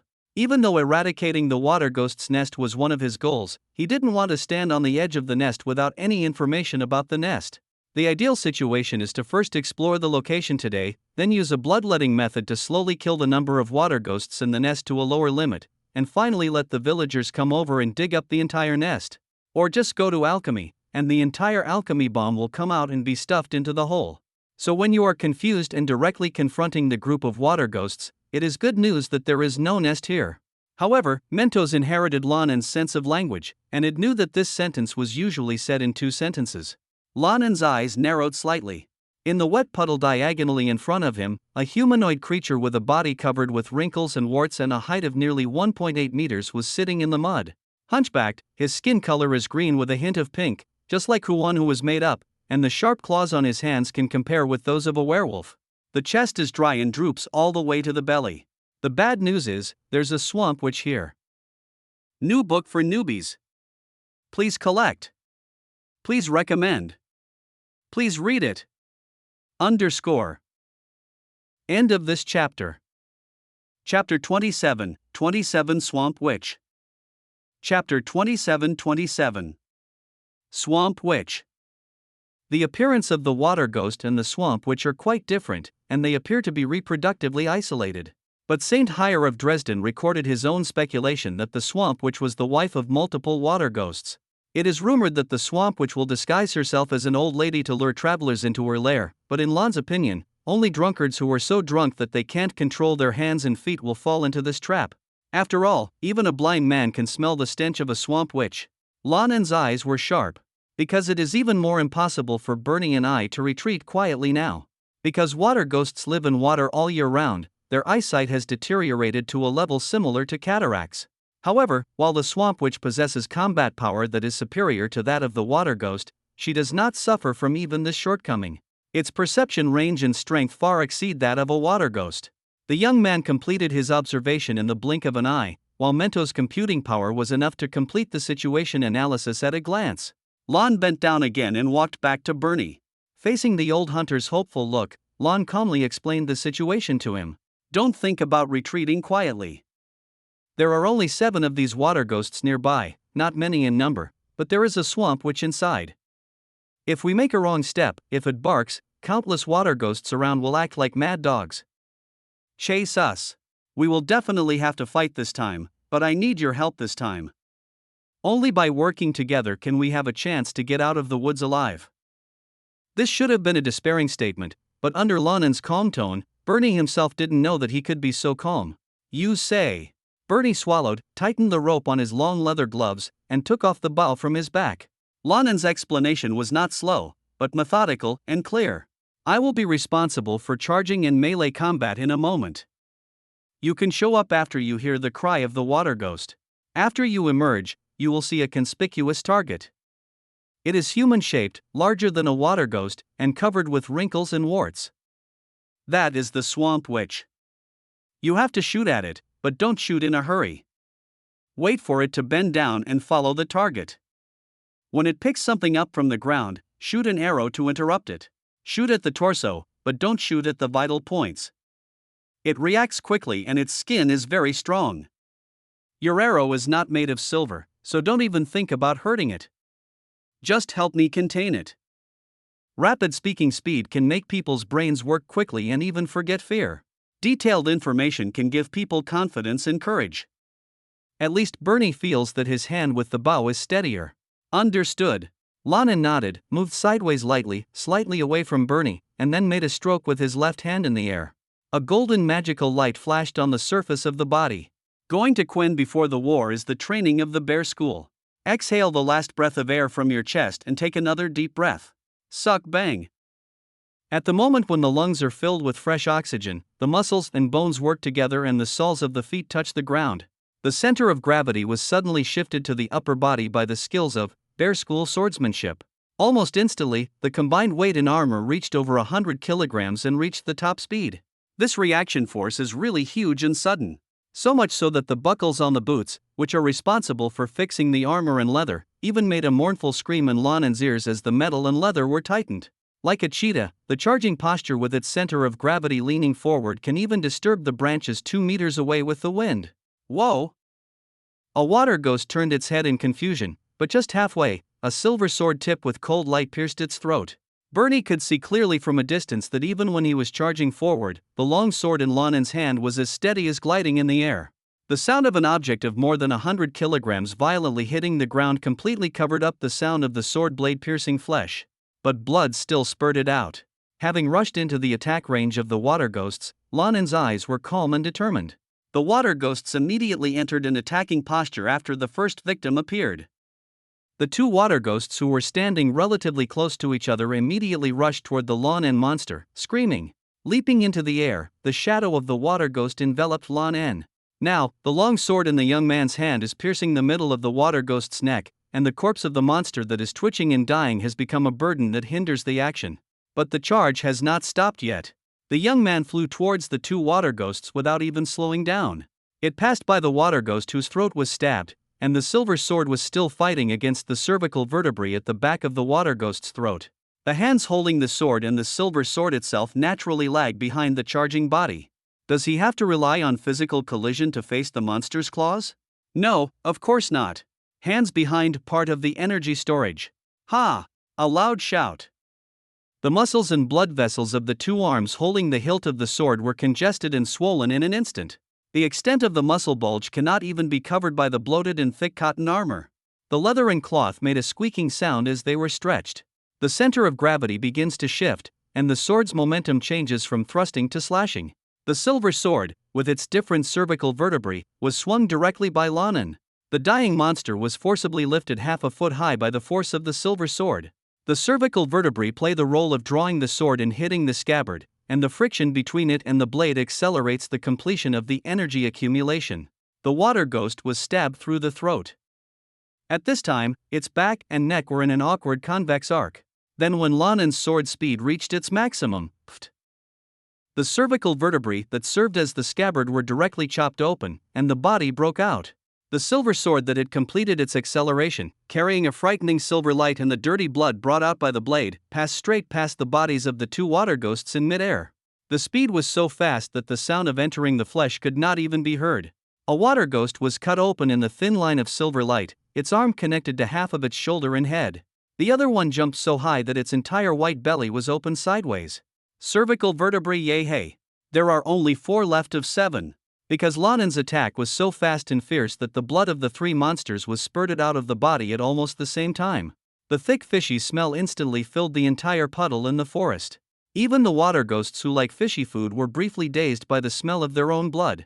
The dirty blood did not touch Lan En's body because it was blocked by a thin layer of golden magical aura. But at the next moment, Lan En's cat eyes shrank sharply. With a sound of boom, the golden magic aura first shook and shone like ripples on the water, and then suddenly shattered. An impact that was not blocked came from behind the left shoulder. This force was so fierce that even the remnant after it was offset by Kuanen's seal caused Lan En's upper body to twist around half a circle. Whoa, whoa, whoa! That sound is different from the cry of the water ghost, just like the mocking of an old woman. Swamp witches are good at throwing. On the tidal flats near the water, they usually throw mud pellets to obscure people's vision, and then use their terrifying claws to tear their prey into pieces. But in this forest, it can easily pick up rocks that are much more threatening than mud balls. The flow of the center of gravity was broken by external forces, and Lan En simply gave up his standing posture. An extremely relaxed forward roll, leaping more than 2 meters, temporarily widening the distance from the enemies. But the first thing that the young man thought of at this time was not himself, but his companions. Bernie! Why didn't you shoot it? Standing back up, Lan En could only tell Mentos to use the corner of his eye to observe his companions, his eyes not daring to move away from the strangely smiling swamp witch. New book for newbies. Please collect. Please recommend. Please read it, _ End of this chapter. Chapter 28, 28 Fire Tornado. Chapter 28. Fire Tornado. The information captured by Yu Guan came back. There are not only 7 water ghosts and a swamp witch here, but Lan En's last investigation was actually limited by vision, and he knew it was flawed. But he didn't expect that there was a water ghost not far away. Lan En's eyebrows wrinkled slightly. He showed up too early. Yes, Bernie showed up early. Before Lan En could focus all threatening eyes on him, Bernie stood up from the bushes. Maybe it's because he's too nervous, or maybe he's afraid that Lan En won't be able to hold on. The reason is not important. Anyway, the result is, a water ghost entangled Bernie. In Lan En's several hunts, under his violent swordsmanship, these not-so-strong monsters were even turned into limbs. In the folk, everyone also agrees that the water ghost is a monster that farmers can kill one-on-one with a dung fork. It seems that this kind of monster has no threat at all. But this situation has its own internal logic. First, the attack range of a farmer holding a dung fork is much larger than the claws of a water ghost. Second, the claws of the water ghost cannot break the wooden pole of the dung fork with one blow, let alone destroy the metal prongs of the dung fork. Third, even if the piercing attack of the dung fork does not come with the evil destroying effect of silver, it can still cause fatal damage to the organs of the water ghost. The logic is clear and well organized. This is the reason why the water ghost cannot defeat the dung fork farmer one-on-one. Now, Bernie is a veteran hunter, and his combat experience is as high as that of ordinary farmers. But apart from the bow and arrows, he only had a hunting knife. The monsters that the dung fork farmer can defeat are hard to say for today's experienced hunters. There is no level in the real world. As long as the conditions are right, a water ghost can also kill an old hunter alone. Quick victory. Looking at the swamp witch who was pacing with her paws on her chest and smiling strangely, Lan En's eyes narrowed slightly. If this drags on any longer, Bernie may be bitten by that water ghost. Mentos, I need you to build an air circulation model now. The air circulation model and task acceptance has been completed, and real-time changes have been bound to subject position information. After a pause of about 1 second, the intelligent voice marked Lan En's field of vision. And as he moves, the markings change due to changes in terrain or humidity. Sir, according to the regulations, I must give you a reminder. If you fight according to the plan, there is an 87% chance that you will fall into a state of magic dryness that lasts for several minutes. Please decide carefully. The Witcher's sigil only uses the magic power stored in the body, which is different from the large-scale mobilization of external chaotic magic power by the wizard. But precisely because of the scarcity of magic power, due to the Witcher's extremely fast body recovery, even recovering from a depleted magic power state can only take a few minutes at most. Stick to the plan. Clear. There was no wavering in the young man's tone. He lowered the silver sword that had just dismembered 3 water ghosts in his hand, hunched his body, and walked along an arc. Hostility and murderous intent tug at the nerves of the remaining monsters, forcing them to respond to the enemy's actions. This response may be big or small, even if it is just a few movements of the feet. But for Lan En, it is enough. The remaining 4 water ghosts and a swamp witch who picked up another stone from the ground stood vaguely on a straight path, amidst this invisible restraint. At this point, Lan En's originally arched body slowly stood upright under the monster's gaze. Humans' abnormal behavior only made the monsters more vigilant, and they kept roaring and making strange noises. Until the young man put his silver sword, which was still stained with blood, into the scabbard on his back leisurely. Whoa! The water ghosts are a little confused. Their fish-like brains cannot understand why there are creatures that put away their claws when fighting, but they will not stop hunting because of doubts. More intense and unbridled hostility began to appear on the monsters. Facing this scene, Lan En calmly raised his left hand in their direction. A cold white magic aura spread out. Alder. Psychokinetic shock wave. Bang. A moderate blast of air hit the monsters.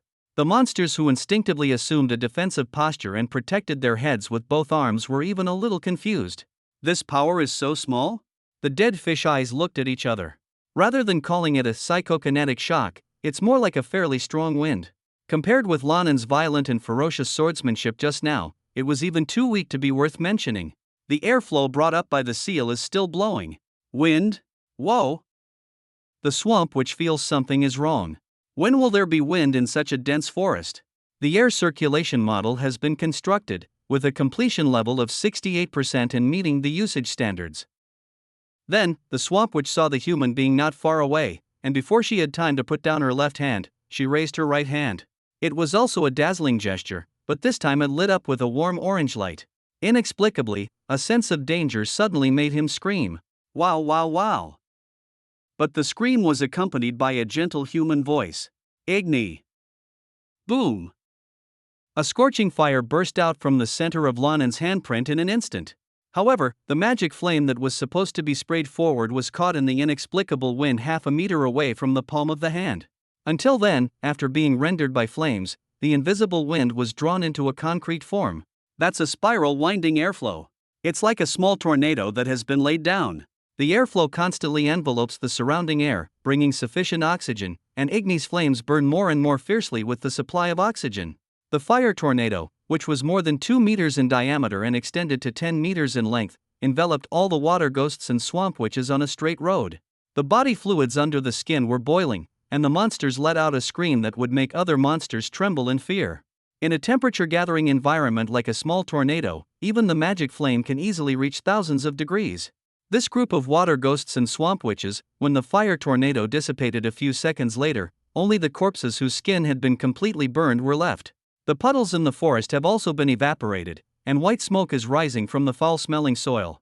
Lan immediately stretched his legs and gasped for air after making the Igni seal. The subsequent flames are purely the spontaneous combustion of the fire tornado. Spelling 2 magic seals in a row is supposed to be the strength of the Griffin school. It is not easy for him to use it even if he is from the Bear school. The fire tornado in front of him has dissipated, but the remaining warmth makes his skin ache. Lan En had been panting for several seconds, but he couldn't feel the abnormality in his body returning with his breathing. Because what he lacks is not physical strength, but magic power. It's just that the lack of magical power is very similar to the lack of physical strength. With his body still tired for a few minutes, Lan En endured the discomfort and pulled out the silver sword behind him, throwing it in Bernie's direction. When the water ghost was about to peel off his neck with its claws, it pierced the opponent's heart first. The young man breathed a sigh of relief. The water ghost suddenly became limp and fell down with the silver sword, making a crisp ding sound. Lan En's originally soothing brows immediately stiffened. Fuck, the sword I just repaired. It's because the blade hit the stone. Lan walked to Bernie and pulled him up from the ground, frowning. Just now I put the sword back into its sheath, and this time I even have to change the scabbard. New book for newbies. Please collect. Please recommend. Please read it. Sigh, asterisk, sigh. Thanks for the reward from the cat that can't be killed, time flies, and the immortal Shochong. End of this chapter. Chapter 29, Philip Strenger. Chapter 29. Philip Strenger. Thank you. Bernie's eyes were straight, and the old linen clothes on his body were already covered with dirt. Even though the water ghost that almost split his neck was dead, his hand was still holding his hunting knife stiffly. Lan En had to forcefully separate his fingers from his hand and take away the knife when he was getting ready to stand up, in order to prevent him from hurting himself. The mental impact of facing life and death is huge. Lan En is familiar with this feeling. It wasn't until the young man pulled out his sword from the corpse of the water ghost and looked at the gaping hole with distress that Bernie finally regained his consciousness. He gasped for air, staggered to Lan En, and hugged the dazed Witcher. "Thank you. Thank you very much. Thank you for saving my life. I really can't imagine what I would do if my family was gone. Tessa is still so young and he can't protect his mother, me." Perhaps some people have malicious suspicions about hugs between men. But at this moment, Bernie's gratitude was genuine. This gratitude stems from the fear of what happened just now and the fear of losing the future of the family. So when a man with such a mood choked up and hugged Lan En, the young Witcher could only pat him lightly on the shoulder. "Lan, let me repair your sword. I will also use the best wood, wrap it with Oridon's best fish skin, and make the best scabbard for you." "Thanks, thanks." Bernie let go of his hand, picked up the silver sword in the young man's hand and made a solemn promise to him. Lan En smiled and waved his hands. "I can put the scabbard away. Forget about the sword, let Ivan do it. This is a loss in the mission and should not be borne by you alone. Come on, there should be no danger nearby. You have been scratched a few times by water ghosts on your hands. You need to clean them quickly. Who knows what dirty things those beasts' claws have scratched. Did you say before that this place is close to Midcops? Let's go there and fix it first." Bernie opened his mouth and looked at the long leather gloves on his hands, which were almost torn apart by the claws of the water ghost. The flesh and blood under the gloves was bruised. He had just escaped from the battle, and the adrenaline level in his body was still very high, so he couldn't feel any pain for a while. Without this glove, the phalanges of that hand would probably be visible by now. After determining the direction, Bernie, who knew the way, took the lead. The two people who broke away from the battle approached the village of Midcops. There will not be two groups of powerful predators in one area. The group of water ghosts that Lan En had just cleaned up was already a deterrent in this area. In addition, the closer to human settlements, the less monster activity there would be. So the journey for the two of them can be said to be safe. "Did you just use magic?" Bernie held his injured hand and walked ahead in a cold sweat. He was beginning to feel pain now, and he spoke partly to distract himself, and partly out of genuine curiosity. "You Witchers can really do magic?" Lan En, who has recovered a lot, also knows that he is having a hard time now, so he remains alert while responding casually. "That's just a seal, just a trick." "A trick? But you set off such a huge fire.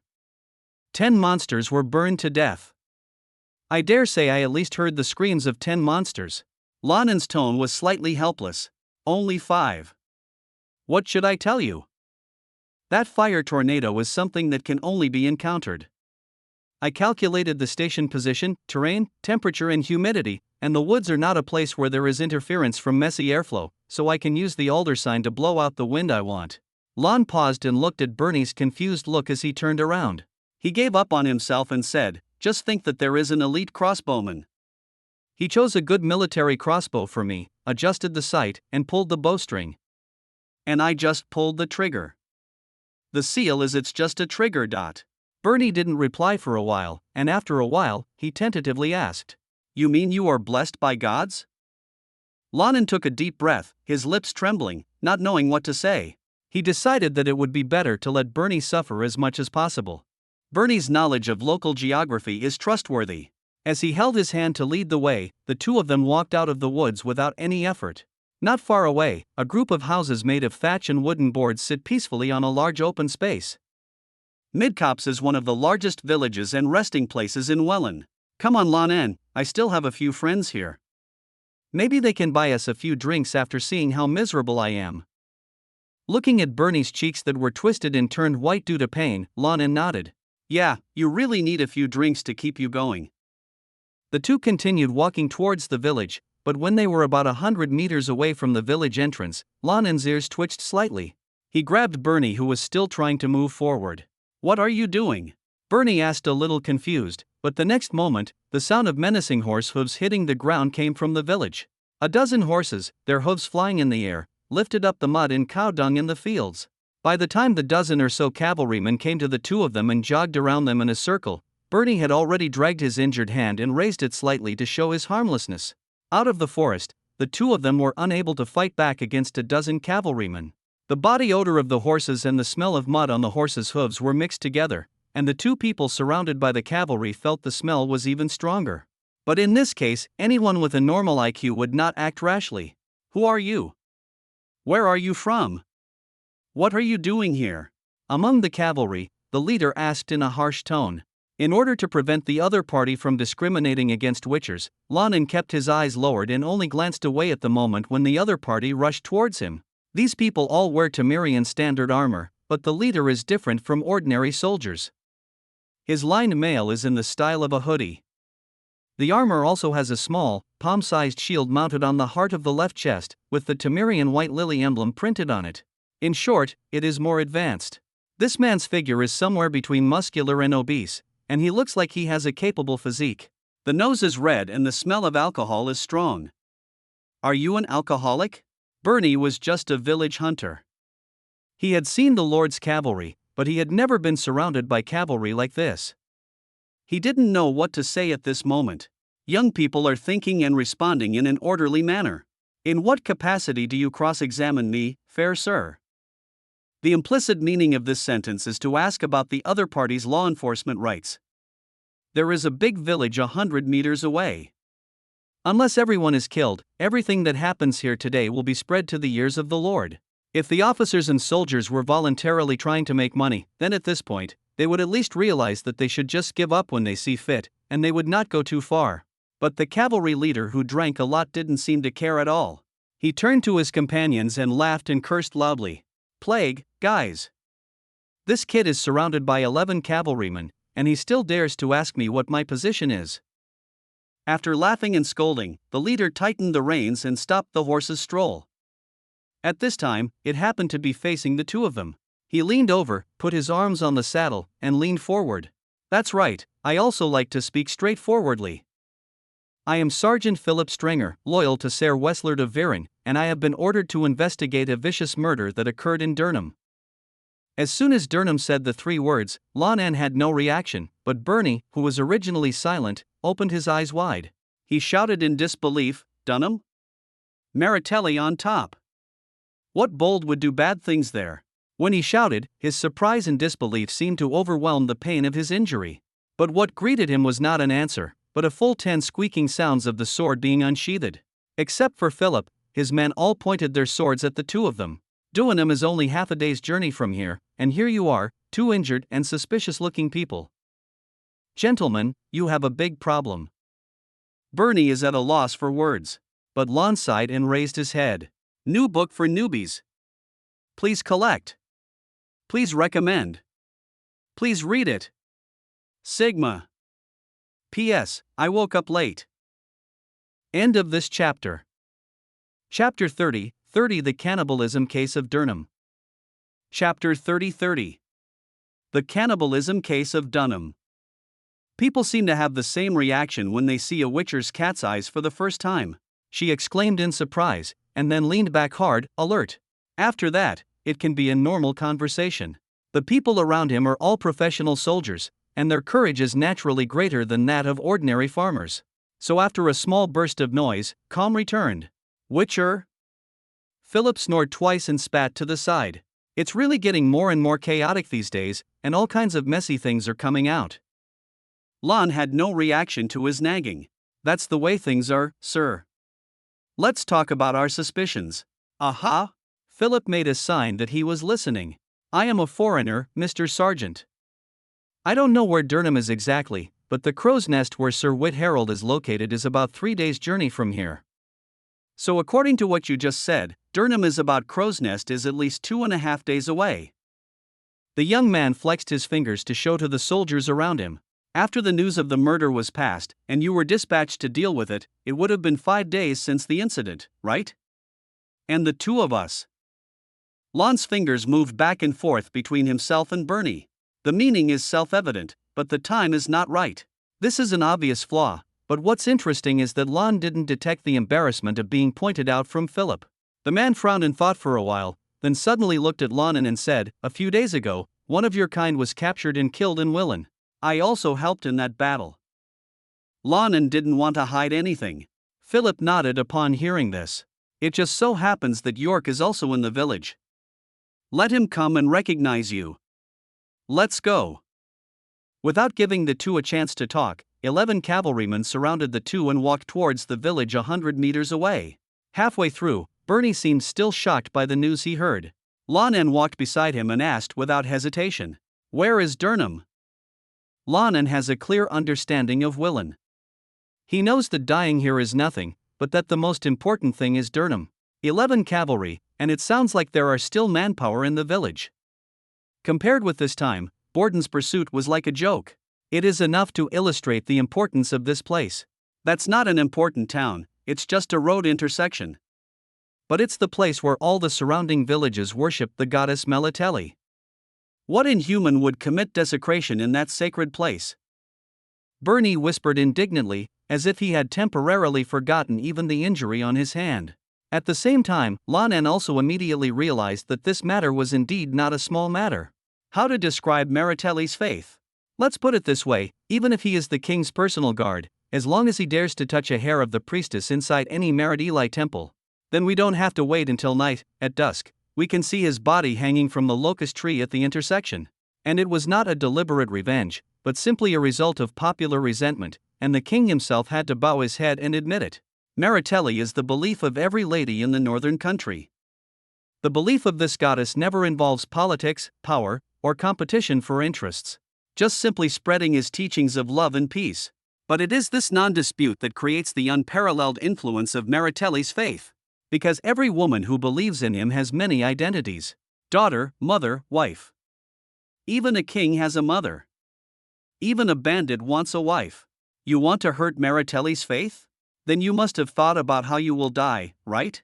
Different from Vezerad, who clung to law and order and sold favors to the king's cousin during the Oredan carriage competition. The murder that occurred in Durnham, a place dedicated to faith, is a real event that will bring panic and anger to the Willen area. That's not all, boy. Philip on horseback had to take out a copper wine flask and take a few sips during these few steps. That was not a simple murder. As if recalling some unspeakable scene, he waited until he swallowed the wine in his mouth before continuing to speak with an ugly expression. The victim's body was partially eaten. Being eaten? Lan's eyes narrowed slightly, but Bernie was confused. Is there a wild beast or monster that went to destroy the scene? Damn it! In the past, everyone was worshipping and praying there, and no monster dared to approach Dunhan. Monster? Oh, it's fine if it's a monster. Philip took another sip of wine and sneered with unknown meaning. What do you mean, human? Bernie's eyes widened. You mean it was eaten by humans? The murderer ate humans in that land of faith? Hey, we didn't see any traces of beasts or monsters nearby. You are just soldiers, not scouts or trackers. You are not experts, so you cannot make such a conclusion. Bernie immediately began to argue.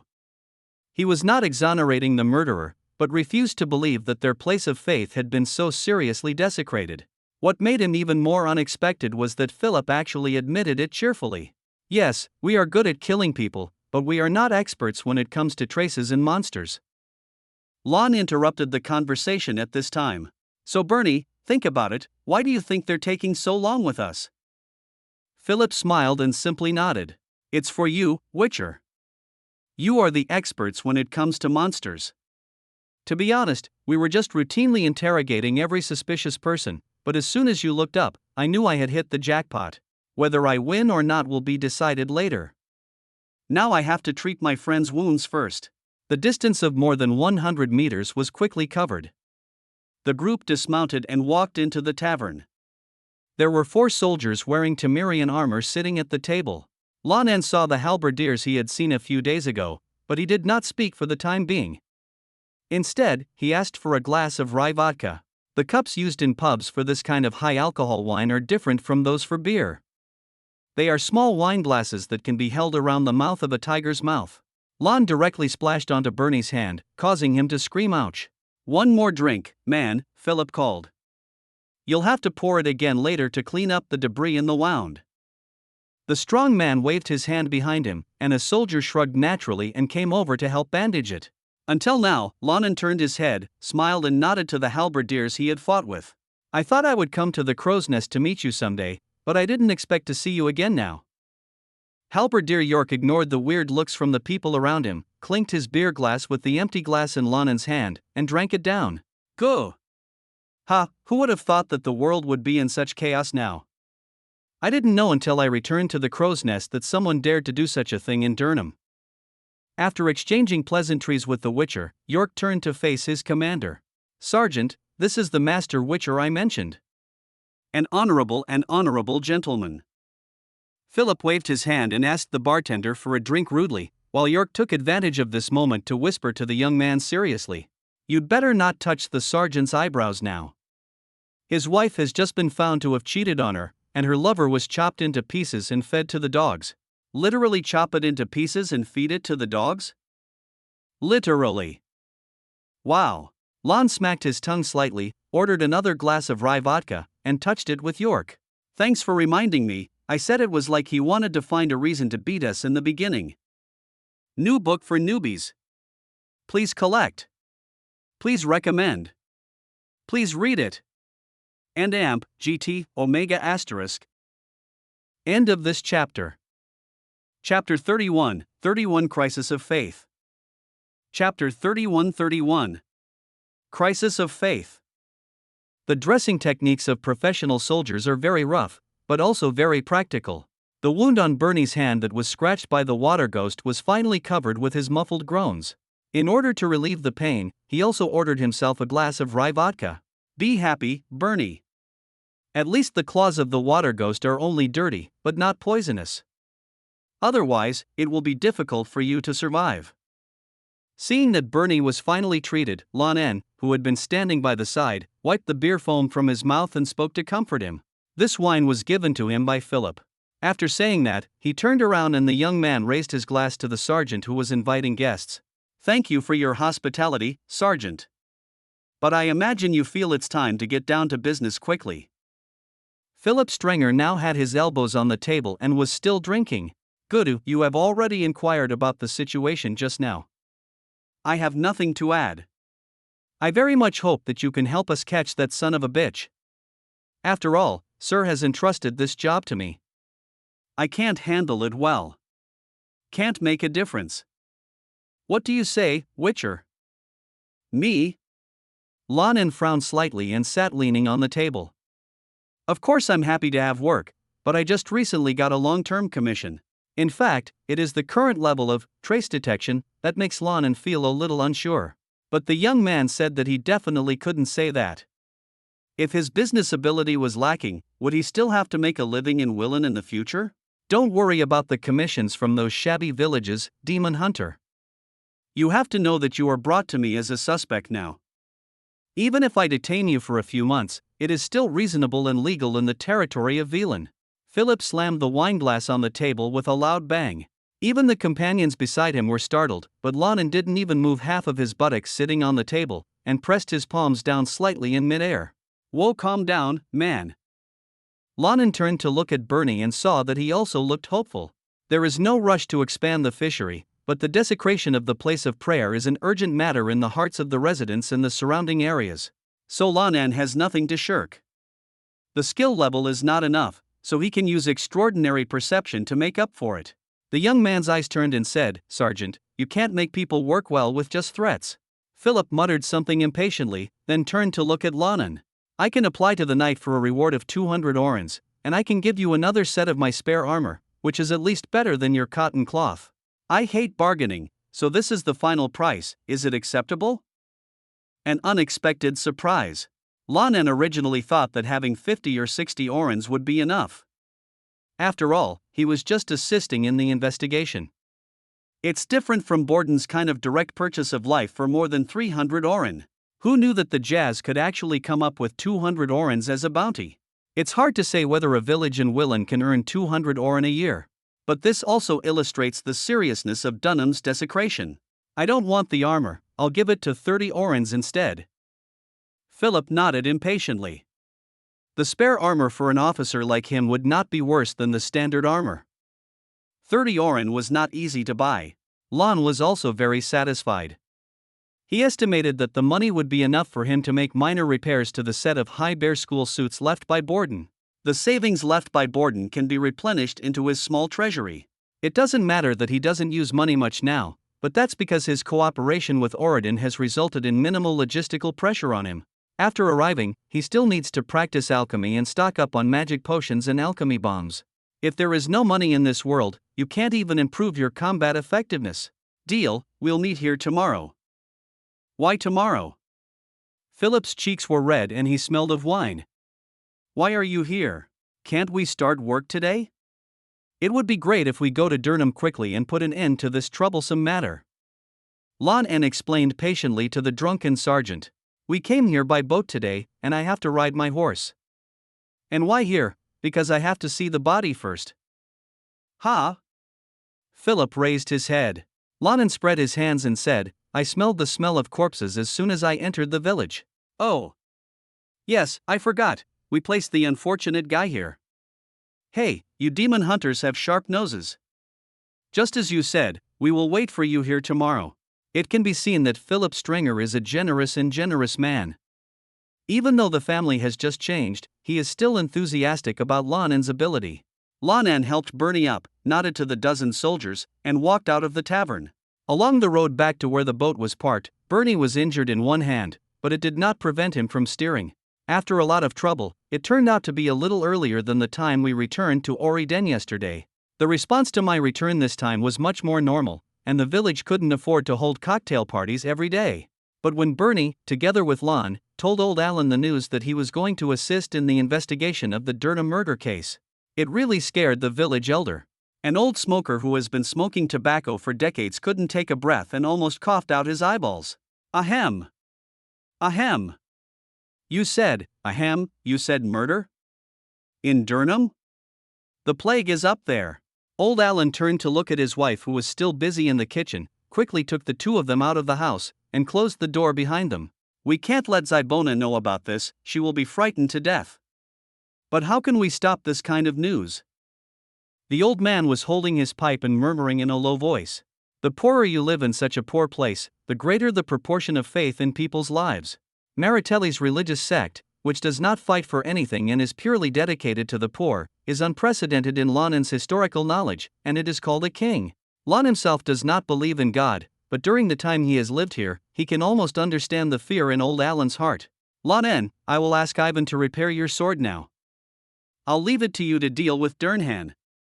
Our fishing ground is not in a hurry. Anyway, Bernie is also injured now and will have to recover for a few days. But blasphemy, Melitelli. Oh, these words came out of my mouth. Please catch the murderer. Lan En nodded and comforted the confused old Alan. As the village elders speculated, the news of the murder in Durham could not be suppressed. It was not the three people present who spread the news to the village, but the fishermen who went out to fish spontaneously collected news and rumors from all along the coast. Calculating the time and distance traveled, rumors spread at a normal speed. The bad news about faith spreads through the village like a plague. Even the most indifferent men were frightened, not to mention the women who were the main subjects of belief. As far as Lan En could see, even a woman like Mrs. Donner, who could be optimistic and cheerful in the face of hardships, was now clutching her clothes and looking around, completely at a loss. In Oridon alone, more than 60% of the women screamed immediately after hearing the news, then dropped all the work in their hands and began to pray to the merciful Melitelli. In rural areas, women's productivity cannot be underestimated. They sew, cook, wash, and take care of young children. Families without women are considered incomplete and unreliable in rural areas. Suddenly there were so many women unable to do the work that Oridon had come to a standstill. Thinking about it again, Dunhan usually undertakes the faith of dozens or hundreds of villages within a 2 to 3 day journey. Just thinking about hundreds of villages being shut down in panic will make people sweat on their backs. It's no wonder the Lord doesn't pay attention to it. New book for newbies. Please collect. Please recommend. Please read it. Omega. P.S. Now the Bloody Baron sounds like Jack Wells in my mind. PS2. Thanks to Kung Hao for the reward for this enemy. End of this chapter. Chapter 32, 32 Ghoul. Chapter 32. Ghoul. Early the next morning, Poppy, whose fur was shiny and watery, was led out by the villagers. Lan En stroked the horse's nose. He knew that this guy was given extra food last night. 2 brand new long swords were already slung on his back. Ivan worked hard last night, and Bernie contributed the best wood and fish skin to make a new scabbard as promised. From Lan En's point of view, the scabbard alone was worth 5 Orin coins. In the panic last night, Oridon was able to appease the villagers thanks to old Alan's disclosure of the information that Lan En would participate in the investigation. In this era, it is only natural to shed blood for belief. Because no one knows what trouble people who are overly excited may cause under their agitation. The horse's hooves stepped on the ground, splashing mud and weeds. Lan En leaned lightly on the horse's back to reduce wind resistance. So even though Popeye was carrying hundreds of kilograms of weight, he was still running very happily. In less than 2 hours, Midcops was in sight. Slowing down, Poppy walked into the village at a jog. Lane's cat eyes looked down without a trace. The villagers here were the same as Oridon's. They have no intention of working at all, even if this job is related to their ability to make ends meet. Aha! You are finally here. It was the same tavern, and Halberdier York greeted him at the door. It seems that this place has been requisitioned as a temporary residence by more than a dozen sergeants. Sir Strenger has not yet sobered up. Others are repairing their equipment, and I was sent to receive you, master. Let York take Pope's rein from his hand and tie it to the edge of the tavern. Lan En's nose twitched. The smell of alcohol here was really a bit choking. Thank you, just call me Lan En, York. Let's hurry up. Can you show me the body first? Hey, I'm just here to receive you, let's go. York smiled, held up his helmet, and walked in front with his halberd. We found an abandoned house on the edge of the village, and the corpse was parked there. You know the weather has been bad these days. To be honest, I have seen how good the Witcher is.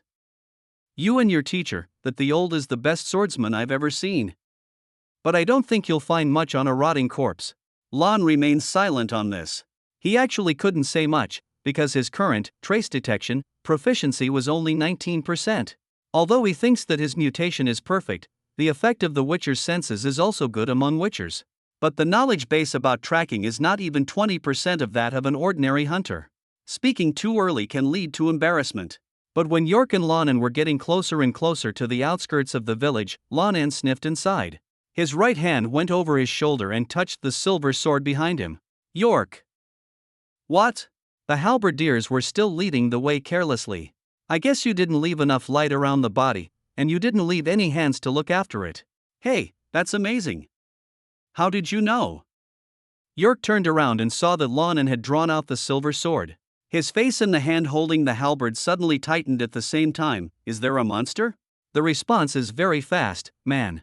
Lan En looked at York in slight surprise and continued. The stinky corpse was not buried in the ground, nor burned, nor was it cared for by the ghoul. Before York could react, Lan En had already activated his body and entered a charging posture in an instant. The transition between movement and stillness was as abrupt as a ghost. Grass. The halberdier cursed angrily and hurried to follow. Duanum's case is of great importance, and there are very few clues now. If all the bodies of the victims are destroyed, not even one of the soldiers in their team will be able to live well. The distance is not far, and Lan En will not go wrong if he follows the scent. After only turning 2 turns among the wooden houses in the village, a very dilapidated wooden house was revealed in front of us. The steps kept moving, and the young man issued orders in his head. Mentos, block out the noise around you. Received, noise filtering has been completed. In an instant, in addition to his own footsteps, Lan En clearly heard the sound of 12 paws touching the ground in the room. Ghouls are creatures that stand on all fours, and there are 3 of them in the cabin. Bang! The wooden door was smashed into several large pieces by Lan En, and the wood chips flew out. Before the monster in the room roared, Lan En, who used the sound to locate it with the help of Mentos, even though his vision was obscured by sawdust, he made a decisive move and struck first. The sharp silver sword left a crescent-like afterimage in midair. A ghoul's leg was severed from the hip joint by this blind sword strike. Even if it is a monster, it should be destroyed now. York, who rushed from behind, just like his cooperation with Lan En, held up his halberd and stabbed it out. The lying ghoul was stabbed in the side by him, and his whole body was pushed against the wall. At this time, the only surviving monster rushed towards the door behind Lan En like crazy, trying to escape. Lan En did not push forward to block the road. Instead, he turned sideways and opened the way to the door. The ghoul's steps became a little faster. But above the ghoul's field of vision, which was on all fours and invisible, Lan En had already held the sword in both hands and raised it above his head. The monster brushed past Lan En's swinging clothes, but at the same time, a cold silver light fell from the sky. The sound of sank directly into the ghoul's cervical spine. Stop the sword and turn sideways. In other swordsmanship, it just means changing the direction and changing the position. But in the swordsmanship of the bear school, that represents a more powerful next blow. Rotation is originally a part of the swordsmanship of the bear school. After a subtle pop sound, only the separated body of the monster rushed out of the door, causing a small puff of smoke and dust on the ground. Lan En walked over to the ghoul whose leg was cut off at the beginning, stepped on its struggling and roaring body, and stabbed the occipital hole in the back of its head with a silver sword. The tip of the sword passed directly from its mouth. Fuck the monster. York also pulled out his halberd from the ghoul's body with a depressed look on his face. It's over, now even the body is gone. Lan En's face didn't look good either. But then I thought about it, isn't it my fault that I couldn't find the murderer? Lan En is still a little worried that the result of the mission will affect his reputation. Isn't the service industry looking for a good reputation? Mentos asked a question in his mind. Lan En, you? What? In high-level commissions, demon hunters actually pay their wages based on their reputation. Isn't it just a service industry? Mentos fell silent. But fighting against Gino is one thing. When it comes to the mission, Lan En is still very reliable. York has retreated outside, and the ghoul's blood has filled the house with a stench. He looked depressed and a little scared. There is no doubt that the clue is gone. This mission requires even the knights to take it seriously and directly dispatch a dozen cavalry formations. But the only clue was being eaten by ghouls right under their noses. He did not dare to think about how he would be punished after returning to the crow's nest. The murderer can't be caught. Not only will the night punish you, but even the benevolent goddess Melitele may unleash her wrath. He is actually a believer of the goddess Melitele. At this time, Lan En, who had come out for some fresh air, patted the self-pitying halberdier from behind and walked towards the house. Hey, if you want to collect money, you have to do something. Let me see if I can dig out any clues from this pile of kitchen waste. York was immediately overjoyed and cast his expectant eyes on Lan En's back. He looked at Lan En, who walked into the room with admiration, and said to himself that the Witcher was really awesome. He played with cow dung at home when he was a child, and when he grew up, he lived in a room where people who had built cesspits in military camps would not stay in. Lan En's sensitive sense of smell was actually still sniffing in it. Don't worry about whether you can find clues or not. Who will worry about the Witcher later if he doesn't help? New book for newbies. Please collect. Please recommend. Please read it. Omega. End of this chapter. Chapter 33, 33 Clues. Chapter 33. Clues. Beyond ordinary people's sense of smell and vision, in the perspective of Lan En, the whole world has changed color. The corner of the wooden house exuded the smell of ghouls and was marked in bright red in Lan En's field of vision. It should be the passage where the monsters came in, a hole in the ground. He was playing with the pieces of meat with his studded leather gloves, and his brain was analyzing the information from each cut. The fatal injury was the punctured heart. Although the heart was chewed in half by the ghoul, the edge was still left. The sharp double-edged dagger was of good quality and interesting. The young man talked to himself, which helped him to clear his mind. The trace detection skill is not enough, but when it comes to investigating crimes, how can I watch 2,000 episodes of Conan in vain? Is the angle at which the murder weapon penetrated the heart Mentos the same as I thought? The wisdom in his mind responded to Lan En's low voice. After simulation on the human body model, the dagger indeed penetrated the heart diagonally from the third rib on the left. In order to ensure a fatal blow, the dagger was rotated about 30 degrees in the body. Aha! The young man raised his eyebrows, stable, accurate, and ruthless. A veteran. Inexperienced humans will have shortness of breath, trembled wrists, and sharply reduced field of vision when fighting for the first time. This man's technique shows that he is not only an experienced fighter, but also an experienced murderer who can watch the victim's dying process up close. Lan En dug out the shoes worn by the victim and the mess again. Fortunately, these 3 ghouls were not so hungry that they even chewed the tan leather, otherwise they would not even be able to keep these shoes. Based on the size of the shoes, the victim was about 170 centimeters tall. You cannot judge a person's height by looking at a person's upper body, because most people's upper bodies are the same length, and the 2 legs are the source of the height gap. After obtaining this information with difficulty, Lan En finally understood why he was convinced that this was a cannibalism case. The young man held a large arm bone in his hand, and his fingers brushed over the pale bones. The teeth marks are not those of a ghoul, but those of a human being. Not only that, the murderer first used a knife to peel off the skin on the victim's upper arm, possibly even cutting off a large piece of flesh. So according to the opening and closing of the upper and lower jaws of humans, it can bite on the upper arm, and the teeth deeply touch the bones. Before the ghoul processed the body, the wound must have been more shocking. Animal. Lan En said the conclusion calmly. This tone is not an angry scolding, but a statement of facts. The murderer is no longer human in terms of self-awareness. With no valuable information left, Lan En grabbed a handful of bloodless soil on the ground and wiped his hands, stood up from a half-crouched position and walked out.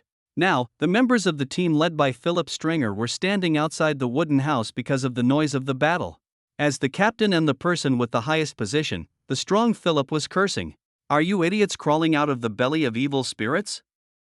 No one in the team dared to look at him when he was cursing, even though he was still rubbing his forehead because of his hangover. Corpse. Our only evidence. Clues. No one cares about it here? Eaten by ghouls? You have been out of the army for so long that you can't even keep vigil, right? He walked around the team members, getting angrier as he talked.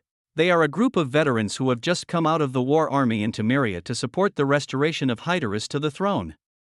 They have returned to their hometown to serve the local lords. And now, it seems that the errand is going to go wrong. Thinking of this, Philip finally grabbed the armor around a soldier's neck with his right hand and pulled him to him. You don't want to spend the night with a rotting corpse, do you? Then do you want to become that rotting corpse yourself? Talk. No one dared to reply to him at this time. The first level of an official position is overwhelming, let alone an official position in the army. But some students are dissatisfied with teachers' training, let alone a group of sergeants. A voice timidly appeared in the dead silence. If you want me to say, it's the Witcher's fault. People say that Witchers bring bad luck, and I'm absolutely right. This corpse was fine in the past few days, but now it's gone as soon as he comes. Hey! Show some respect. Halberdier York's voice immediately appeared, confronting him for tat. The Witcher has nothing to do with doom. He is the helper we invited. Are you slandering your own helper like this? Lan En walked out of the room, and he heard what he just said. But now the force of the words could not even break his defense. So the young man just nodded to the halberdier who spoke for him. At this time, Philip also let go of the sergeant in his hand, held his helmet, and walked to Lan En with a solemn expression. I'm sorry we didn't keep the clues, these idiots have slacked off too much now.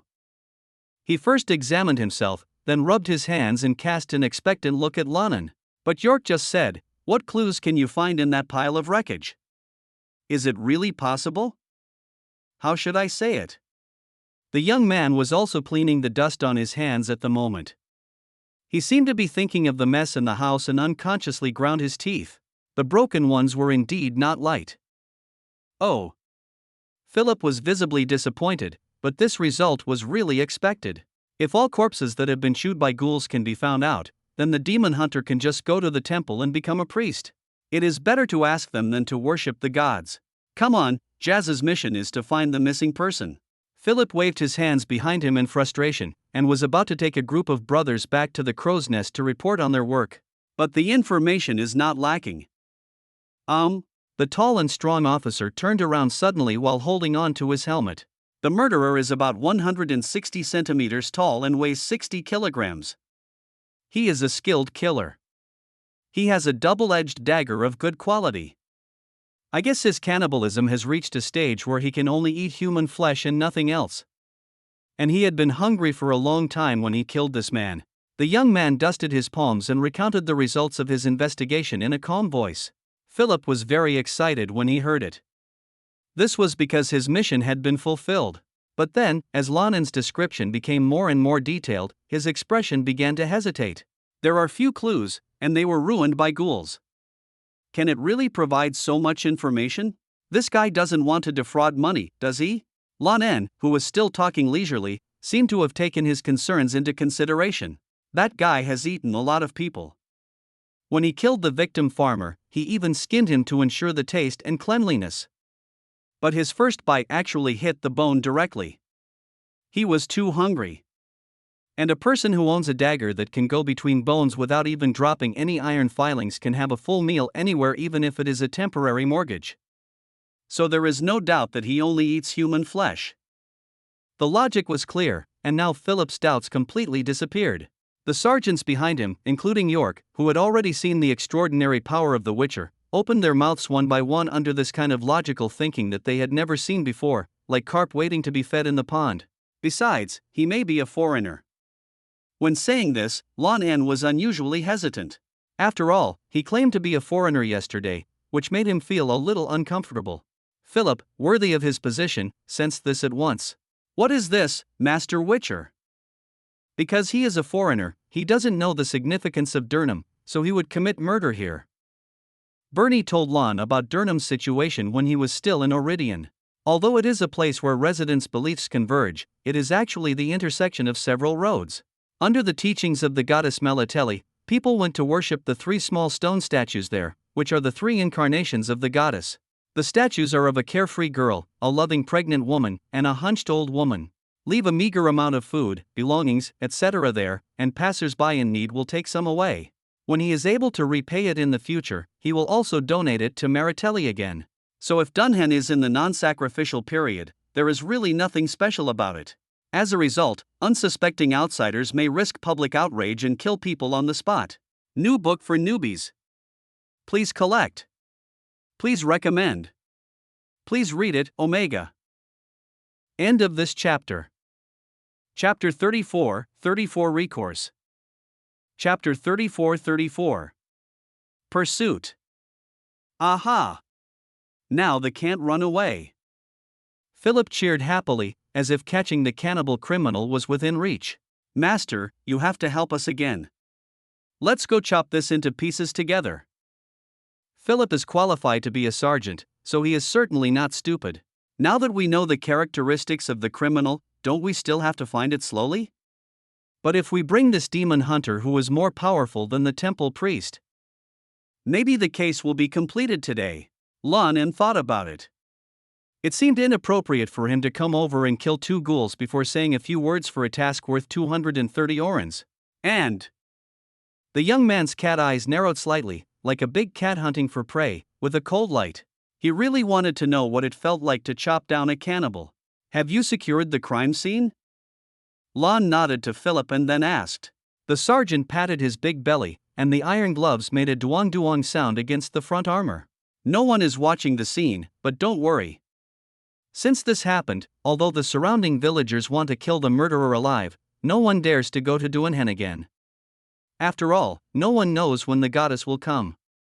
Bring down the wrath. Understood. Lan En nodded slightly. The incident happened 5 or 6 days ago. If no one disturbed the scene, then my Witcher senses would probably be able to directly find the footprints of the murderer. Then let's set off. Okay, guys. Mount up. A group of sergeants walked toward the stables of the tavern in great force. The residents of Midcopse unanimously opened a small crack in the door of their wooden house. With eyes mixed with fear and expectation, he watched this group of soldiers who wanted to bring to justice the sinners who blasphemed their faith. Lan can understand this expression. It is actually difficult to make a specific distinction between soldiers and bandits in the feudal era. It may even be because they have stronger organizational power and therefore appear to be more harmful than bandits. A group of men and horses splashed black mud on the muddy country road and ran into the distance. It is true that Durnham is half a day's journey from Midcopse, but that is based on the farmer's distance. The group were all cavalry and they reached their destination in more than an hour. Your horse is pretty good, Witcher. 1.5 hours of continuous riding made Philip jolt at the end and his breathing was messy. They have arrived near the intersection of roads carrying faith. The surrounding residents did not dare to approach, but in the excitement of the crowd, they organized some young men with pitchforks and wooden sticks to act as security patrols. Philip and his men's Temerian-style armor gained trust. He tilted his head, spat, and cursed twice, and the armed farmers moved out of the way. But I expected that if it was an ordinary traveling merchant who passed by, it would probably not be so smooth unless he took out a few coins or parted with some of the goods. Anyway, Lan En has already seen a farmer with a bunch of garlic hanging around his neck. Philip complained softly to Lan after he passed. That's why we should finish this matter quickly, otherwise this group of armed farmers will taste the benefits of blocking the road, and they will probably work part-time as bandits during the slack season. Just wait and see. The number of bandits in this area in the next few months it will be a bit higher than other places. Lan En didn't nod or speak, but just moved his body up and down with the horse. On these topics, he has a clearer view than Philip, who can only rely on experience, but all this is still too far for him now. The education he received told him that public security issues are never just public security issues. Broken down, the essence should be people's livelihood issues, road traffic issues, governance funding issues, etc. If you want to break it down, it's a huge topic that makes people's brains explode. He is just a witcher now. He is just going to hunt an ogre now. Here we are. The young man interrupted Philip's complaint without any trace. Maybe it was the urgent work that made him forget the misfortune of his family. At least Philip's temper at this time was not so bad that he wanted to fight with someone when he saw him. Several people got off their horses more than 10 meters away from this intersection. Philip handed the reins to his men, Lan also dismounted, and York stepped forward to take the reins. Thanks, mate. You are a capable person, so you are welcome. The young man nodded to the halberdier. The Witcher's senses were fully activated as he approached the intersection, carefully observing every inch of the land. This place is indeed as described by Bernie: 3 female stone statues, a few extinguished and half-melted white candles, garlands and sacrifices offered by believers. On the peaceful land, there was only a pool of black blood splattered ferociously. Lan En squatted down around the bloodstain and poked his head left and right. Sergeant, it may be different from the report you received. There are 5 or 6 people's footprints here. Master, there is nothing we can do about it. God can't stop the farmers from watching the fun, right? Excluding the murderers and victims, only 3 or 4 people have been here. To be honest, I almost want to applaud the farmers here. Okay, applause. Lan En agreed perfunctorily, patting his studded leather gloves in midair. Leisure and relaxation come from the confidence to complete the task. Mentos completed the identification of the footprints. There are a total of 5 people's footprints. The victim's footprints were because he had seen his shoes, so they were screened and eliminated immediately. There were 3 people left, one weighed only about 40 kilograms, and the other's stride showed that he was a full 180 centimeters. They are all inconsistent with Lan En's speculation. The remaining one is undoubtedly the ogre. The young man's eyes followed the set of footprints. He stood up, followed around the bloodstains. Philip saw this and waved his iron glove fiercely in midair. Aha! I knew he could do it. Keep up. The sharp blades were pulled out from the scabbards of the sergeants, and a cold and chilling air gathered on the bodies of this group of people. After all, he is a veteran who has experienced serious wars, excluding such problems as cheating and cheating. They are very familiar with killing people and the preparations before killing them. Lockfight can be accessed by water from Dunham to the east. There is a major road to the north that passes through Midcopse. To the west, there is a road leading directly to the coastal hilly area in the west of Willen. It can be called a regional transportation hub. Only the south, because it is covered with swamps, does not have a good road. The footprints point to the south. After going deep into the swamp, there was no good way to go, so the sergeants were a little irritable. Fortunately, Lan En's Witcher vision was never lost. In the muddy swamp, the murderer's footprints went deeper. He went back and forth several times. At different times, I think he may have known how much trouble he had caused, and maybe there were traps on the way. Lan tilted his head and reported the situation to Philip. This veteran leader is calm and calm. You have to pay more attention when exploring the road, but it's okay if you miss it. We are not just a living person under the jazz. Lan En was not surprised by this calmness, he was also very relaxed at this time. A dozen people with swords went to catch a lone murderer. There was no suspense at all. New book for newbies. Please collect. Please recommend. Please read it. Carrot. End of this chapter. Chapter 35, 35 Catch the Cannibal. Chapter 35. Catching the Cannibals. As Lan En expected, simple traps were placed in several places on the road. Not too complicated, similar to what hunters would do to capture wild beasts. Lan's observation skills dismantled these arrangements into pieces. The roaring bear head necklace hung securely around his neck, which made Lan En even more at ease. Because this shows that there is no trace of magic involvement in this area. Everyone followed him all the way to a cave. Lan En gestured to Philip behind him at the entrance of the cave. This was the murderer's hiding place. The Witcher felt the wind direction at the entrance of the cave and determined that there was only one exit to the cave. The sergeants prepared in a relaxed atmosphere. They hung a kind of iron lantern on their chests. A candle is placed in the middle of a fully enclosed iron box, leaving only a small window that can be opened and closed on the outside. The structure of this kind of lantern can focus the light for forward illumination, and if you hang it on your chest through a layer of armor, you will not feel burned. It can be regarded as a kind of medieval war wisdom. The sergeants filed in, and the sound of armors clashing and rubbing against each other seemed urgent and dense under the echo of the cave. Yes, Lan En and the soldiers no longer care about concealment at this time. In the dim light of the fire, people could vaguely see a strange figure in the depths of the cave, looking panicked. "Run, bastard! Run faster and see where you can go!" A leading soldier shouted with undisguised malice and anger. "How dare you eat people in Durham? You can't even think of being hanged. We will tie you to a pyre and burn you alive so that you can atone for your sins." But even though he was shouting like this, the shield in his hand was never lowered from his face. This undoubtedly helped him. A stone flew out from the depths of the cave and hit the shield with a bang. The shield was slightly tilted, but it returned to its posture in the blink of an eye. Criminals who can eat people are undoubtedly the most threatening type. There is no way to let such people be caught without mercy. The stone thrown just now would have hit the soldier's helmet directly if it had not been blocked by the shield. The helmet can effectively protect the head, but this structure determines that even if the helmet is slapped twice by the enemy, the person inside will be dizzy. Let alone a heavy stone. Historically, the unarmed skill of the Yenikeri troops was the famous Genikili slap. Resist. Okay.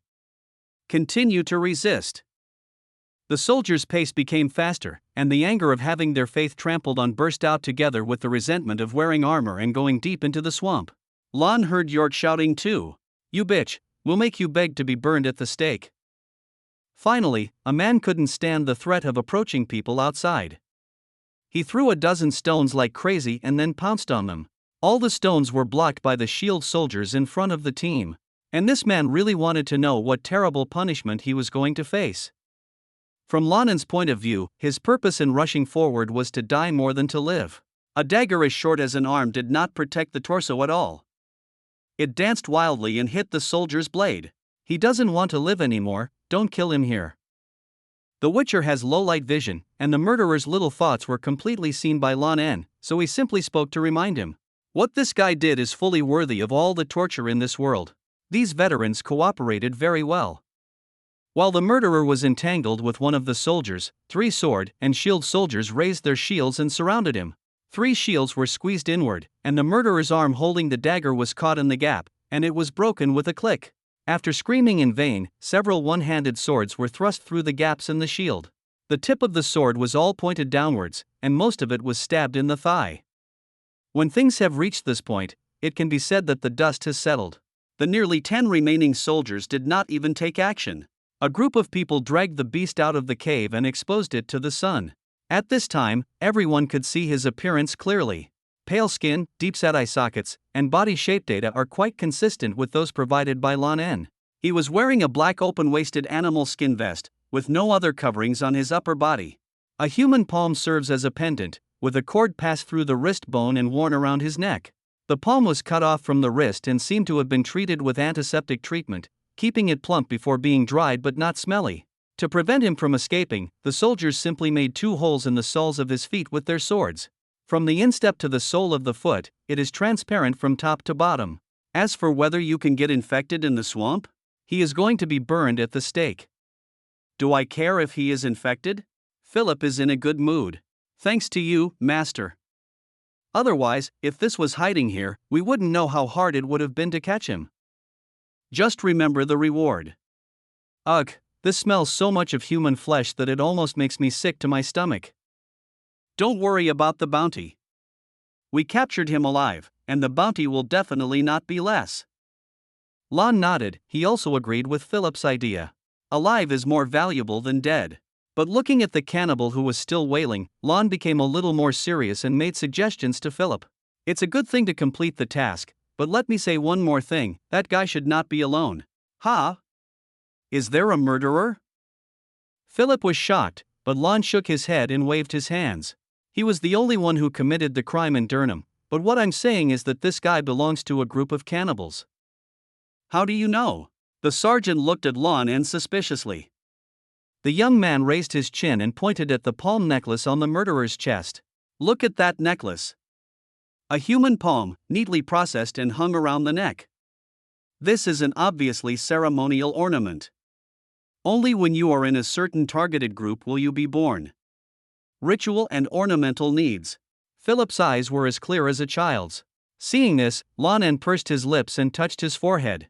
Let's put it this way, followers of the eternal fire will leave fire patterns all over their bodies, but others will not do so. Oh, I understand. Philip nodded up and down. You mean he believes in a cannibal sect? You can think so. Lan En reluctantly agreed with this statement. Look at that palm necklace, the wrist incision has obviously been processed, and the wrist bones can be clearly exposed. The antiseptic method is also very good, which shows that they have eaten many people, and they can even use the palms of these people to find a set of production the flow of decorations. They are organized, Philip. Lan En earnestly asked him to be careful, and it would be best to strengthen the security forces to patrol the area. But Philip said, I can't do it, Master.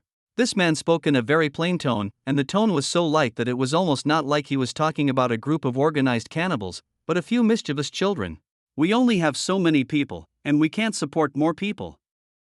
Perhaps you don't believe it, this world is not like this. In the past 10 years, I have felt as if I have changed my life in another world. Kings, you beat me, I beat you, until the ground was covered with blood, I don't know why. In the past, no matter how poor Willen was, no one would steal a child, but now I have received dozens of reports of missing children in the past 2 months. We have to take care of this first, otherwise the farmers will not be able to farm with peace of mind. People's hearts are broken, Master. I can only say that when I encounter the cannibal sect, I will turn them over, but if I don't meet them, how much can a king do in this world? New book for newbies. Please collect. Please recommend. Please read it. Thank you Shui Shan for the reward. End of this chapter. Chapter 36, 36 Burning Bounty Conversion.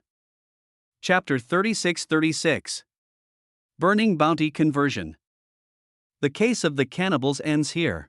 Lan En felt the existence of a group of cannibals, but in this world, they did not seem to be an important thing. All that is left to do now is to take the murderer to Crow's Nest and collect the reward worth 230 orens along the way. Before leaving, Lan went back to Oriden and took his damaged armor with him. He planned to see if it could be repaired directly in the Crow's Nest. Ivan didn't mention that he was going with him, which could be regarded as a reflection of Oriden's increased trust in the young man. So, that beast was caught? Old Alan stood at the entrance of the village and asked, with a pair of nervous eyes behind him. Well, I caught it. It didn't take much trouble. Lan En said with a smile as he put the armored package on Popeye's back. He is a cannibal, but he actually doesn't know where Durham is, so he commits crimes. It's not a deliberate provocation to the belief in the goddess, don't worry. If it is a deliberate provocation, then several surrounding villages are ready to maintain a strong patrol team, because there must be more than one provocation. But now there is no need to waste this manpower, which makes everyone relieved. Lane reunited with Philip Stringer's team and rushed to Crow's Nest in the north. The journey on horseback takes almost 2 days. The murderer, not surprisingly, started to have a fever that night. After all, it is unrealistic to be brought out of the swamp without infection after being stabbed through the sole of the foot. Tisk, Master, do you have any magic potion that can kill him? 2 days is enough. Isn't it better to wait until you get the reward? Philip rubbed his hands and came to Lan En a little embarrassed. Lan En, who was sitting by the fire, immediately offered a set of 3. No, I don't know. Actually, there are a lot of magic potions, sword oil, etc. in the alchemy bag. But the poison is too strong for ordinary people, and the murderer will probably either die or become stupid after drinking it. Although Sir Whit Harold probably didn't care whether the person he was executing was a fool, that thing was so expensive. I am not willing to hunt myself, so why should I give it to a cannibal? Furthermore, Lan En has not yet devoted his energy to the field of alchemy. These things are all in Borden's inventory, and one bottle is used less than the other. So, under Philip's pleading eyes, Lan En went straight to the unconscious murderer who was lying on the horse. He opened his trouser legs and confirmed that the color below his ankles had begun to turn black. Then he drew the steel sword from his back. While changing the handprints with his left hand, he lightly brushed over the steel sword. Igni. Like a stab sound like water dripping from a pan of oil, the bright sword body instantly turned red. Philip only then understood what the Witcher wanted to do. The plague is upon us. You won't think about it. Put. The red sword blade drew an arc in the air and directly chopped off the feet of the murderer on horseback. There was no bleeding, and the wound was scalded in an instant. The murderer, who was tortured by high fever until he became unconscious, is now fully awake with a new sound. His screams frightened even the horses. Lan En didn't even need to clean the sword, and sheathed it directly after it cooled down. When passing Philip, he patted the strong man on the shoulder. The amputation was a success. Judging from how vigorously this guy screamed, I figured he could live for at least 5 days. What can Philip say? One cannibal, cheers, and that's it. The cavalry didn't react much to this, or they were all focused on Lan En's Igniseal just now. A flaming sword. Who can resist this stuff? At least now, among the dozen or so cavalry, no one talks about witchcraft, filth, or mutants. They thought Lan En's move was extremely cool. Lan En was also in a good mood. He felt that he had made some contribution to eliminating discrimination. The journey of 2 days was not long, and Lan En and his party quickly arrived at the crow's nest. The fishy sea breeze passed by, and the sky was clear with dark clouds. The weather in Veland has made Lan En complain many times, but he still can't adapt to it. Sir Whit Harold hurriedly came over to pick up the criminal, took Philip aside to negotiate for a few words, and showed a very reluctant smile to the young man. He didn't stop any longer and took the cannibal directly to the torture rack that had been set up early in the morning. It's a pity that we can't dissect him. A neutral, intelligent voice came from the young man's head, otherwise, the proficiency of surgery will definitely increase. Don't be greedy, Mentos. Lan shrugged nonchalantly. In this case, money and proficiency cannot go hand in hand. A criminal who can make the people of the Lord share the same hatred is a gift from heaven. And if the Lord can let this criminal die in his own hands in full view, that is even more important. It's of great significance. If that beast dies, most of its importance to Vezerad will be gone. I don't know how much the promised reward will be. My main purpose of developing the surgery skill is to transplant gene seeds independently. Other people's body data is not helpful to the primary goal yet, so it is not a pity to give up. Yes, sir. The conversation between Nioh and his master came to an end temporarily, because Philip was pacing over with a wine bottle in his mouth. Put. The dwarf's liquor is strong enough. The strong man stretched out his hand to wipe the corner of his mouth and said carelessly, Don't blame sir for not coming here just now. He has never seen a few witchers in his life. He thought you were monsters in storybooks. I told him about your reward, and he completely agreed. But when he heard that you asked for money to repair the armor, he also wanted to save some money. The Witcher stood with his arms crossed and his back against a wooden fence. At the burning platform that had been set up opposite him, the Lord was already holding a torch, pointing at the sinners and delivering a speech to the people in the audience.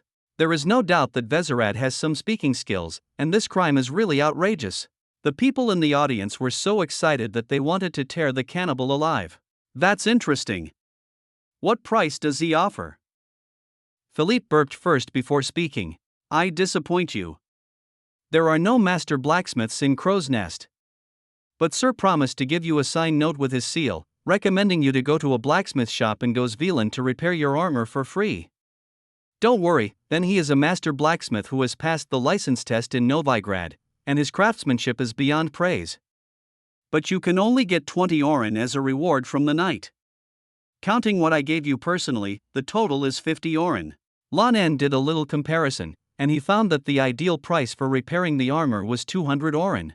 Even though it takes 2.5 days to ride a horse from Crow's Nest to Gosvilan, riding a horse for 2.5 days can save 20 oren of work, and most people in this world will not refuse.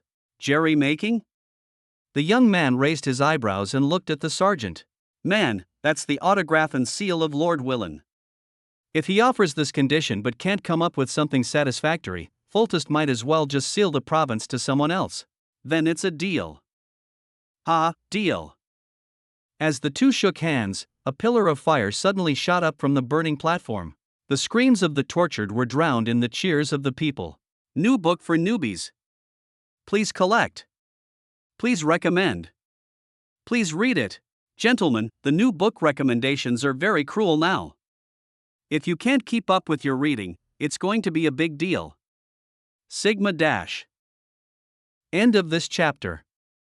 Chapter 37, 37 Goswillan. Chapter 37. Goth Velan.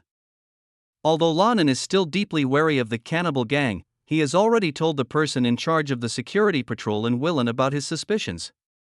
What else can he do? A lone hero, going straight to Huanglong?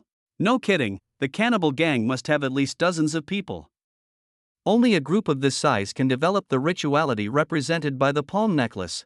Witchers are not gods, and no one is stupid enough to think that one sword can deal with dozens of swords.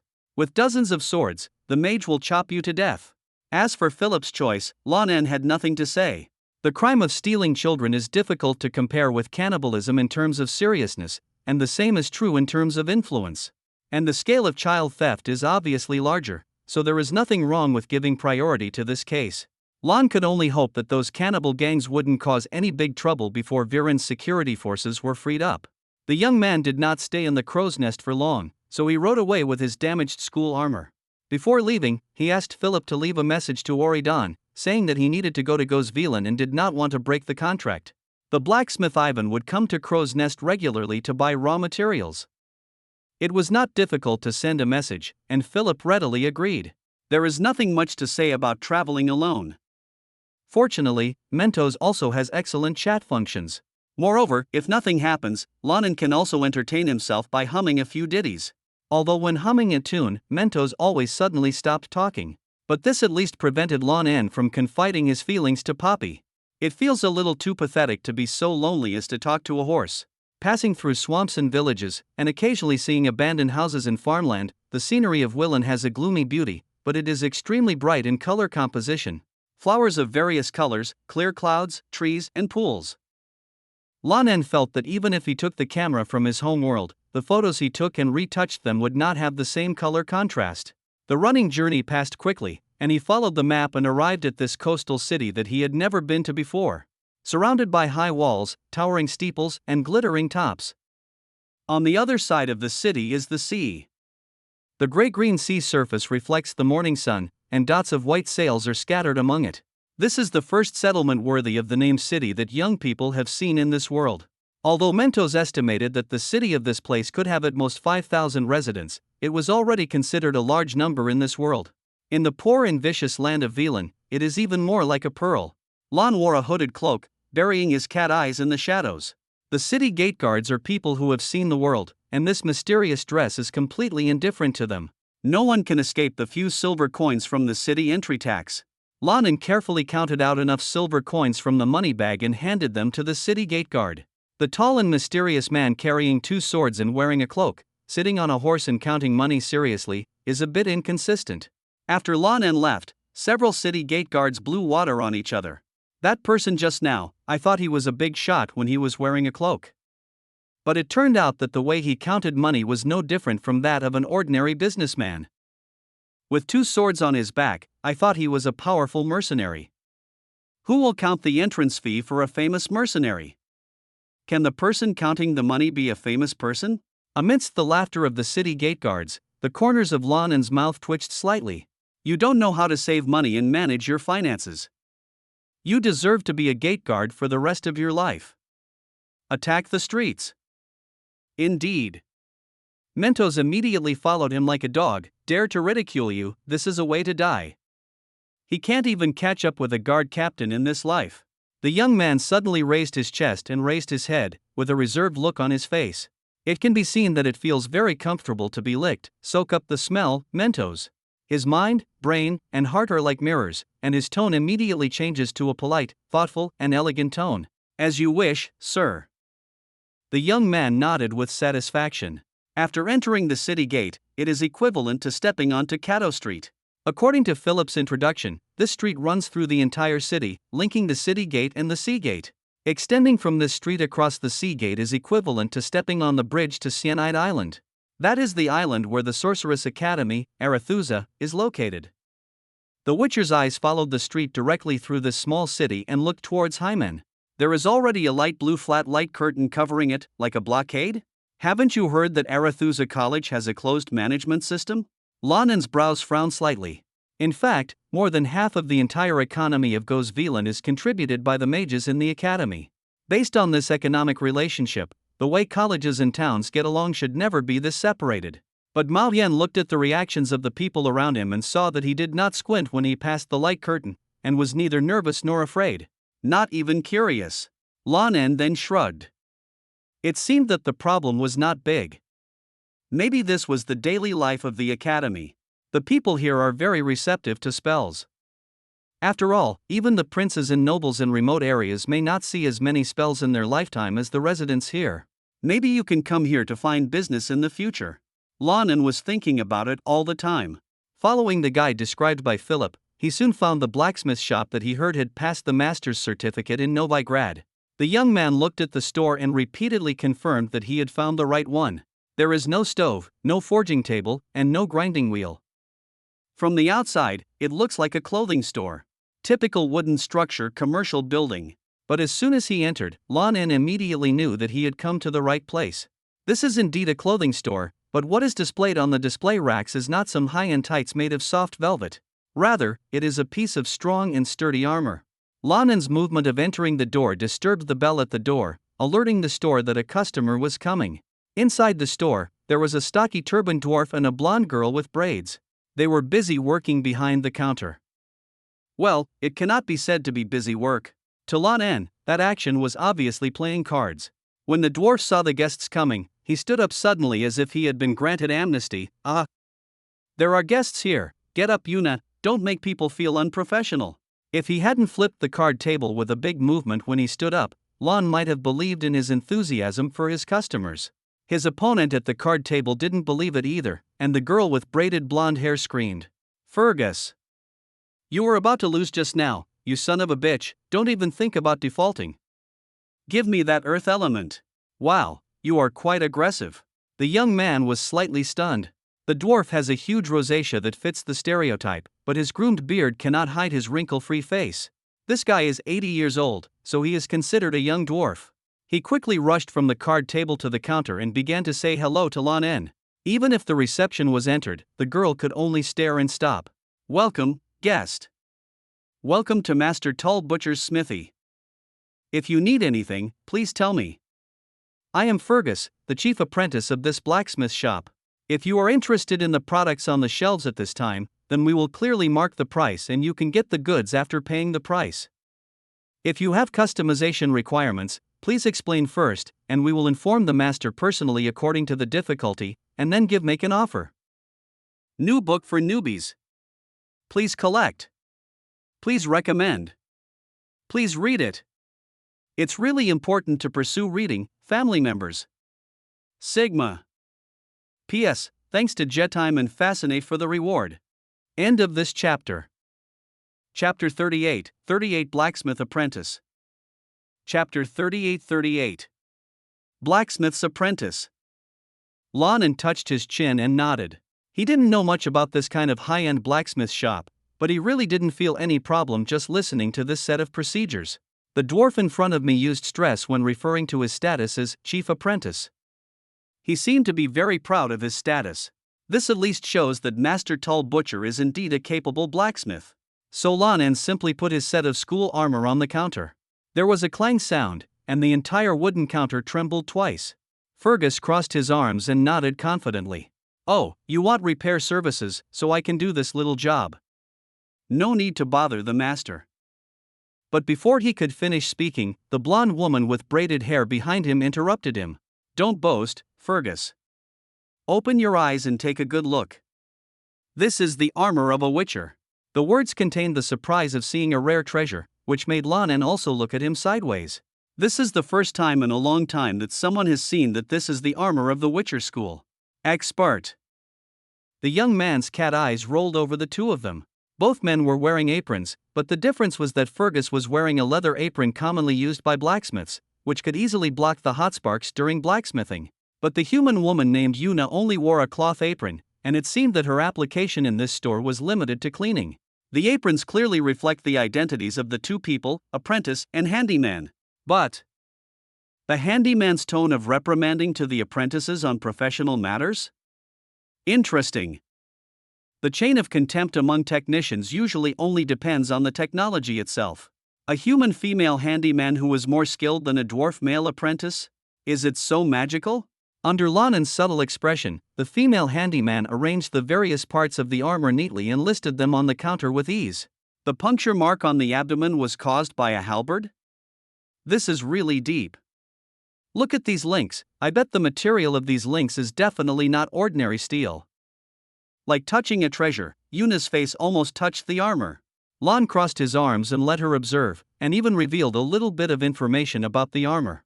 The armor of the Witcher will be mixed with monster tissue, which results in a real difference in performance from ordinary steel. No wonder. Adding monster organizations to steel is a skill that only masters can master. You really came to the right place. Yona raised her head from her armor and smiled sheepishly at Lan En. Then she turned back to Fergus and said, Go, and ask the master to come down. We really can't handle this job. The dwarf first glanced at Yuna angrily, then after the female handyman pointed to the card tables scattered on the floor, he lowered his head and went upstairs. After a while, Fergus walked downstairs, and behind him was a male dwarf with a bald head. Kongwu's powerful body looks like a short iron pillar as a whole. The beard is thick and neat, but the color is gray. He is older than Fergus, probably over 130 years old. As soon as he got off, he went straight to the counter and looked at the neatly arranged armor parts with a look of satisfaction on his face. Well done, Fergus. I taught you how to handle the armor parts in different categories, and it seems that you have taken it to heart. Well, you are much smarter than the dwarves who only know how to work hard in the Mahakam mine. Amidst Fergus's repeated compliments of you teach well, the old dwarf looked at his client. This armor is good, but there are some problems with its maintenance. For 220 orens, I will repair it and change the fit for you, and also give you a maintenance session.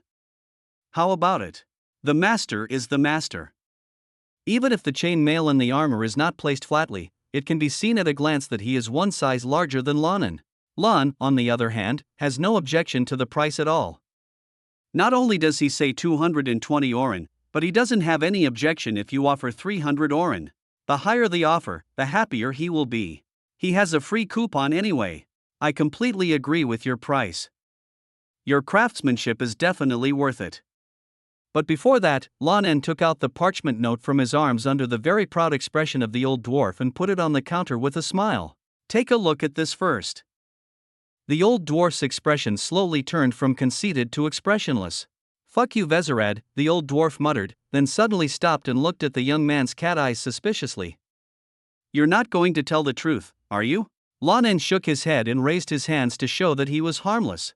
Master, merchants who have been stuffed with free coupons are certainly qualified to vent their emotions secretly.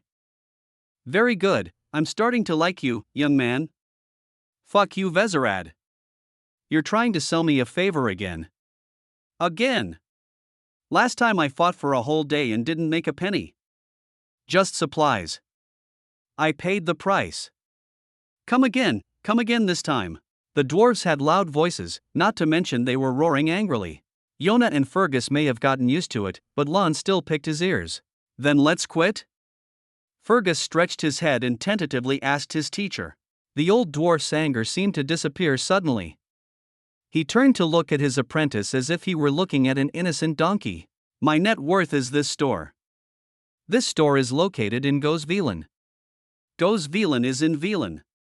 The Lord of Velan is Sir Vezerad, whom Foltest personally named. Gus, can't your head just spin in circles? Stop talking stupid shit. After teaching his apprentice, Master Tull Butcher turned to Lan En again. I'm telling you a joke. The old dwarf's tone was not as enthusiastic as when he was negotiating the price, but it was also not as irritable as when he received the free coupon. You can come and pick up the armor at this time tomorrow. No, there is no need to measure your height. My eyes are the ruler.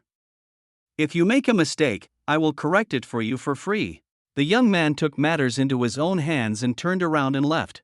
When he walked out of the blacksmith shop and untied Poppy, who was tied outside the door, his keen hearing heard the sounds in the blacksmith shop. When the door panel opens and closes, Tull Butcher should be carrying the armor to be repaired to the workshop. Una and Fergus were whispering. Can you be careful? That demon hunter has almost figured out what happened between us. I will pass on the master's knowledge to you, and you will help me maintain my position as an apprentice. This is what we both agreed on. The Witcher doesn't even know us, so what reason does he have to tell the master our secret? Besides, when the Witcher armor was placed in front of me, I couldn't control myself at all. Then you can't open your mouth and reveal the truth, right? Do you want me to repeat the exact words of the master? I will never accept humans as apprentices. It's not racial discrimination, but I know that as long as one day they have the same casting technology as us, well, they will get rid of us all, just like the Volans and Weebo monsters. I know you are not a bad person, and you will not have bad intentions towards us dwarves, Una. But besides, I will help you learn forging knowledge. No other dwarf would do this. Okay, Fergus. I'll be more careful in the future. Aha, it's okay now. Come on, help me type something out and give it to the teacher. A long sword and 2 iron gloves. It's not all right, Fergus. What? Earth element, you still owe me an earth element card. Lan En was thoughtful outside the door, then smiled easily and led the horse away. New book for newbies. Please collect. Please recommend. Please read it. Carrot. End of this chapter. Chapter 39, 39 Movements in Arethusa. Chapter 39. Movements in Arethusa. Brother, give me a room, I have to stay here for a day. Okay sir, 1 Oran, we will also give you a dinner and a breakfast. Oran? You have to pay an Oran for a night's stay here? In front of the counter of Inlu Tavern, a man wearing a hood and cloak seemed to be choked, and then tilted his head to confirm to the bartender that he heard correctly. The bartender with a towel on his shoulders seemed to have seen a lot. There was no wave in his tone. Sir, this is the Inlu Tavern. We are the best in Gosvelan, and there are even mages staying here on weekdays. You also know that no mages will leave broken coins in their wallets. Just Oran. The bartender couldn't see the upper half of the guest's face, but the twitching at the corners of his mouth was obvious. Oh, a meaningful drawl sounded in Lan En's mind. I'm hosting the master. Sir, this asking price is normal. How about we find another company? Mentos has been dissatisfied with the profession of demon hunter for a long time, and whenever he has nothing to do, he always gets angry at the master, who is also from the extraordinary system. To be honest, Lan En also wants to be a magician, otherwise the auxiliary function of the magic seal would not be developed so smoothly. Who doesn't want to face thousands of enemy troops, flick their fingers and rain down fire and meteors, and then clear the battlefield without even a speck of mud on their clothes? It is quite normal for melee professions to wallow in the mud. But the problem isn't that it can't be done. When Lan pressed the golden Oran coin on the counter, the bartender saw that his knuckles were turning white from the force. Hey, look at you, we feel sorry for you, so we can find another one. Mentos is still in a weird mood. Lan En gritted his teeth. I also want to change, but do you think I am the kind of person who turns around and leaves after washing my hair at the barber shop when I hear the price? Oh shit. My pride. Mentos, shut up. Then you promise not to sing again on the road. The conversation came to an abrupt end here. Lan quickly took his dinner plate from the bartender's hand and walked to the table in the tavern hall without saying a word. As if nothing happened. It's just a strange yin and yang, you can bear it. The dinner at Inlu Tavern was indeed worthy of his reputation in Gosvelan. A glass of beer, fresh fried sea fish, seasoned mashed potatoes, oyster mushroom cream soup, and a large piece of bread as the staple food. This city is the trade distribution center of the entire Willan and is also the largest consumer market. It naturally brings together all kinds of Willan's agricultural products and recipes. This is the best meal Lan En has had since he came to this world. Finally, I got to experience the local food culture. While he chewed slowly, he listened to the conversation in the tavern with his ears. It's written like this in novels. Isn't the tavern well informed? But what Lan En didn't expect was that what was originally just a joke would actually yield some results. On the table behind Lan En, two well-dressed businessmen were sitting opposite each other, each holding a glass of wine. One voice is slightly high-pitched, the other voice is like phlegm in the throat. It seemed like they were playing cards in the middle, because Lan En heard the sound of many cardboard pieces being placed on the table. A high-pitched voice, aha! As soon as my rain card comes out, your pile of siege equipment will just fall down, and you will only have 7 points left. Spitting voice, okay, who knew you would put so many weather cards in your hand? As soon as he finished speaking, the sound of coins sliding on the solid wood table was heard. Lan En, who was eating, suddenly took a big bite of bread. Damn it, two big businessmen, the gambling capital of a game of cards is 30 oren?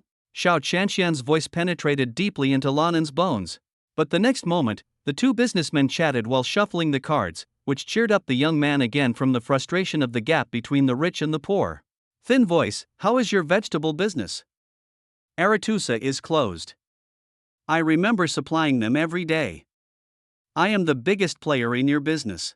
Vomiting voice, yes, those sorceresses can eat precious exotic fruits as snacks, don't you make money from them? But to be honest, the impact of the closure of Arethusa College on my business is not that big horrible, why don't I still play cards with you here? The businessman with a shrill voice smiled and said nothing. Don't believe it, even if those sorceresses are in a closed academy, they still have to eat and poop? My fruits and vegetables are still sent in, but they can no longer bid based on market fluctuations like before. The phlegm-prone businessman took a sip of wine to soothe his throat and continued. But it's not without its benefits. The prices of vegetables and fruits are highly volatile. I can't sell the expensive things in the market at a high price now, but I can sell the cheap things at the same price as before. Generally speaking, the fluctuations should be stable. Then you know. The tone of the high-pitched voice was a little tentative, that's why Arethusa closed the academy? When Lan En heard this, his arm seemed to accidentally knock over his beer glass. The yellow beer flowed all over the table. He cursed quietly in a low voice, then sat down on the table behind him with the dinner plate in hand. The two businessmen glanced at him warily, but seeing that the seats were not close together, they probably couldn't hear anything, so they didn't say anything. It's just that their voices were deeper. I heard that someone was missing in the college. Is it embarrassing? The high-pitched voice was slightly surprised. Is this worthy of sealing off the academy? There are quite a few mages in their academy who have scrapped their studies due to magic accidents, right? It's different this time. The spitting businessman lowered his voice while dealing cards, but this measure was of no use to Lan En. You also know what kind of person this president of Aretusa is. She cares about her students, so she went out to find someone in person, but after this search, she didn't even hear from the principal.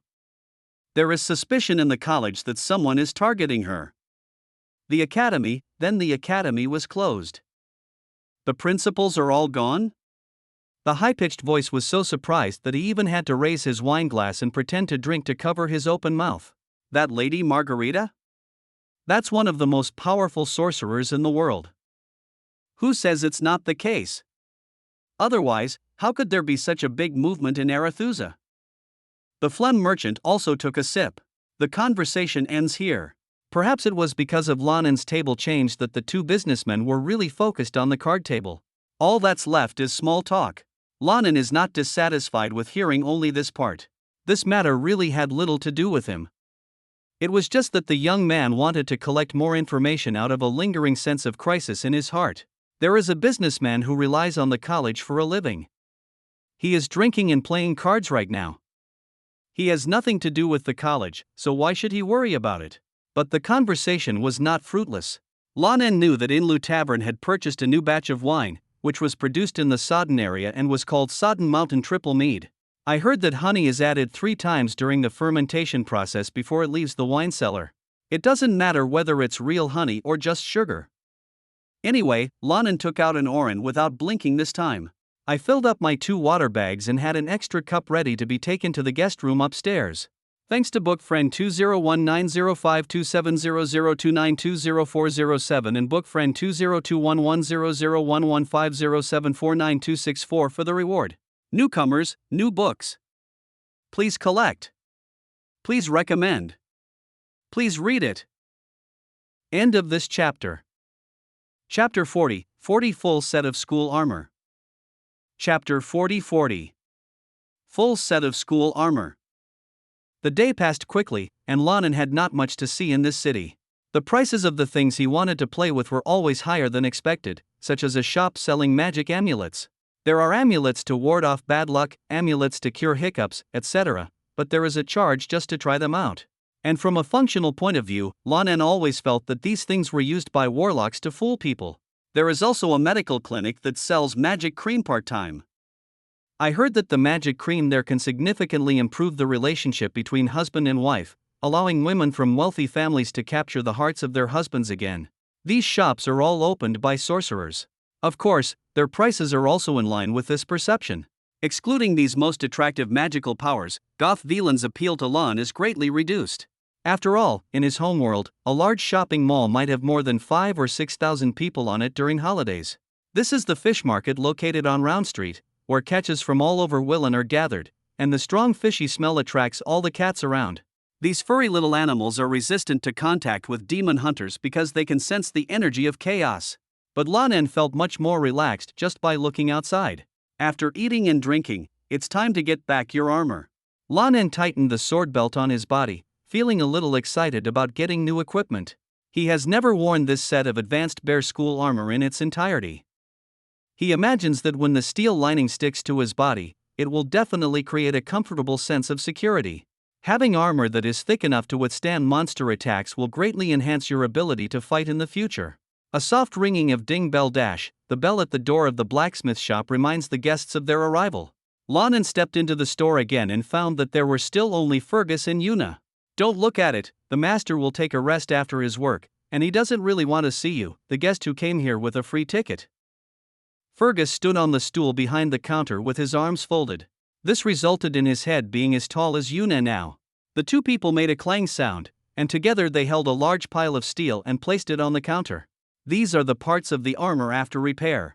Lan En's hand reached into the main body of the male, and he kneaded and rubbed it vigorously, feeling the texture of the steel.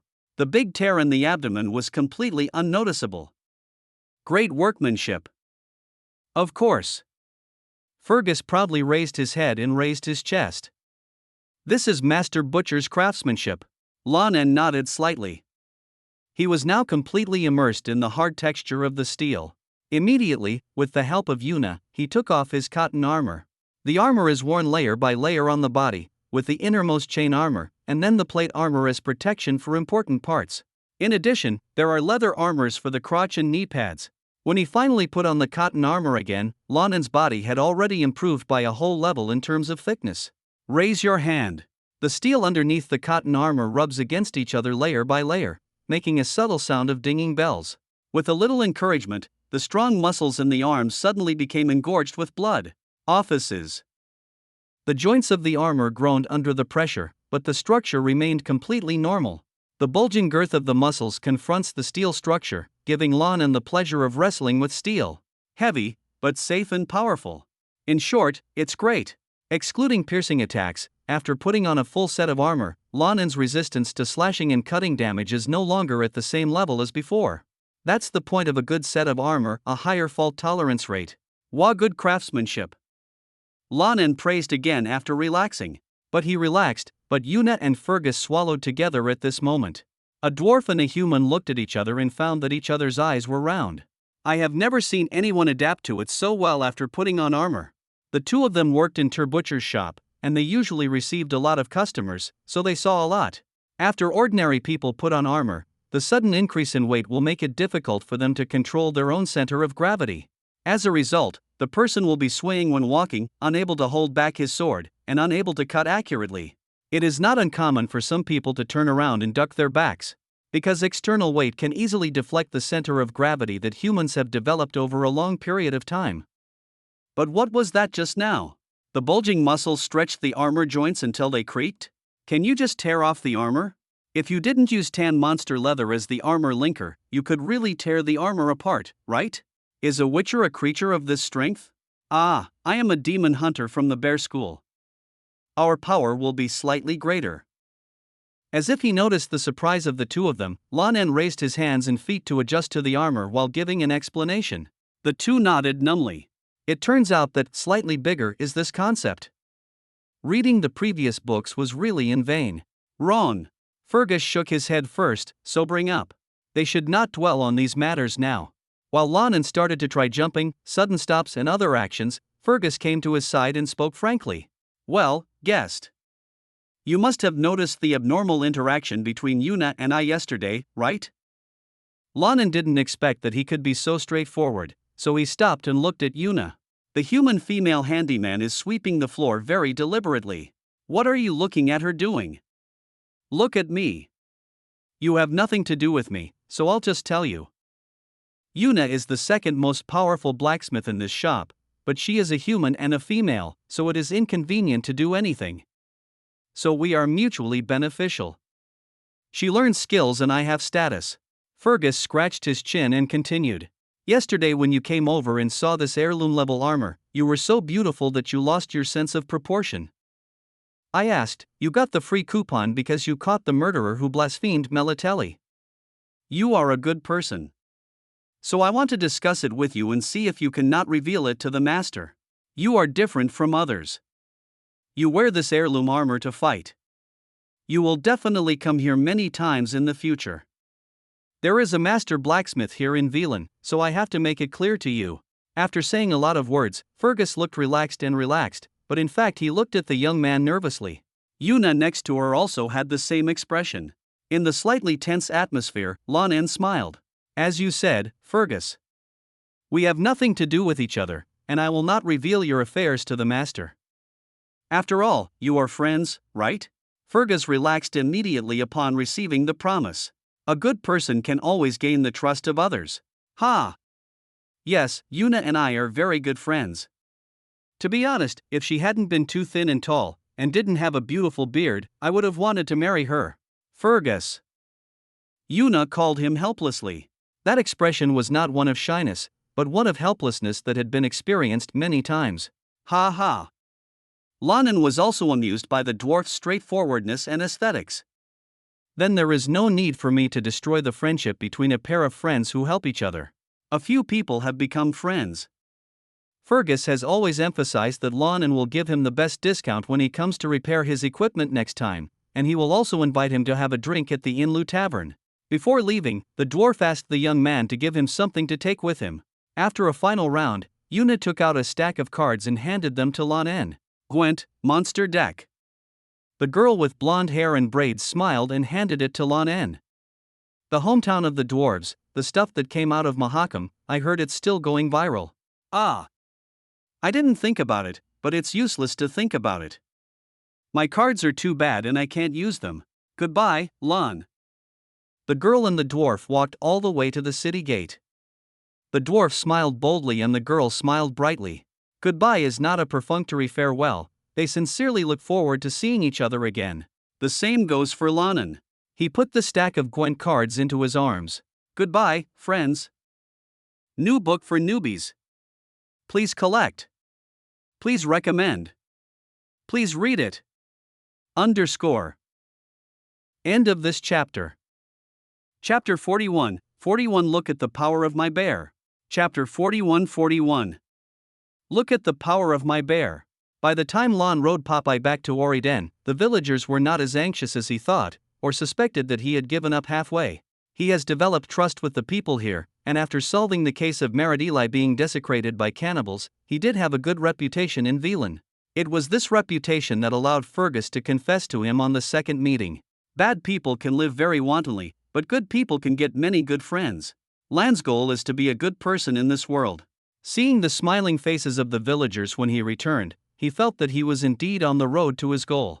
Yes sir, you are on the right track, but I would advise you not to sing while riding. Before the intelligent voice in his mind finished speaking, he was pressed by the owner of the brain. "Hi, old Alan. I'm back." Getting off Poppy's back, Lan greeted the village elder at the entrance of the village. "Ha, our hero who protected the goddess is back." Old Alan came over with a smile and a pipe in his mouth, and stood in front of Lan En. "The hero who protected the goddess?" Lan En led Poppy towards the abandoned wooden house. "You mean me? A demon hunter?" Old Alan followed, shaking his head nonchalantly. "It doesn't matter whether you are a witcher or not, the goddess teaches us to extend kindness. It's okay to be affected by rumors and prejudice before, but now if you don't recognize your achievements in catching cannibals because you are a witcher, I don't have the shame to say that I am a believer of the goddess." Old Alan looked good. After careful questioning, he found out that the villagers had not been idle in the past few days when Lan En was away. According to Bernie's guidance, they have begun to tentatively expand their fishing grounds to the waters cleaned by Lan En. Although Lan En has not been working for a long time, the territory of a group of water ghosts is already quite large. Calling it all together, the fishing ground in Oriden village has expanded by nearly 1/5. Expansion represents an increase in fish catch, which means an increase in income. The prospects planned by Lan En are becoming reality step by step. There is nothing more convincing than the benefits falling into your pocket. This made the villagers of this fishing village more fond of the young witcher. And Lan En also misses the life of having no worries about food and drink in Oriden now. "Since I came to this world, I have lived a life of eating, drinking, and being conceited, although it was only on the day of Gosvilen. In the past, Borden was feeding him half full, and then he was seamlessly provided with free board and lodging by Oriden. But on this day, the 18-year-old demon hunter felt that life was not easy. Damn it, pay for the food. It feels like you are eating your own meat with every bite." Lan En is a young man with a traditional Chinese habit of saving. The Chinese people are more eager to save money when their sense of crisis becomes higher. Since Lan En came to this world, his sense of crisis has been overwhelming. So every Oren coin that slipped out of his pocket made his heart bleed. When he went to bed that night at the Inlu Tavern, Lan En's wallet was clutched in his chest. His eyes felt wet when he came back and saw old Alan. The old man's wife's food is not good to eat, and the bed in the house is not good to sleep on, but the food and lodging are free. "Hey! Lan En, you're back." Walking to the door of the village tavern, Bernie's voice came from the window. He was sitting at the edge of the wooden table. The bandage on his hand seemed to have been changed several times. He was waving his hand and holding the wine glass without hesitation. "It should be great." Lan held Poppy's hand with one hand and waved to him in response. "Bernie, are there any problems with starting work tomorrow?" "Aha! My bones are almost rusty. I'll see you at the port early tomorrow morning. This determines tomorrow's hunting." Life has returned to a stable state, eating and sleeping at the home of old Alan, who is much more enthusiastic. Then get up early in the morning and enter Fike Lake with Bernie to strangle the water ghost. After having a full set of high bear school armor, Lan En can try to fight in a more ferocious and efficient way. A pop sound. On the muddy tidal flat, the palm of his hand wearing a studded leather glove opened wide and directly covered the skull of a water ghost. Not only that, amid the crack, bang, bang, the sour sounds of flesh and bones twisting, and the screams of the water ghost, the palm that just grabbed the skull actually lifted the water ghost in his hand directly.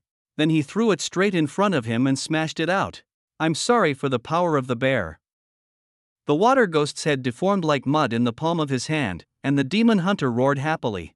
The jumping attacks of the two water ghosts in front of him were completely blocked by the human shields in their hands. "Queen? What queen?"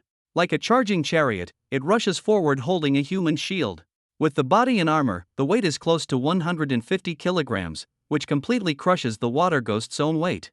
The 3 or 4 water ghosts blocking the road just passed by and were already staggering around. Although it is still far from being directly knocked away, the force that can knock 3 or 4 humanoid monsters away is not normal. Finally, the human shield hit the swamp witch's mudball directly on the body covered with wrinkles and warts. The swamp witch just burrowed into the muddy earth, then changed direction and emerged again. It has no idea why someone slapped it in the face as soon as it came out. The swamp witch is very self-respecting, at least she was not directly pushed away by Lan En. Just screamed wow, and prepared to use the length of his arms to bypass the human shield in the enemy's hand, and use claws comparable to those of a werewolf to rip out his heart and lungs. But in fact, the role of the human shield has already been achieved when approaching the swamp witch.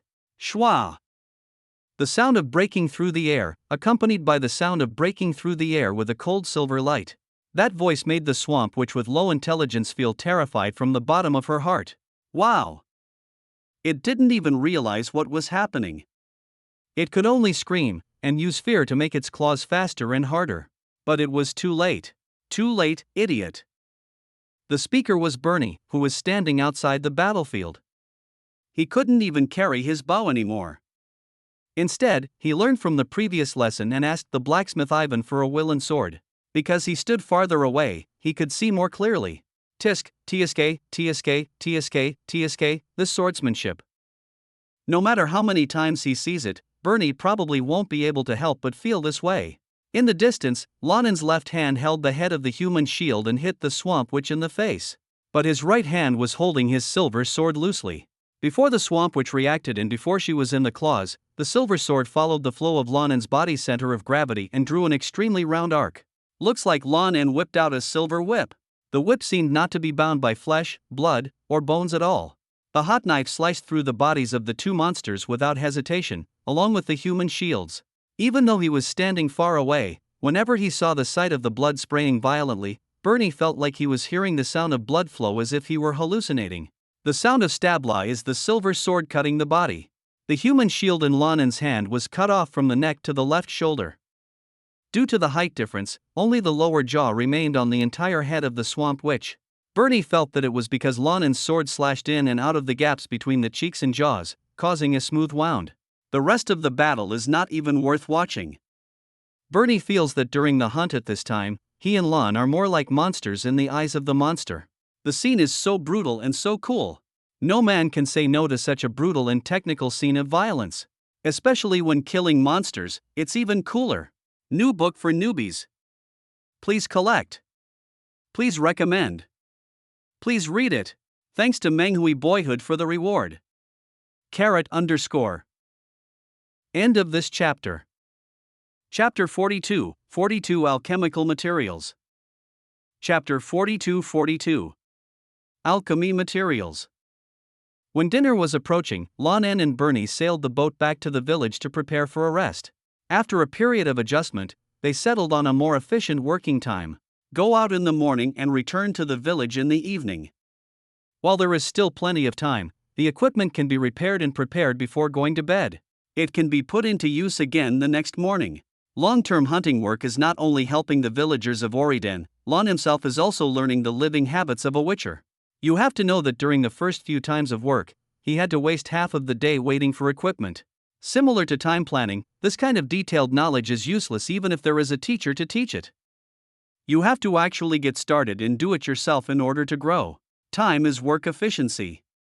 In a service industry that is responsible for its own profits and losses, if you are not efficient, you will even have trouble eating. As soon as the two men docked the boat, a child with a big head and a small head due to malnutrition trotted over. "White, have you been waiting for a long time?" Lan En greeted the boy while carefully getting off the boat. "Not for a long time, not for a long time." The boy waved his hands quickly. The other side also took the sheathed silver sword handed to him by Lan En. "Same as usual, help me take the sword to Ivan, then feed Poppy, and then." Lan said with a smile, and a shining golden oren popped out of his palm with a ding sound from his thumb. "These 5 days' wages can be paid." "Okay, sir." "Thank you, sir." White's big head bobbed up and down as the gold coins jumped, and his excited eyes were similar to those of a cat staring at dried fish. The child held the sword and jumped towards the blacksmith shop in the village. Bertie behind him also tied the boat rope to the dock and went ashore. "Are you going to Mrs. Downer's next?" Lan nodded.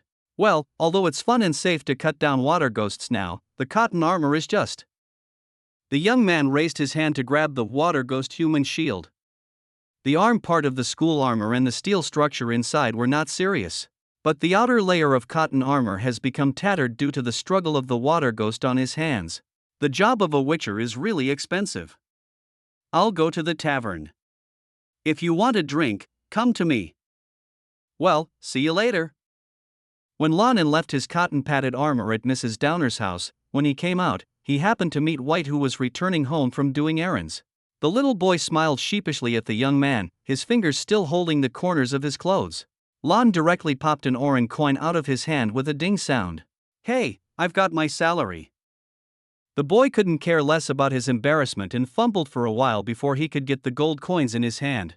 Looking back, Lan En was already walking towards the village tavern. Children of this age have natural aura, or purity of soul, which can make people feel calm, especially when teasing them. At first, White pretended not to know Mrs. Donner, hoping that Lan En could make more clothes at his mother's place, improve the family situation, and at least let Mrs. Donner do less heavy work. But Lan En was going back and forth while repairing his cotton armor, so he should have run into this kid no matter what. Looking back on the scene of their second meeting, Lan En still felt like laughing. White saw Lan En after entering the door. He was so frightened that he seemed to have entered the wrong door. Then with flushed cheeks, he told the young man something like, "My clothes are made here, look at this craftsmanship, it doesn't wear out, so come here and buy a few more," and so on. Mrs. Downer laughed so hard that her hair fell out of her turban. Lan was right there watching him perform. What other expressions could he put on? A child, under his immature and strong sense of shame, made a small panic in order to improve the family environment, and became red-faced for it. Lan En smiled and followed his suggestion and ordered a few more sets of regular clothes as replacements. Since he is in armor, he does need to change his underwear frequently, so he might as well buy them here. This is also the reason why White often looks embarrassed when he meets Lan En. After a period of contact, Lan also discovered that White had no resentment towards him. I don't know what kind of education this child received from Mrs. Downer. In this world where racial discrimination is rampant, he can clearly distinguish between hatred between individuals and groups. It is inevitable that White hates, or rather hates, the group of demon hunters who killed his father. But towards Lan En, who helped the village, his attitude was quite friendly. There's nothing unusual about this. Good a dash in the tavern, Bernie picked up his wine glass and took a swig. Little White seems to have matured and worked hard since his father died. Damn, looking at him like that, I wonder if it would be better for my children if I disappeared for a while. The fisherman and hunter, whose cheeks were already turning red, tilted his head and thought about it. How about I let his mother tell him that I was bitten on the neck by a water ghost? Not very good. Lan En wiped the beer foam from the corner of his mouth and curled his lips. In this village, I'll be lucky if White can let go of his resentment. I don't want your children to look at me with cannibalistic eyes. Old Alan also helped. Lan En is right, don't do unnecessary things. The goddess will bless the child if he can grow up, so don't dare to expect anything. Okay. Bernie waved his hands indifferently, that's what he said. By the way, Lan En, what kind of potion did you want to use alchemy to make? What ingredients are needed? Just tell Old Alan. Old Alan put down his wineglass and became energetic. Lan En, can you still make potions? You are still a doctor. In this era when medicine was not very prosperous, it was difficult to distinguish the roles of alchemists, witch doctors, and physicians, because they all have overlapping businesses. Old Alan is excited about this. If Lan En is a doctor, then he will be more useful to the village. Other villages did not dare to seek medical treatment from the Witcher, and neither did Oregon. But if they were asked to find Lan En, no one would say they were unwilling. I am also a novice in alchemy. Lan En quickly waved his hand to lower the expectations of the village elder. Whether it's possible or not depends on practice. I picked some medicinal materials outside. There are also materials on monsters that can be used, but for things that are not available near the lake, I want the villagers to help find them in the wild. No problem, everyone is willing to help if you ask. Old Alan seemed to be more confident in his reputation than Lan En himself. White petals of zinnia, that's it.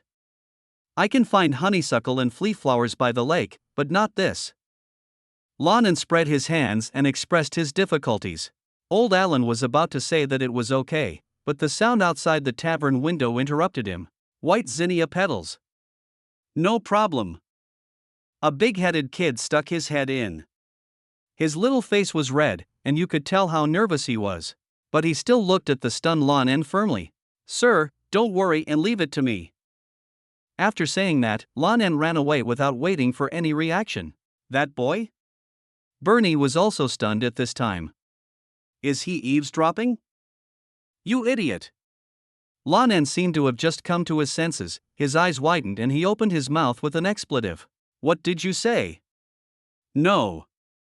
Bernie couldn't understand Chinese, but he quickly stopped worrying. Can you hear the swamp witch digging in the mud, but can't you hear a kid squatting in the corner? I'm drinking. In order to defend his reputation as a capable person, Mr. Lane, burdened by his reputation, immediately countered. Argumentatively say, I'm in a safe place, drinking with my friends. This doesn't count. At the same time, he shouted in his heart, Mentos. You have seriously neglected your duty. Mentos thought to himself that you didn't ask me to stay alert. In combat mode, you have to get out of the way. Isn't that what you said?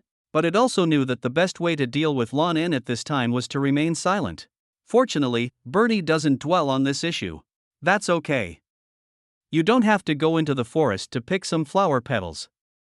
At most, you can only move along the road. Nothing will go wrong. He is worthy of your Orin coin.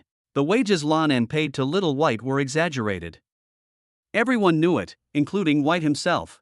That's why he couldn't wait to do something more for Lan En. Lan shrugged and accepted this sentence. But old Alan frowned slightly at this time. Normally nothing will happen, but now I heard that children in Midcops have been lost, and they are not far from us.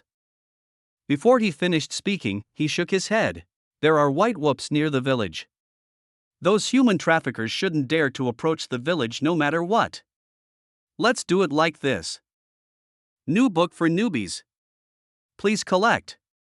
Please recommend. Please read it.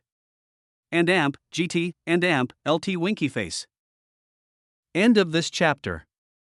Chapter 43, 43 Sudden Changes. Chapter 43. Sudden Changes. Lane and Bernie still continue their daily jobs. The young man thought about persuading Little White in the tavern yesterday. His need for the petals of Bay's zinnia was not too urgent. But then I thought about it.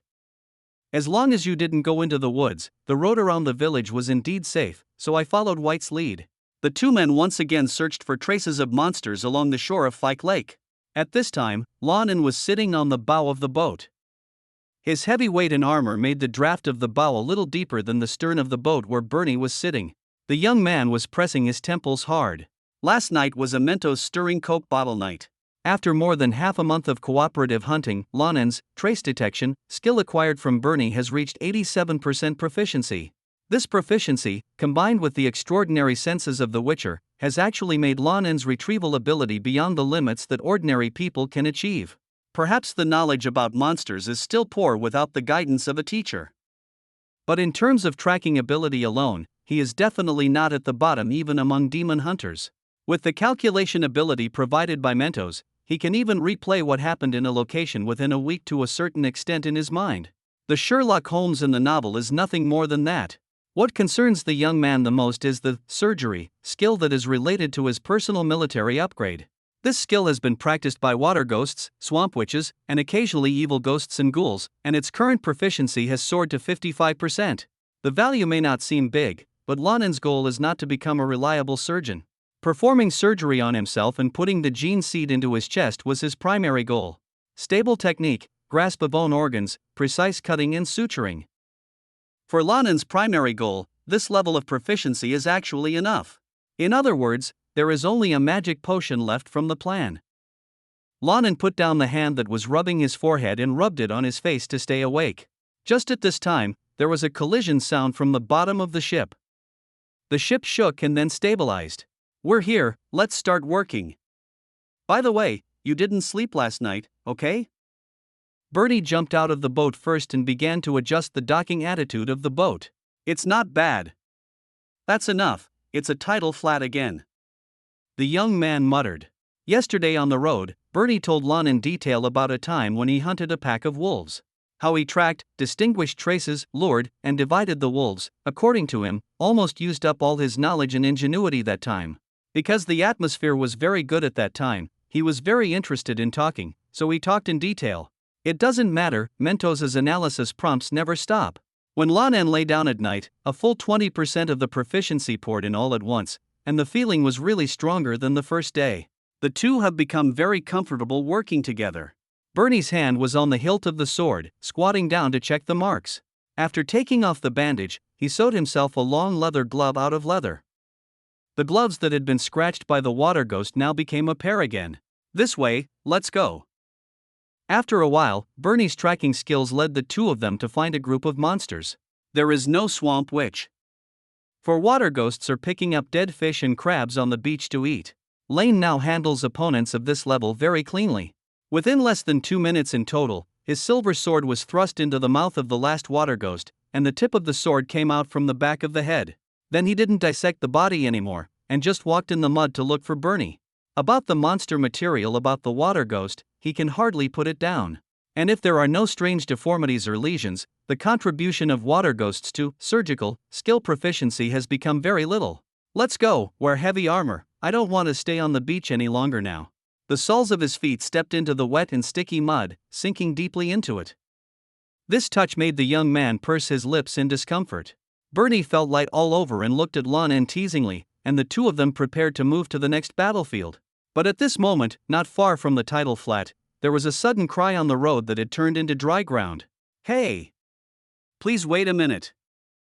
The sound is accompanied by the sound of horse hooves hitting the ground. Lan En raised his eyebrows. These people were already very close, but with his own senses, he actually heard it at the same time as Bernie. But looking at the environment, Lan En also felt that it was normal. Willen is close to the sea, and the entire province is often windy.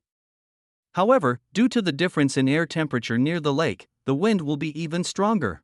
The smelly wind is now blowing the big trees on the shore, and coupled with the roar of the wind itself, even asking Mentos to block the noise is probably not effective. The two of them waited for less than 10 seconds before a decent young man with brown hair appeared in front of them riding a horse with the same hair color as his.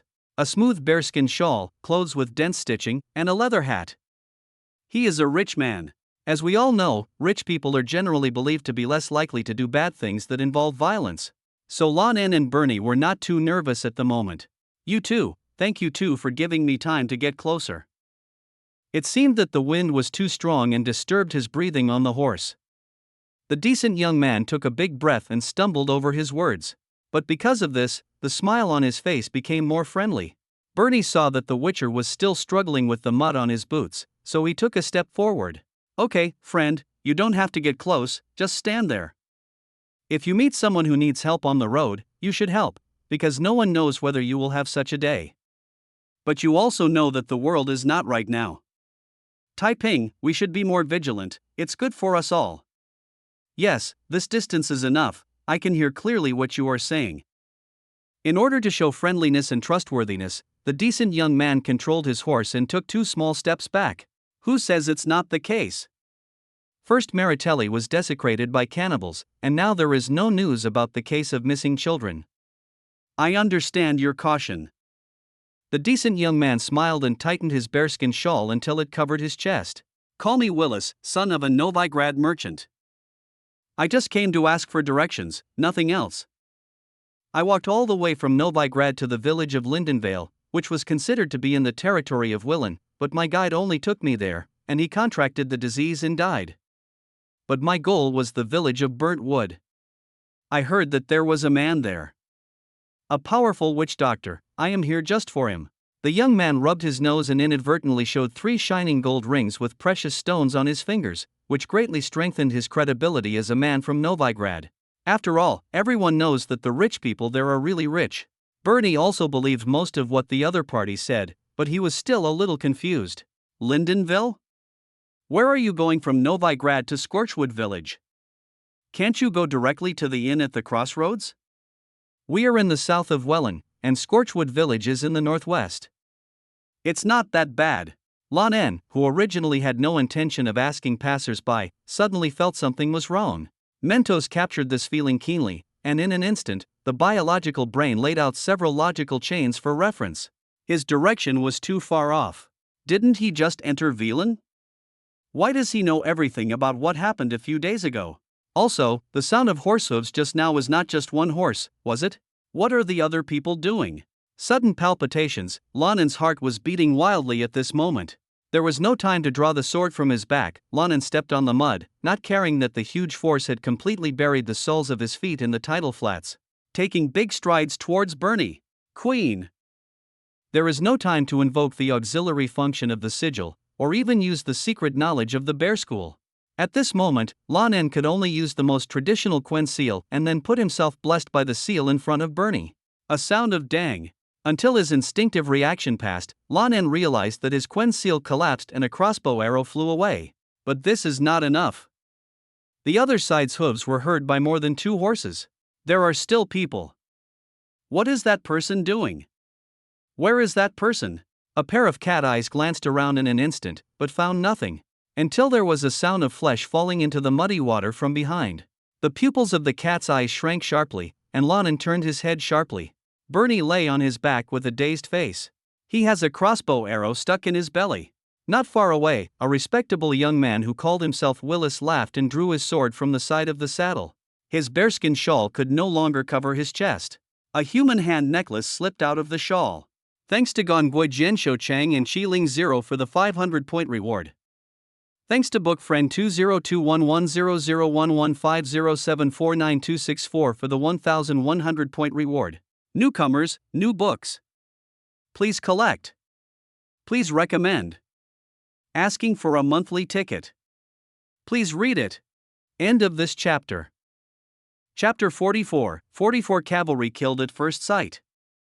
Chapter 44. The cavalry is killed at first sight.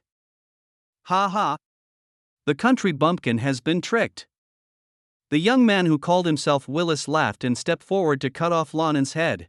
His smile no longer had the slightest trace of kindness, leaving only a wanton display of cruelty and excitement that couldn't wait to see blood. There is no caution or caution. He really couldn't think of anything his opponent could do to hurt his capital. The 2 crossbowmen hiding in the dark are still cavalry themselves.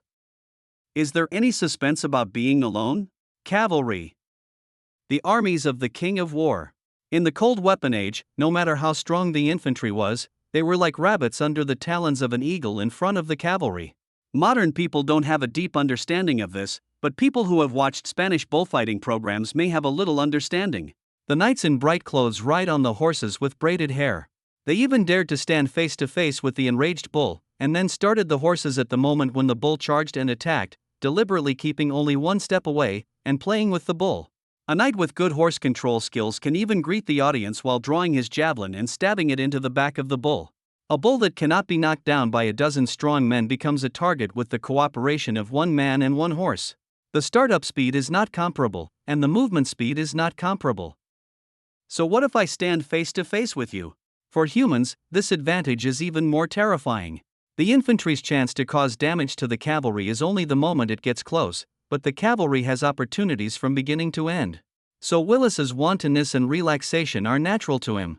This idea was until Lan En looked back. A pair of amber cat eyes turned back from the man in the mud and looked at Willis. The pupils of those cat eyes have almost shrunk into slits. Willis didn't know how to describe his feeling. To put it bluntly, it was like a big predatory cat breathing in his chest, close to his heart. The moment Willis began to charge, Lan had already made his handprints. Infantry cannot touch cavalry. But witchers have sigils. Alder. Bang! The air was squeezed by the sudden propulsion, and Willis's horse's hoof was directly knocked out of the way at the moment it was about to hit the ground. As a result, the entire weight of the horse's tread is completely borne by the incorrectly positioned hoof. There was a click, and the pale bones pierced the flesh from the horse's calf. The horse let out a scream of pain and began to roll hundreds of kilograms of its body on the tidal flat. By the time it stopped, the human knight who was caught in the roll could no longer feel his lower body. Willis's lumbar vertebrae were broken. In fact, if this was not a tidal flat, but hard land, the others would have been gone. Lan En had no expression on his face as he walked through the mud to the edge of the mass of flesh and bone. Wait a minute. Sir, this is a mistake. Bang! The fist was wrapped in a studded leather glove, and the punch hit Willis on the side of the face. The originally decent young man tried to defend himself, but after this punch, half of his face was scratched off by the 3-edged iron nails on Lan En's gloves. Severe pain prompts the body to secrete a large amount of pain-relieving hormones. This hormone does not last long, but it is enough to make Willis drowsy now. After one punch, 2 crossbow arrows pierced the air again, but Lan En easily dodged them. After being alert and no one can hinder his movement, these things cannot hurt him at all.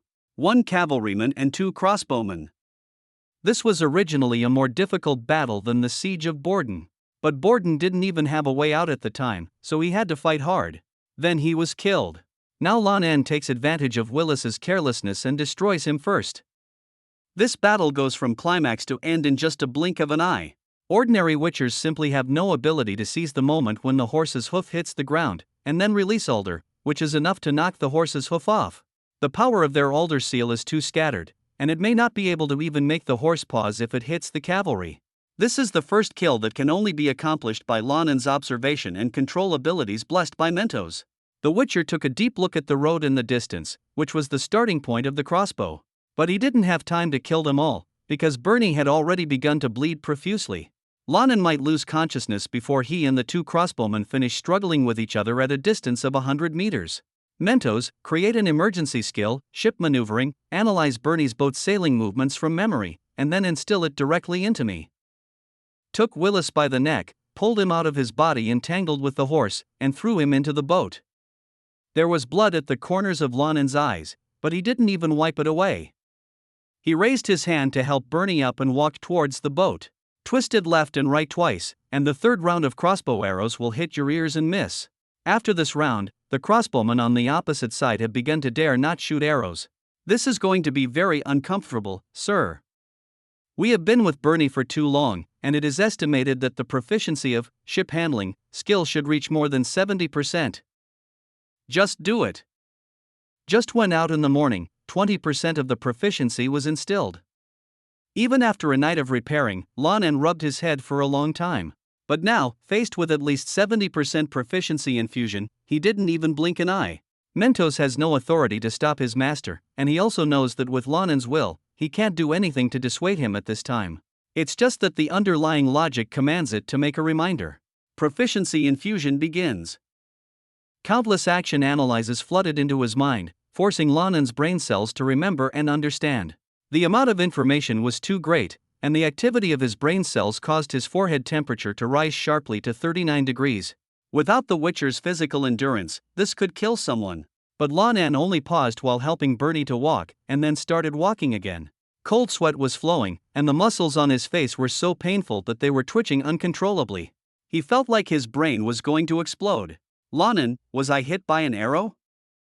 Everything happened so fast that Bernie didn't react in a daze until he fell to the ground due to being hit by an arrow. He wanted to increase his strength, but the location where the arrow was hit was like opening a hole in a reservoir, and all his strength was gone. Shut up, Bernie. I'm saving your life, and I'm feeling very uncomfortable right now. Stop talking nonsense.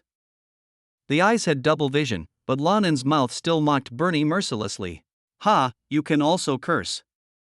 This is the second time I've been injured. TSK.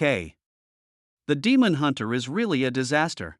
Bernie has never heard Lan En curse anyone. In fact, Lan En has always behaved better than the nobles in Oregon. The villagers even made up a rather dramatic life story for him.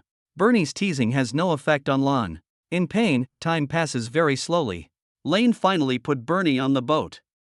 He held Bernie's hand and pressed it on his abdomen, gritting his teeth. Pressing hard can suppress the bleeding. Whether you can survive depends on this.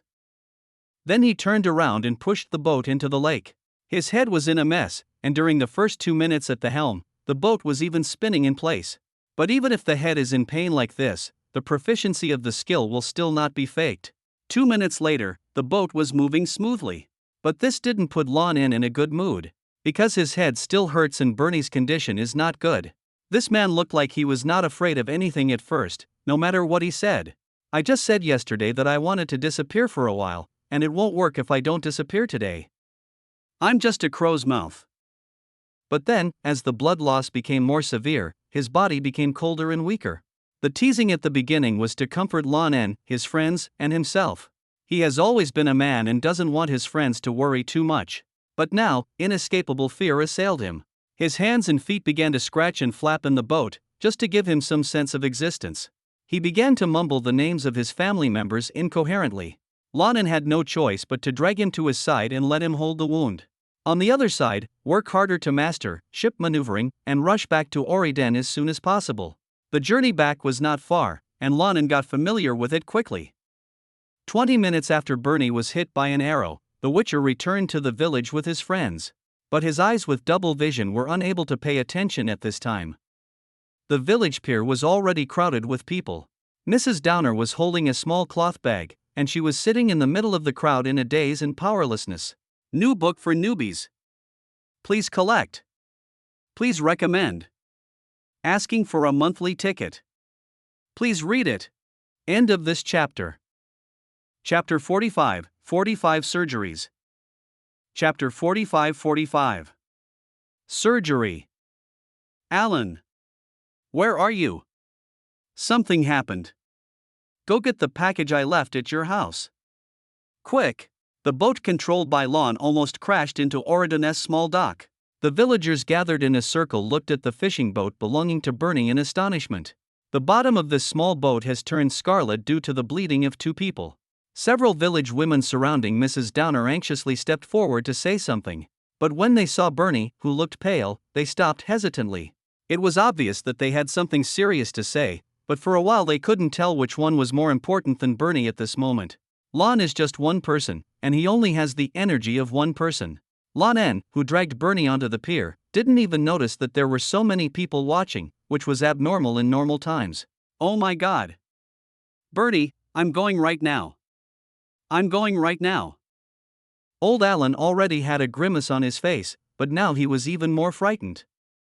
His old legs moved very fast, and he came back in less than half a minute carrying the alchemy leather bag. Find a few people, light torches, and stand around me. Lan took the alchemy leather bag and began to rummage inside while making new demands for old Alan. Old Alan didn't know if this was some kind of magic ritual or something else, but he was completely panicked at this time and immediately followed it. Hello a few people and then gather in a circle holding torches. The arrowhead of the crossbow has been completely buried in Bernie's stomach. In old Alan's opinion, this is completely considered a corpse that can still move. But Lan En is a witcher. Maybe? Right? Maybe.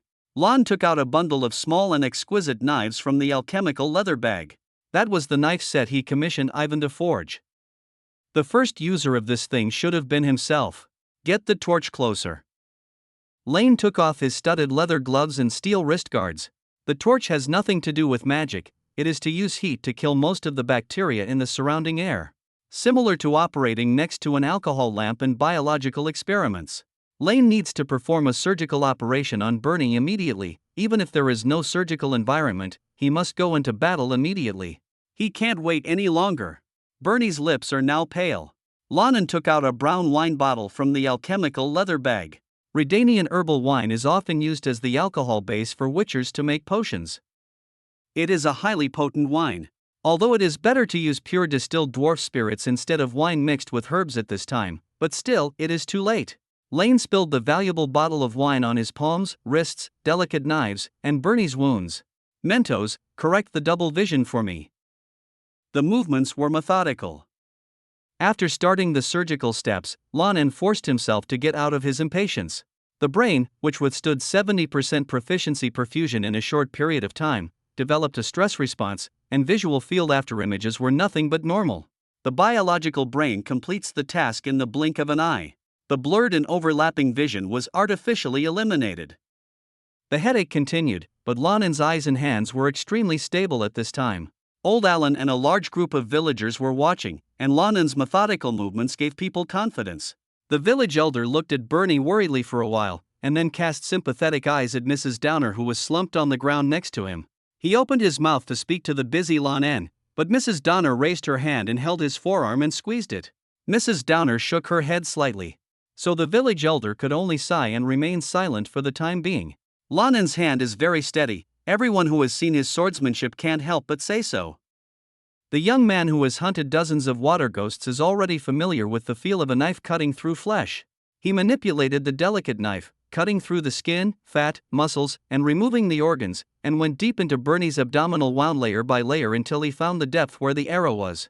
No one around dared to speak, and many people could not help but hold their breath. When the scalpel and the crossbow arrowhead collided, giving off a metallic touch, Lan En breathed a sigh of relief. There was no smell of poop, and the arrow was lucky not to pierce Bernie's intestines. If the intestines are damaged and feces enters the abdominal cavity, it means that Lan En's friend will have a 100% chance of facing the biggest enemy of ancient surgery: wound infection. In normal ancient surgery, the probability of no wound infection is about 30%. No matter what happens now, Bernie's survival rate is already higher than that of most injured people in this era. Lan En dug out the arrowhead without causing secondary damage, and used highly potent herbal wine to clean the wound. The cause of the bleeding was that a vein in the abdominal cavity was cut, and the young man sutured it in time. In the final stage of suturing, when the alcohol-soaked needle thread was sewn into the wound, Lan En finally let out a sigh of relief. As if this tone was a signal, the originally silent and nervous crowd began to buzz. Old Alan tentatively took 2 steps towards Lan En. Seeing that the young man did not stop him, he knew that it was probably okay now. Lan En's back, which had always been straight, relaxed and bent slightly when the last few stitches were sewn. The bleeding has stopped. If Bernie doesn't have a fever today or tomorrow, the rest is to rest. Lan felt that old Alan came here to ask about the situation. This old man has lived in Willen all his life. In terms of experience, he does not have as much experience as the traveling merchants, nobles, and knights. But when it comes to Willen's life, he really knows everything. The owner of a fishing boat that went out came back with a crossbow arrow stuck in his belly. This couldn't be an accident, right? The environment in Willen is indeed dangerous, but it is not so terrifying, and it is not a war period. So after explaining Bernie's situation, Lan was ready to explain today's situation to old Alan. When young people want to come, this should be the biggest concern of village elders. But after the young man with a slightly bent back and a relaxed expression saw old Alan's expression, he immediately rejected his judgment. There was no questioning doubt on the old man's face, but instead the anxiety and panic that had not dissipated. At this time, Lan En's keen observation ability got rid of his tense and focused spirit and came online again. It was the time to go out to work in the fishing village, and the pier was actually crowded with people. This was not normal. Old Alan pursed his lips and approached Lan En, with careful persuasion in his eyes. Persuasion? For me? Why? Lan En's amber cat eyes glanced around, and Mrs. Downer, who was slumped down and clutching a small cloth bag, naturally came into view. A terrible suspicion quietly penetrated Lan En's heart. It's not your fault, Lan En. Old Alan muttered this sentence for a long time. We all have a responsibility. The young man looked at him with his cat eyes, and the vertical pupil in the middle shrank into a slit almost instantly. The target of these words was not, Bernie was hit by an arrow. Lan En felt this keenly. Old Alan, what do you mean? Relax your slightly curved back and slowly straighten it again, and the relieved breath will be held again almost instantly. The old man's hand was tightly holding his pipe. Little White was gathering herbs outside the village this morning. He lost it.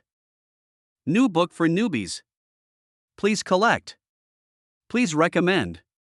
Asking for a monthly ticket. Please read it. End of this chapter. Chapter 46, 46 A Bolt from the Blue. Chapter 46, 46. A Bolt from the Blue. Cannibal Sect. Child Abduction. Mrs. Downer, White. In an instant, Lan En couldn't tell whether the coldness in his heart came from anger or guilt. Just a boundless chill swept through the demon hunter's body. An ordinary daily hunting, he and his friends were working in an orderly manner, and then an unknown enemy started to attack with a smile on his face with the purpose of killing people. The enemy was a cannibal, and Bernie was hit by an arrow. Lan En's brain withstood the impact of a full 70% proficiency, and he took the man back to the village, and then performed the surgery while enduring the pain that was about to explode his brain. The young man thought he had saved his friend's life. I was thinking in my mind, what happened to me today was so up that it caused me a lot of trouble. Tomorrow I have to smell the smell and deal with the archery miscellaneous things. But today I don't even want to get out of bed. I don't want anyone else. Stop. But as soon as Bernie's belly was sewn up, old Alan brought such news. A thunderbolt from the blue, burning with anger. It was like a basin of cold water poured down from the top of his head, making him not even know how he felt in his heart for a moment. Feeling guilty? Yes, I feel guilty. He came to Oriden with the fundamental purpose of making a good life for the widow of the man who had spoken for him. But now, their only remaining child has been kidnapped. Lost? Because of what? Because that kid is picking those alchemy ingredients for me. What else can be? Lan En couldn't think of a child who was precocious because of family changes and would run out of the village for no reason. White knew all too well how dangerous it was outside the village. And now in Mrs. Downer's arms, the little cloth bag still exudes the obvious, fresh fragrance of white zinnia flowers. Angry? Of course he will be angry. In Lan En's eyes, kidnapping children is a crime on the same level as cannibalism. But the most prominent mood now is anxiety. Grass. Grass. Grass. Why do bad things all pile up together? Lan En remembered that criminal investigation experts from his homeworld had made statistics. In the first 48 hours before a person went missing, both the recovery rate of the police and the survival rate of the missing person would be dramatically higher than after 48 hours. That was still in the home world with advanced technology and surveillance everywhere. Human traffickers let their goods die on a large scale. That was hundreds of years ago. But in Willen, a wave of people die like bugs every day. As long as the Welland people leave home, they are exposed to the risk of sudden death on the way, let alone being abducted. Every second now counts. Lan En suddenly stood up from the wooden board on the pier. The nearly 200 kilograms of deadweight even made the wooden board creak. Why didn't you tell me earlier? The Witcher's face twitched with anger. He put on his steel bracers and studded leather gloves again while glaring at old Alan. The old man's face wrinkled up. You are rescuing people. The old man pointed at Mrs. Donner. Donna will not rush to disturb you like a crazy woman at this time, even if she is indeed worried like crazy now. Mrs. Downer. Lan En suppressed his anger in front of this name. In his heart, the person in the world who has the least right to lose his temper is Mrs. Donna. The middle-aged woman slumped on the ground, her optimistic look about life was no longer seen. Even though the family lost its backbone and main labor force, this woman still looked carefree, optimistic and brave when Lan En first met her. She sarcastically mocked her lost husband, then turned around and started doing work that a woman's body could not bear to support their home again. It seems like life is something that can't even be defeated by her. But now, the optimistic and brave smiling face has disappeared. In its place was deep despair. That expression made Lan En's heart twitch uncontrollably. Clue. A moment later, Lan En's low and cold voice sounded, "Give me the clue." The Witcher half-crouched in front of Mrs. Donna, lowering his head and not daring to look into her eyes, and gently took away the little girl in her hand. Cloth bag. What comes into view are the fine traces of stitches, which are exactly the same as those on Lan En's cotton armor outer cover. This is a small bag prepared by a mother for her child. Grass. Grass. Sir, you need to think calmly. Mentos's voice sounded in his mind. In its induction, Lan En's current mood swings are almost exploding. I know. But when Lan En responded to it, his tone was as cold as a piece of ice. Of course I know. The Witcher's extraordinary sense has been put to extreme use on this small cloth bag. The little cloth bag was pulled, and White resisted. You can go to the site to see if there are any more traces left. With a gentle sniff, the scent of zinnia flowers comes to your nostrils. The amount of petals in this small cloth bag cannot be picked out in one morning. White should have started collecting medicinal materials last night. This kid really wanted to be worthy of the Orin coin that Lan En paid. But among the rich fragrance of flowers, Lan En's nose suddenly discovered some ominous smell. That was the smell that made him want to vomit during the arrest a few days ago. There are so many and so many. The demon hunter couldn't help but frown and looked at the cloth bag in his hand. It smells like human flesh? Cannibal sect. The kidnapping cases that are rampant in Willen now are actually the work of the cannibal sect? No, not so sure. The troops who attacked Lan and Bernie were also cannibals. Perhaps because Lan helped capture their people, they came to Oriden to exact revenge. Thinking of this, the guilt in Lan En's heart added fuel to his anger. Fortunately, the young demon hunter stood up from the ground and turned to the small boat he had driven back. Isn't there also a tongue? With eyes as cold as blades, he looked at Willis on the boat. When Willis woke up, the first thing he felt was severe pain erupting from his lumbar spine. The lumbar vertebrae are broken, and the sensation in the lower body is lost. But the breaking point was excruciatingly painful. Aha! Woo dash! The scream was forced back into the chest, and Willis, who had lost half of his face, had a distorted expression, looking like an ugly monster. A big hand wearing studded leather gloves directly covered his mouth. The huge force made him feel that his upper and lower jaws were deforming. It's that Witcher. It was this glove that hung half of his face, and he still remembered the touch. Don't be afraid, I won't hit you on the head this time. A pair of cold cat eyes appeared in his field of vision. Someone taught me that hitting the head first during torture will make people dizzy and unable to feel the pain. I will keep it in mind. The leather gloves rubbed against the muscles that had lost their skin, and the pain that spread inch by inch filled Willis's eyes with tears. But under those cat eyes, he didn't even dare to cry out now. But the owner of Mao Yan seemed to have misunderstood something. Ah, he's still a tough guy. Very good. The demon hunter nodded expressionlessly and said so. Willis was eager to clarify, but the big hand on his mouth gave him no chance to speak. Let a tough guy who treats torture as nothing, and finally screams and reveals all his secrets to me. The credibility of this secret must be much higher than that of a weakling who doesn't keep the door open. Congratulations, man. You've successfully increased your value. Willis struggled, whimpering, but couldn't say a word. New book for newbies. Please collect. Please recommend. Asking for a monthly ticket. Please read it. End of this chapter. Chapter 47, 47 cases merged. Chapter 47. Consolidation of cases. Lan didn't even ask a single question in the first 5 minutes of the interrogation. He just started, using the 3-edged nails on the outside of the gloves to press deeply into Willis's skin, and then slowly pulled. Different from the sudden and swift punch before, the pain of his skin being slowly torn off by steel and power could be completely felt by Willis's body.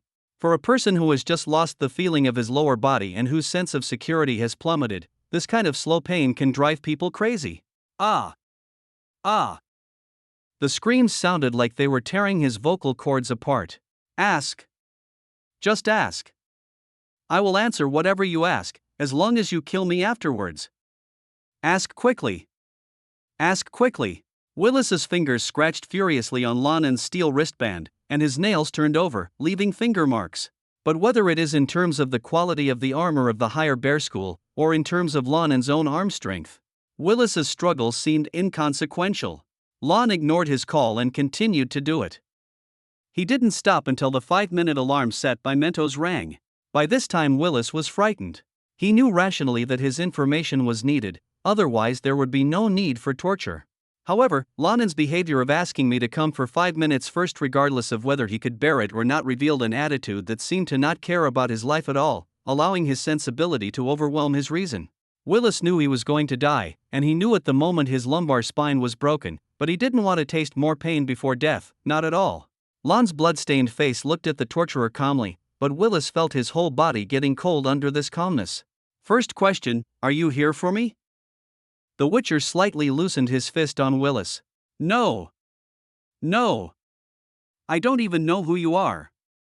We thought we just saw 2 lone guys on the road and thought. Coincide? In other words, the possibility of seeking revenge disappears. But at the same time, this represents another possibility coming true.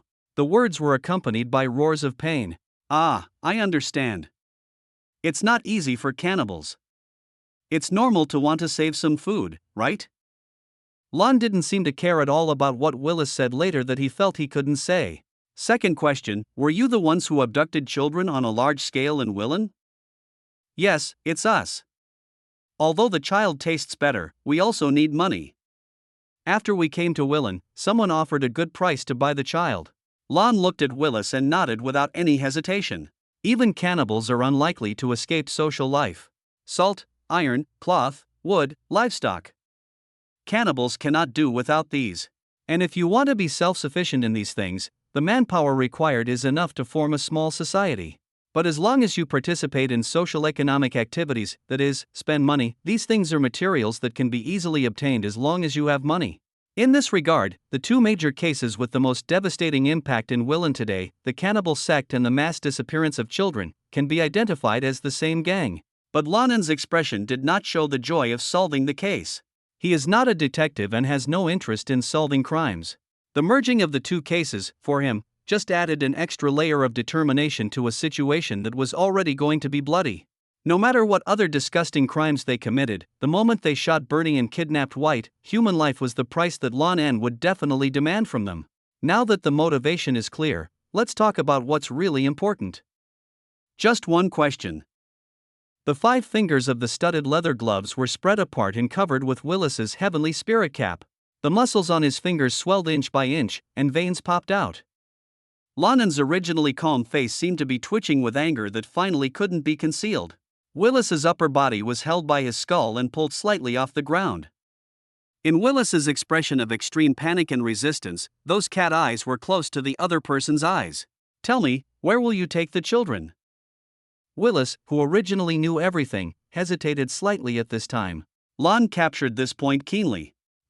It's not simple as expected. You hesitated.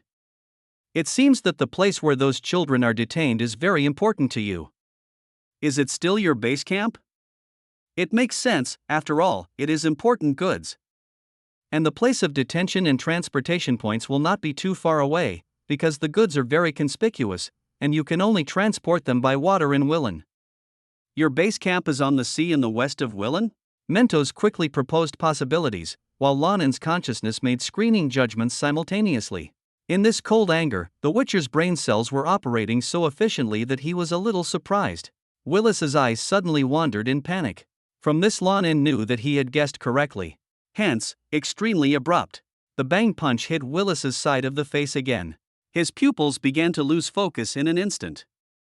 This extremely sudden punch completely blinded him from both physical and psychological aspects. While hitting the person with his right fist, Lan En's left hand changed gestures simultaneously. A blur of cold white magic light was aimed at Willis's head. The seal of Yaxi. Willis's head was dangling on his neck like a drunken drunk, and he was delirious. "Tell me where you are, Willis." Lan En said the words without any ripples, like a hypnotic setting. "Walowen is not that big. You have seen what I am capable of. How long will it take me to go through all the places on the western coast of Walowen where dozens or hundreds of people can be hidden? Anyway, I can't hide them anymore. Why don't you tell me and give yourself what about a happy ending?" One of the reasons why Witchers cannot rely on the Seal of Axii to act recklessly is that the effect of the Seal of Axii is extremely weak. A warrior like Willis, who fights head-on without changing his expression, will most likely be stunned for less than 2 seconds if hit by a magic seal. Because they are determined and have a murderous intention. The mind control skills of some powerful warlocks can actually make such people turn around and chop down their own wives and children without stopping. But for the Witcher's magical tricks. Even if Lan En is using a cliché, he must first weaken Willis's body and spirit, and then suddenly blind him, and then give him a barely consistent reason before Willis can speak without reservation. Yes, I can't hide it anyway." Willis's words were like babble in his sleep. "On the western coast of Willen, near a village called Condale, we set up camp in the hills." "Village? Has that village been eaten up by you?" Lan En shook off the skin fragments wrapped around the 3-pointed nails of his gloves and asked softly. "If the head eater doesn't allow us to hunt nearby," he said this, "we won't even be found in Willen for 2 years. Head eater? Who is that? We don't know what our leader's original name was, and he never said it. It's just because he likes to eat boiled human heads, so we call him that." Lan En touched his hand on the lower back, and the cold light of the hunting knife flashed in his palm. "You don't even know his name, so you recognize him as the boss? When did the trust within the criminal gang become so strong? Because he can bring food and make money. It was he who brought the children's trade this time. It was also his idea for me to wear this outfit. Although he looks like a brainless wild boar, he is actually the brainiest. It works. Wait. What are you going to do?" "What did I say?" No, this is different from what was promised." "It's different." Thanks to EMO Gun for the reward. Newcomers, new books. Please collect. Please recommend. Asking for a monthly ticket. Please read it. End of this chapter. Chapter 48, It's time to bleed. Chapter 48. It's time to bleed. At the same moment when the screams rang out, old Alan and the villagers of Oriden shivered violently outside the woods. The birds that lived in the woods seemed to be frightened by the screams, and flapped their wings and flew away. Lan En slowly walked out of the shade of the trees. The tall figure is covered in thick and solid armor, and the first thing that appears in the shadows is the pair of glowing cat eyes. If the villagers had not already developed a good trust in the demon hunters in the past days, these unskilled farmers would probably shout devil and run away at this time, right? But they didn't after all. Although they were breathing heavily and trembling, they were still concerned about Lan En and the missing child. Lan En? Old Alan was the first to step forward, approached the Witcher who was walking out of the forest, and asked tentatively. Although his body was stained with hideous blood, the young Witcher nodded in response. Old Alan was relieved when he saw this. Huh, the screams inside were so miserable, I thought you were crazy. How is it? Is there anything gained? It's almost figured out. Lan En didn't want to talk much now, so he kept his words concise and to the point. The village elder did not ask in detail, because he knew that his small fishing village was unable to get involved in what was going to happen next. That cannibal. What did you do with him? I cut the ligaments in both his hands and left. Old Alan's pupils shrank, he swallowed and smiled dryly. Ha, ha, you deserve it. A man with all his limbs and bleeding blood is in the forest. It's not surprising that his painful death turned him into a demon spirit. Perhaps, Old Alan. Lan En gently wiped away the blood on his face with his fingers. Those eyes are as cold as iron. This land will soon give birth to many demon spirits, but it doesn't matter. Then I'll be happy to kill them again. It doesn't matter if you don't need money. Next, the villagers returned to their homes, and Old Alan went to the blacksmith shop with Lan En. Lan handed the bear school steel sword behind him to Ivan. This is the first time this sword has passed through Ivan's hands. During this time, he has only repaired Lan En's silver sword. The blacksmith looked up at Lan En and Old Alan, who had calm faces. He pursed his lips and nodded without saying a word, and started working. The atmosphere was dull, with only the sound of grinding wheels and furnace bellows surrounding the place. Lan En took advantage of this time to put the more bulging little cloth bag into his alchemy leather bag. This was the support Mrs. Downer gave him, the only thing she could give. This frustrated woman continued to do the work that her son had not finished. She put all kinds of alchemy ingredients she could into the small cloth bag, and then handed them to Lan En without saying a word. Young people can't help but pick up. So he could only stuff it into his bag harder and harder. The steel sword was not much worn, so Ivan quickly finished the work and solemnly handed the sword back to Lan En. The young man turned around and left without stopping at all. It wasn't until Lan En left for a while that Ivan in the blacksmith shop breathed a sigh of relief. Unconsciously, this blacksmith, who had been working by the stove for more than 10 years, was actually sweating from his forehead just standing. Damn, what's going on? My heart was beating so fast just now. Ivan held his hands on the work table and muttered to himself. Old Alan, who had been standing silently aside, knocked on his pipe and said quietly, "You are frightened, Ivan." Being frightened to the point of being unable to move by a swooping griffin beast and then being eaten. Even on the Skellige Islands where warriors are everywhere, this cannot be said to be a dishonorable death. Ivan raised his head in surprise. Griffin beast? There is no one here. Halfway through his rebuttal, a pair of bone-cold cat eyes flashed through his mind. Ivan compared the vertical pupil with the griffin beast, and it was hard to say which one he would rather face. It's unbelievable, I've never seen Lan with that expression. When Ivan described the demon hunter just now, he looked like he was unable to speak because of fear and surprise. Lane has a good reputation in Oregon. Although he only upholds the basic qualities and habits of a college student from his hometown, he always says thank you or nods when receiving help. Make way for women and children, clear the debris blocking the road aside, etc. But in the eyes of the villagers of Oregon, this is already an incredible education. Otherwise, there wouldn't be rumors about a nobleman's son becoming a demon hunter in trouble. But at this time, Old Alan put the clean pipe into his arms and shook his head slightly. You know, Ivan. The better a person is, the more powerful his anger will be when he is truly angered. Lan En, although when I first came here, I had a face that told no one to enter, and I looked shrewd and strong, but within a few days we all knew it. That's something that really only appears in storybooks. A knight who draws his sword to help the weak. Order from the Supreme Master of the Bear School? What nonsense are you talking about? Who really cares about how well a group of fishermen like us are doing? Yes, Vezerad collects our taxes, but I bet that even he doesn't care. Damn it, how can there be such a person these days?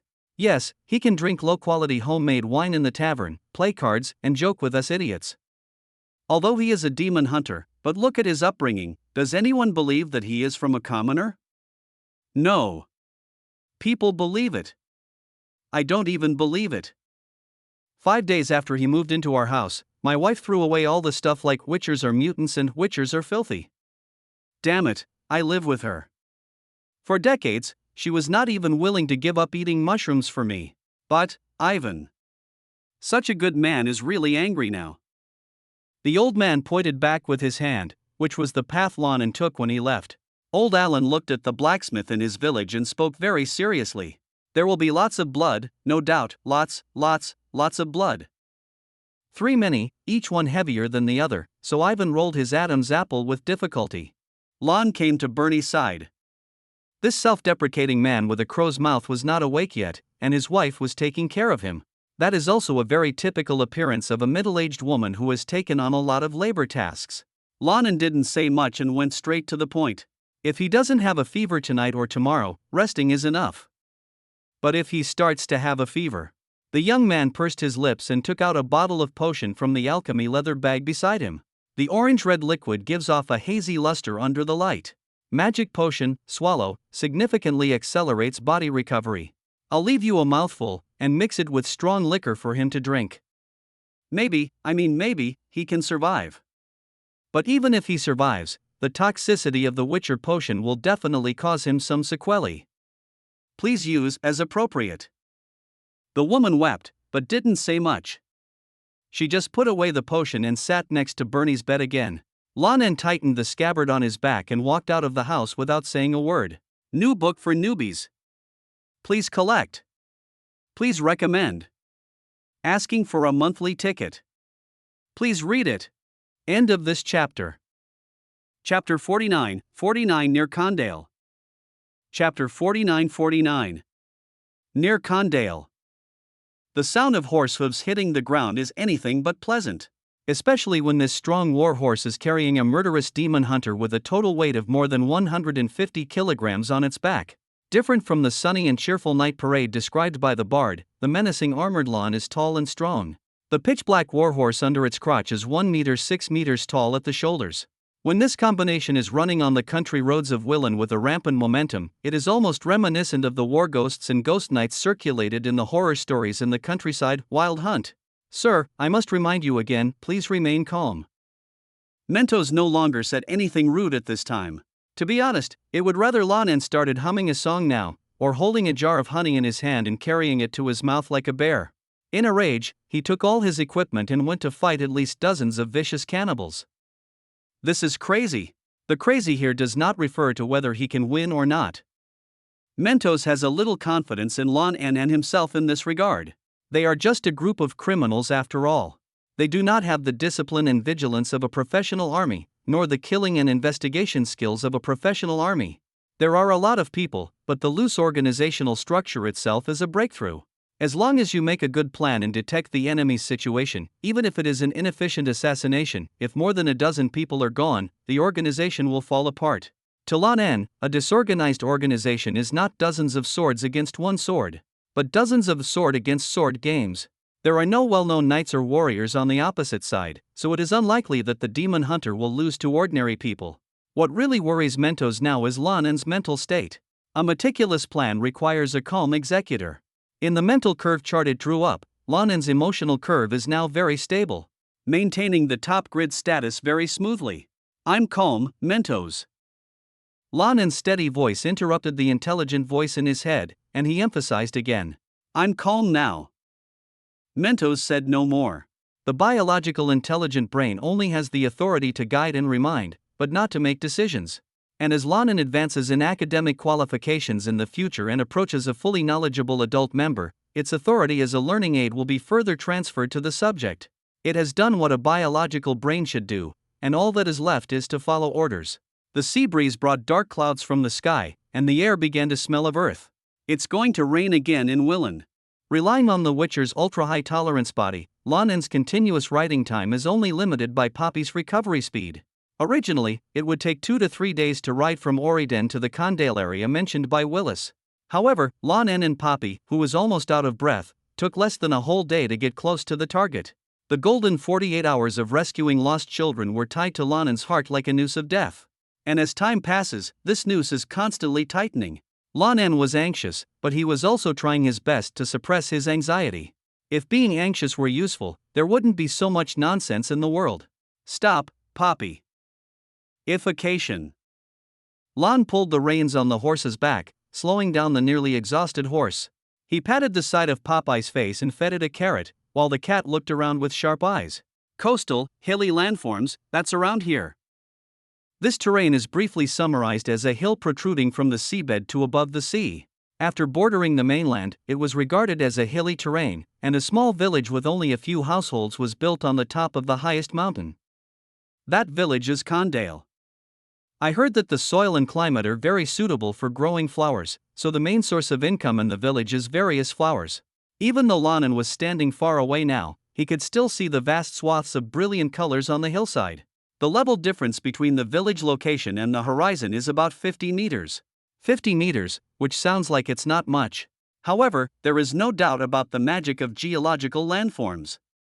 Within this 50-meter interval, there are endless complex terrains such as ravines, valleys, and streams, which can hide many secrets. Let alone dozens or hundreds of people, even thousands of people scattered on this land can be hidden if they want to. So much for Willis's dying instructions. Because this area is really poor and remote, with too many hills to count, the locals are not in the mood to give each mountain a name. Hence Willis's vague statement that their camp was near Condale. Because even they themselves don't know the name of the ravine where they are. No wonder a band of wandering cannibals want to camp here. Lan En's eyes narrowed slightly. He dismounted and led Poppy forward. The general direction is right, whether he can find the rest depends on his ability.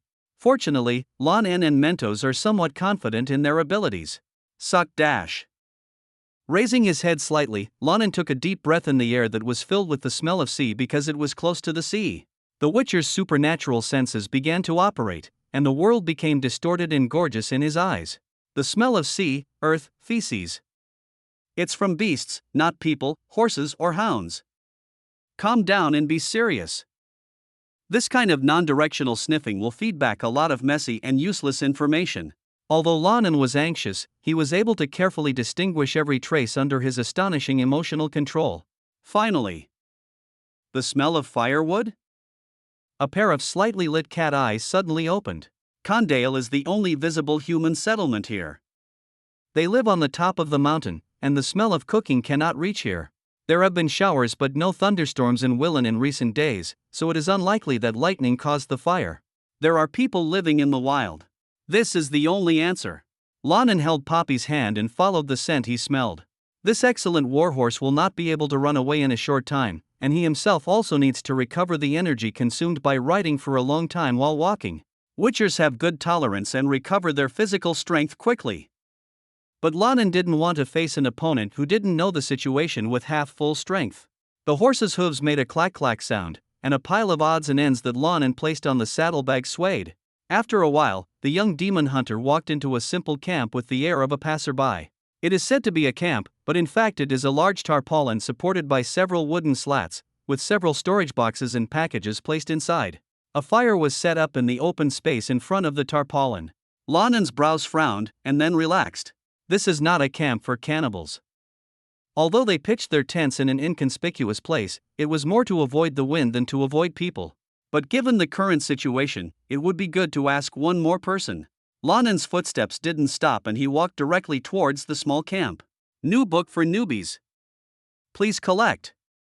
Please recommend. Asking for a monthly ticket. Please read it. Thanks to the dim Holy Spirit Stone and book friend 161222213232793 for the 500-point reward. Thanks for the 100-point reward that time flies. Thanks to the Lord of Wolf Blood for the 2000-point reward. Thanks to Menghui Wuhan for the 800-point reward. Thanks to book friend 20211001150749264 for the 3000-point reward. Thank you everyone. End of this chapter. Chapter 50. 50 Kill everyone who wants to kill me. Chapter 50. Kill all those who want to kill me. The horse's footsteps and movements were both light. Although the small camp seemed unprepared, in the land of Willen, unsuspecting people in the wild have turned into excrement. Who's there? There was a sound of steel clashing first, and then a halberd protruded from the tarpaulin. It lay flat at first, and then it stood upright after the blade of the halberd came out of the tarpaulin. The person who came out next was a soldier who was trying to straighten his helmet. The face is dark, but it is not caused by skin color or labor. Lan En knew the answer when he glanced at it for the first time. It was a layer of black putty caused by the dust that was too lazy to clean, mixed with sweat and grease. The messy beard was unkempt, and Lan En had already led Poppy closer by this time. Looking at the tarp, there were two soldiers sprawled out holding the storage boxes to get up. The black-faced soldier who was the first to ask became impatient, so he repeated it again. By Ser Veselard. Stranger, tell me who you are and what are you doing here? Lan En lowered his eyelids and did not answer. Instead, he asked a question. Veserad? Are you loyal to Lord Velan? Bang bang, isn't this obvious? The black-faced soldier tapped the Temerian white lily emblem on his breastplate with a matter-of-fact expression. In fact, calling that piece of armor breastplate is a bit reluctant. Different from the soldiers under Philip Stringer, those experienced soldiers who came off the battlefield basically all have a set of Temerian-style armor. Picture will be posted later. Although it cannot be called high-end, it is still a complete set of armor lined with chain mail, with a large piece of plate armor on the upper body, and steel protective gear on the hands, feet, and knees. But the armor of the soldier in front of him was a set of tattered cotton armor as a base, with only a curved iron plate barely covering the front of his abdomen. The quality of the cotton armor is not even as good as Lan En's initial equipment. Compared with standard armor, it is not even on the same level. Lan En quickly raised his eyes, then lowered them again. At least the mark is correct. The young man also wanted to understand why Veserad's soldiers appeared here. Philip Strenger's squad of professional soldiers, under Veserad, are positioned similarly to elite units. But if a lord wants to maintain control over his territory, an elite squad is not enough. A large number of scumbag soldiers, like the soldiers in front of them, are the tentacles of the lord's rule in Velan. Set up strongholds in each village. Each stronghold does not need to be large, just 3 or 4 people are enough, and then move around regularly to distribute salary and supplies. This combined team of hundreds or thousands of people is the largest force under Veserad. They don't have to be strong, good at fighting, or even brave, but as long as they exist, it means that Veserad's rule over Velan is stable. Honestly, these guys may only visit the Crow's Nest 4 or 5 times in their lifetime. Far from Philip's professional soldiers who could live and eat with the Lord. The Daytonview in Crow's Nest Castle is a dormitory for professional soldiers. A passerby, sir. I mean no harm, but I have a child who has gone missing around here.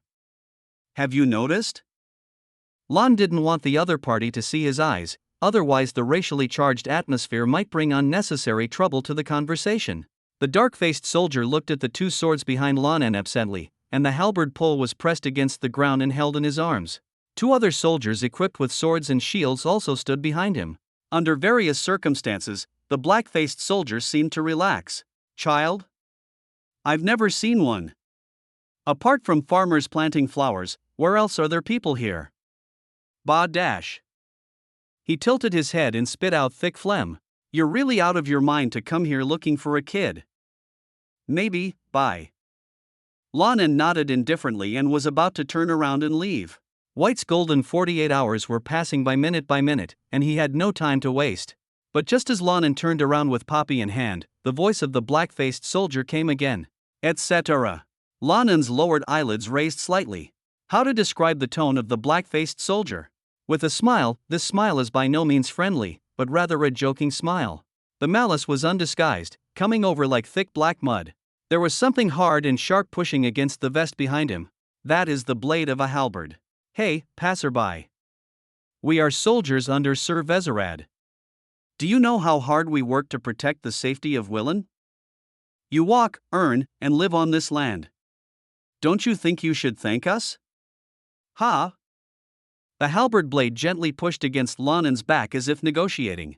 But the young witcher knew that if he didn't want to discuss, it wouldn't be as simple as sticking it out next time. Behind the black-faced soldier, the 2 sword and shield soldiers seemed to be amused by Lan En's frozen actions, and laughed unbridled. This cheerful atmosphere created by wanton oppression and taking a dominant position in violent activities naturally also affected the black-faced soldiers holding halberds. His halberd blade was extended a few inches further. Lan En turned his back to the 3 of them and took a deep breath. He doesn't want to cause trouble. At least not now. White may die at any time, or he may be sold away if he is not dead. If you don't want to lose him, you must seize every minute. At this already very tense time, he should not conflict with the Lord's men. Most importantly, Lan wanted to control himself. Try not to get angry and try to contain your anxiety and anger. These emotions can only do bad things. Breathe, exhale, dash. From the perspective of the black-faced soldier behind him, the wheezing sound even more represented cowardice and panic. Lan reached out and rummaged through the saddlebag on Popeye's back, and he handed a package behind him. Sir, you are right. You have worked hard. There are 2 roast chickens, a jar of berries and raspberries, and a few pieces of bread. Just treat it as if I'm inviting you to dinner. Take it. The black-faced soldier smiled hee-hee, and a sword and shield soldier beside him stretched out his hand and pulled the package away from Lan En's hand. After opening it, take a deep breath intoxicatedly. Woohoo! Fresh roasted chicken and fruit. I almost puke from the marinated meat. Lan En turned a deaf ear to the noise behind him. He raised his hands and slowly turned around to face the 3 of them. Sir, can I leave? I still have to find my child. But he did not see an expression of satisfaction on that disgusting black face. On the contrary, greed was rising. The blade of the halberd touched his heart again, and this time the black face pushed the halberd blade further forward. His head tilted on Poppy's back. Continue. Keep digging. Lan En's tongue licked his lips but said nothing. Changes of clothes, dried fish, and water bags filled with wine were all given to the 3 of them. The 3 soldiers turned over their harvests with joy and surprise, laughing so hard that they couldn't help but smile from ear to ear. Lan En said calmly, Can I leave? The 3 people looked up from their joy, and all sneered at Lan En in unison. Amidst the strong sarcasm and disdain, their greedy eyes turned to Lan En again.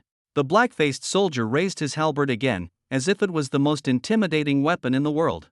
Take off your sword, wallet, and armor. That voice was more confident than it was 10 seconds ago. Lan En exhaled slowly but stopped moving. Seeing that Lan En did not give in, the black-faced soldier seemed to have been greatly insulted, so he pushed Lan En's chest with the blade of his halberd. I asked you to unload it. Are you deaf? Lan En pursed his lips, twisted his neck, lowered his raised hands, and looked at the other person coldly.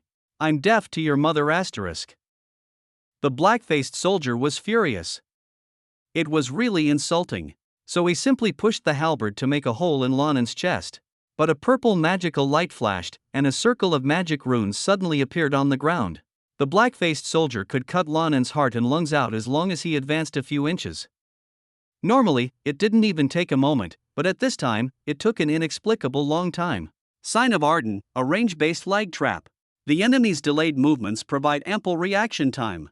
Lan En pursed his lips, pushed the halberd blade crookedly with one hand, and immediately stepped forward. Bang! A fist in a studded leather glove. Hit it right in the middle of that black face. The jawbone was deformed and crushed under the tremendous force. The teeth flew out of the gums one by one. The fleshy facial features were squeezed into a pile by the fist. There was no scream. The scream would have been suppressed in the throat by this punch. The black-faced soldier stood up to 1.67 meters. He lost his height almost instantly, and his head was smashed into the ground by a fist. The back of his head hit the stone, and red and white sprayed out, staining it all over. Then, amid the drawing of blood, Lan En, whose eyes were stained with blood, slowly raised his head. The pair of cat eyes looked at the other 2 sword and shield soldiers who were already frightened. Plucked out the fist stuck in his face. It took 2 minutes for Lan En's hands to organize the luggage again. You just lost control, sir. Mentos opens its mouth in the brain. Lan En admitted this calmly. Well, I lost control. Do you need me to make a new plan? I'm worried that you won't be able to stay rational and face emergencies. No thanks, Mentos. The young man's tone was calm. If you lose control, then lose control. Anyway, there is only one plan for the next step. Kill all those who try to chop me down. New book for newbies. Please collect. Please recommend. Asking for a monthly ticket. Please read it. End of this chapter.